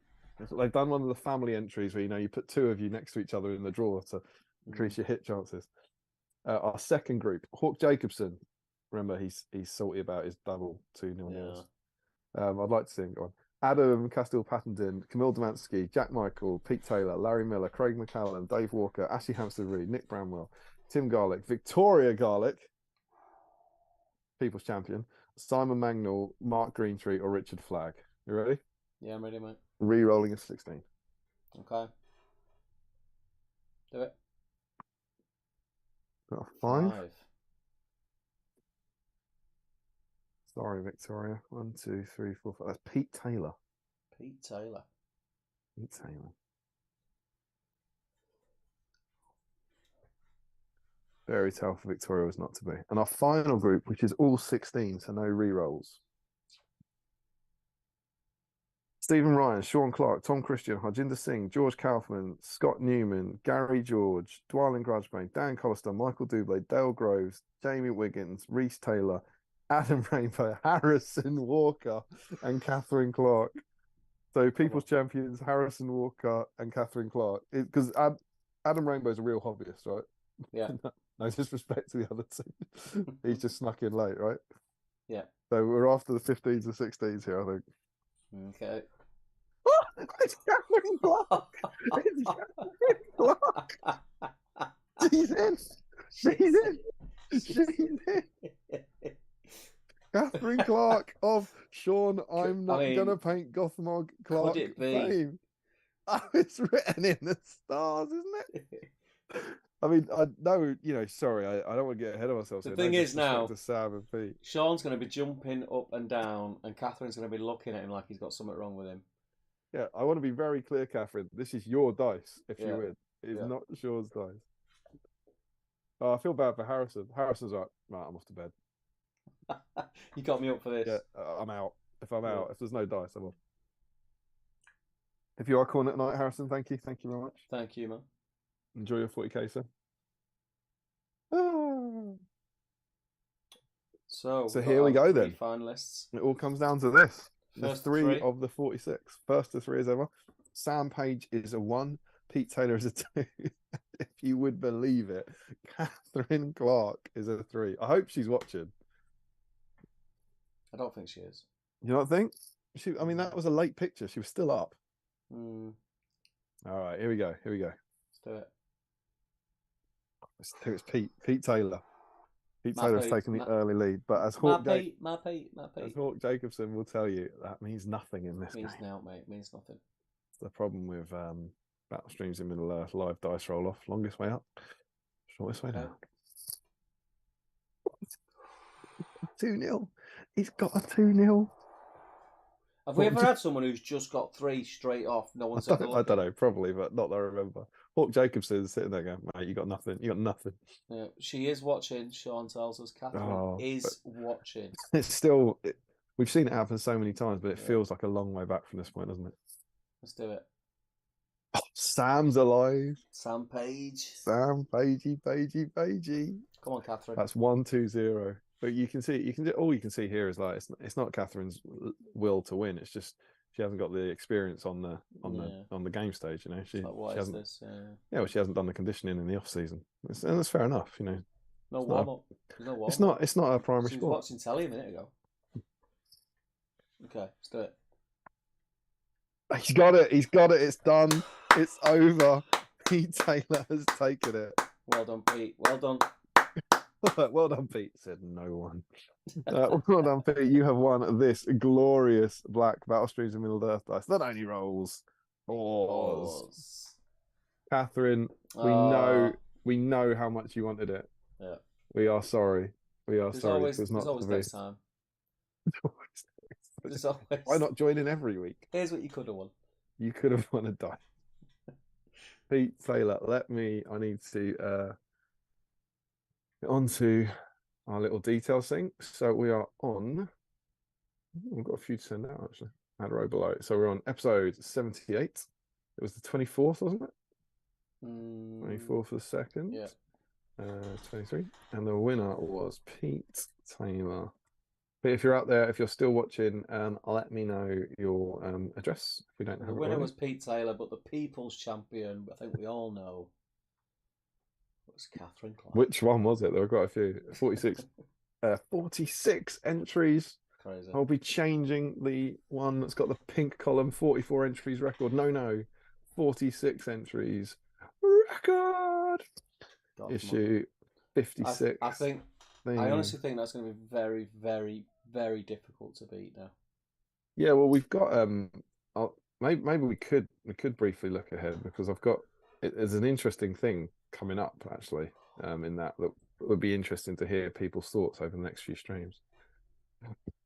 And the theme is Gothmog. I painted Gothmog, deep dive Gothmog, profile review Gothmog. It's been Gothmog-tastic. There we go. Before we kind of go and see what the people are saying about that draw, we've got some business to attend to, Steve. Have we? Have we? Can you imagine if we ended it? We can't just end it now. What is it? Just remind me.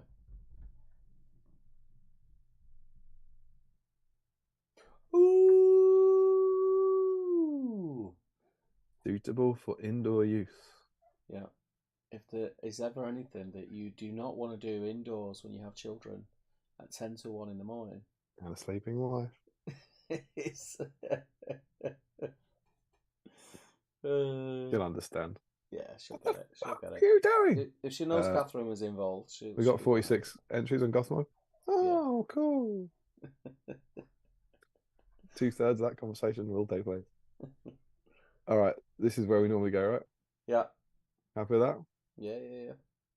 Should we all do a countdown together? I mean, you guys will have to pretend that you're not doing it 20 seconds in the future. Yeah. But they could do it with you, presumably, right? 5? Down from 5. Yeah. Pulling on 1 or pulling on 0? Pulling on 0. Maybe we should count down from 46. No. All right, here we go. Set. 5, 4. What? 3. Huh? I thought you said oh. Oh. Didn't you? 4. Oh. 3. 2. 1. 0. Ooh. Again. We got no bang. Nothing. Did you really not? Not even a whiff. No bang. There was just a puff pulling a crack. Well, if it helps, the reason I jumped was because I got a loud. We heard nothing. Is it not really? We just seen the things fly out the end. Honestly, mate, I got a bang that filled me with instant regret. There's no way. I can't say. I'm covered in confetti. If she comes down, goes, what was that? You can't blank it. What's...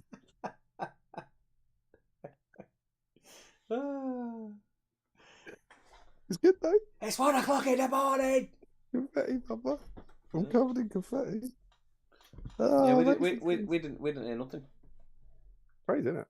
And this is Zoom we're on tonight, so Zoom's obviously got the crazy, isn't it? Amazing stuff. It's crazy. You think you should be able to choose, right? What if you're having a party popper party? It's like, no, thank you for what you're trying to do, but I want them to hear the bang. The bangs are a major part of the enjoyment of this experience. Right. I'll go you back in the chat. 15 pictures of bemused-looking people holding familiar-looking Gothmogs up here, says Posty Spirit. The banners says this is getting better than Elite Week. It's not both absent. It's not both absent good though, says Matt Hudson. Oh, I missed his previous comment. This sounds like a reboot of Three Men and a Baby. Donald Trump says, Sam, an AOM fan, stop the count. Woo, says Dwelling. Well in Adam, says Dave. Rainbow says Team Chester. Team Chester says Dave Walker. Catherine finished Gothmog. Of course she did, mate. She did, mate. Sure. Hilarious, says Dave. 46 people all painting. It's us saying there's 46 people voting it. They're in inverted commas. Posting Spirit, a little emoji thing. Dave Walker, he does play a bit of 40k to be fair. Matt says, are you saying babies aren't people, Jill? And Jill says to Matt, I wouldn't dare state an opinion on such hot button topics. Mark Fry says, well done, Gothmog. I'm looking forward to watching the whole I just want to say to Mark Fry, I haven't been able to catch up. Mark Fry, I don't know if he's going back to a lot of old streams and commenting on them. Yeah. So we're getting comments on old streams he's re-watching. So thank you for doing those. I'm going to try and catch up with them, Mark. But I'm glad you're getting a second viewing, or third viewing in some cases, apparently, out of them. It's really cool. Thanks, man. Yeah. Jill says it's called a goonie round here. Sam says 3 1s. That'll be mine then. Sean Clark says she's watching. Come on, Catherine, says Larry. Thumbs up from Sam. Jill says, come on, Catherine, you got us where we are. Take it home. And then straight away she says, well done, Pete. Well done, Pete. No, me. No, everyone's livid. Well done, Pete. Grass Pete, might not be that hard to beat, says Larry. That's obviously about the record. Yeah, it will be. People wrote in a loved one. We could do it easily. Sean says, she's disappointed, but not as much as me. One day, a black dice will grace this household. Time to wake more children up for Gothmog, says Jill. Well done, says Dave. And Jill says, I think for us to hear the bang, Damien would have to be talking at the same time. Zoom will be ignoring background sound, calling it, as you say, 1 for next time. We try to remember. I think it's something to do with decibels, isn't it? I think she might be right, though. It's probably... Do you remember... We'll try it. You've got 2, haven't you? No, thanks. I'm done with it. I seem to survive this one. You know, when sometimes when you start talking on Zoom, it tells you you're muted, right? So Zoom knows when you start talking. So I reckon she's right. I reckon maybe it cancels it when it doesn't think you're talking. Maybe. Reese says, looking forward to scouring, working on my Rivendell. Thanks again for a brilliant stream, guys. You are most welcome, Reese. And that is it. Caught up, done, and dusted. Episode 78 finished. Gothmog broke a record. It was a great stream after a pretty difficult week. I think I can say that on behalf of both of us, not just me, Damien. Absolutely, mate. Absolutely. Also, I think it feels the same way. So thank you guys for... And I do feel like, I know the inverted commas of that, but I feel like we have 46 and the baby, right? So we've got 44 real ones. We've then got Harrison, real hobbyist. We've then got Catherine, real human painting model, and then we've got a baby. Yeah. So surely between the 3 of the get you over the line things, I feel comfortable with that. Yeah. 46 is the record. Yeah, I mean that's me. So talking of the record, the reason I ask, and we can ask this in the next stream as well, because we pushed Gothmog, right? Is that fair to say? Yeah. Like the same way we did with AOWIN, and those are the only 2 weeks where we've really put. And by pushed it, I mean we put up a few more posts, we send out a few more messages just to try and drum up a bit more interest, right? And coming up, we've got, so huge spoilers. Next week it's Denethor week. I don't think Denethor's going to do it. No, I think it'll be. I think a few people will have a Denethor. Yeah, I think it'll be popular, but only 2 sculpts. I don't think he's going to do it. We then get, check this out: Faramir, Boromir, Bilbo, Gollum. Right now, Faramir, I think we can rule out because we've had quite a lot of Faramir weeks, and I think it's been diluted. He's just got a new model. Yes, but we haven't had a Boromir in ages. We've had the Bilbo issue 2 years ago when he died. We've never had Gollum. I think Gollum we have to go hard on. I think But Gollum actually could be. Yeah. But my question basically, and I don't know how I've missed him. I think there's an Aragorn in there as well. There's an Aragorn in there for sure, actually. So you get Boromir, Bilbo, Aragorn, Gollum, and is it? They all feel like they could do it to me. Yeah. What do you think? I think what we need to do is, I think there's only so much rallying me and you can do. I think it comes a point when we have to put a little bit of that responsibility to you guys. Roping family members. You break the record. Don't you family members? Come on, let's do it. But I just think like I'm fine to do it because it's just weird that they're all bunched together. But we every few months let's go big on Owen, then let's go big on Gothmog. But it feels a bit strange to me to go this week. All right, so Boromir didn't work, Aragorn didn't work, Gollum didn't work, Bilbo. Do you know what I mean? I'm always wondering, of those four, do we need to pick kind of two that we actually try and push, or I don't know. I'd just be curious. So you love Aragorn. Everyone's got an Aragorn, and we haven't had an Aragorn week in years. I think Gollum could be huge. I think Gollum's because we haven't had Gollum before. Everyone's got Gollum on a rock. Yeah, everyone's got a Gollum knocking about. Yeah. So it was just occurring to me that it was really this one was really easy. Like Eowyn was right. We'll push Eowyn. That was really easy. Gothmog was really easy, and those four I just think it's a slightly more complicated. Maybe. Yeah. I don't know. We'll see. Yeah, basically let us know in the Patreon chat. Let us know in the YouTube comments here. Like, should we just push all four of them and try and go for it, or, it could be a really exciting couple of months on battle streams. Like 46, mate, 46. Yeah. It's just amazing scenes. I think we're right about. I think Gollum could be the one. Just because people don't use him for a lot of armies, so they'll have him. But won't have him painted. So we'll see. But yeah, it was amazing effort. Thank you very much, people. The next stream is yet to be decided. I've got now a lot of very busy weekends, pretty much on the bounce. So I'm gonna have to look and see what we can do. We had a brief chat a while back, but we might. I think the next one we might be on a midweek stream or a Sunday evening stream or something. It might be off the kind of usual party nights possibly, because we'll always try and squeeze one in rather than missing it out completely. But we'll wait. We'll figure it out when we've got our diaries together and make it. Yeah. We have a few comments flying in. I'll let you do it because my eyes. Sure. Eyes gone. Reese Taylor, you did Reese, didn't you? Thanks for a brilliant screen.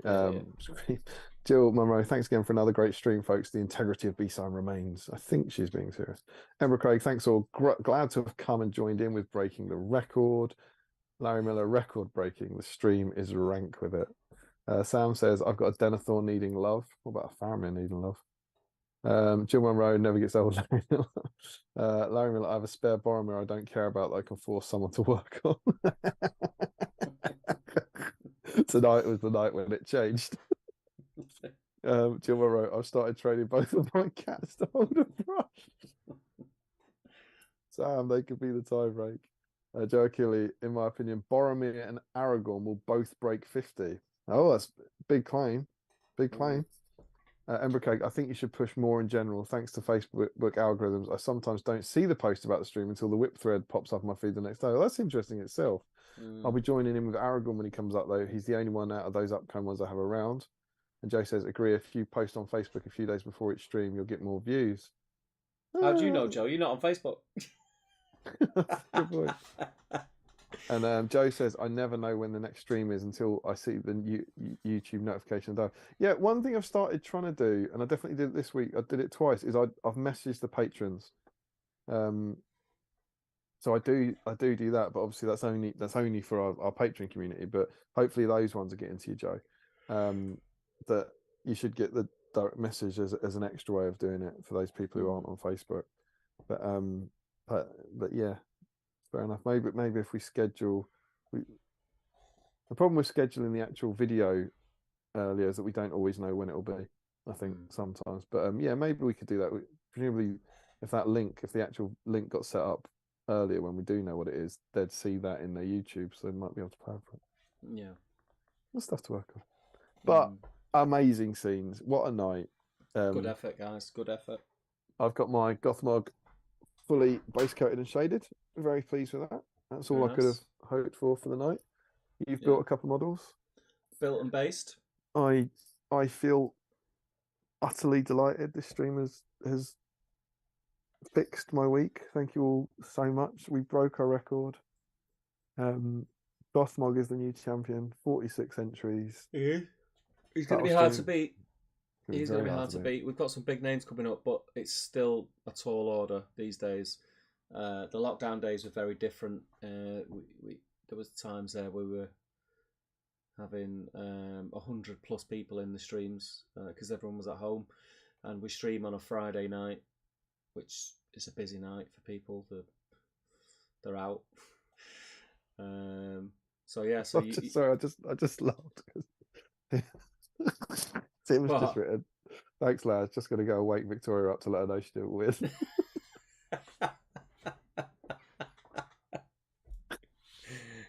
Sounds she'll cry herself to sleep. That's the spirit. And Jill and Joe have both said thanks for the. There's always Gollum. There's always Gollum. There's more weeks for Victoria, Tim. Get her in, man. Yeah, get her in.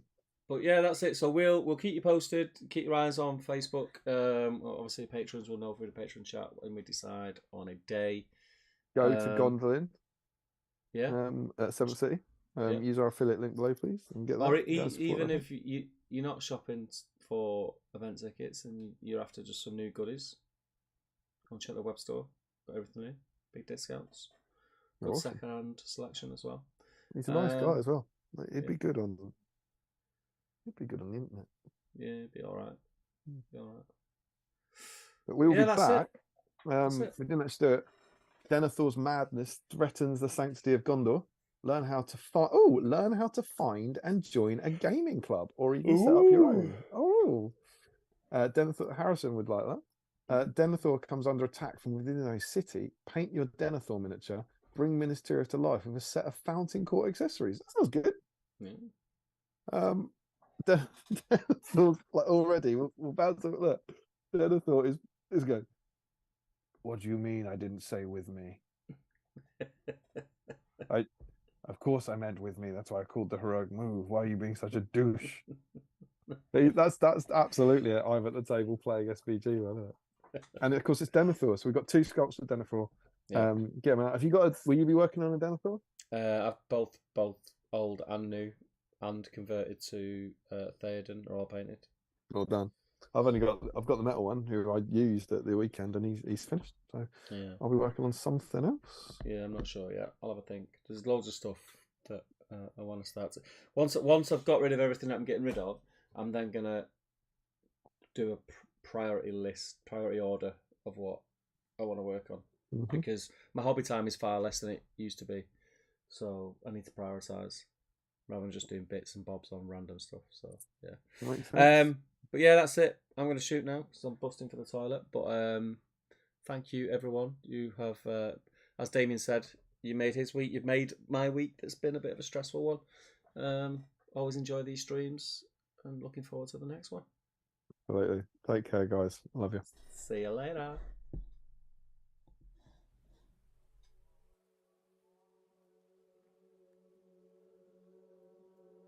Am I on mute? That was amazing. Oh, what up?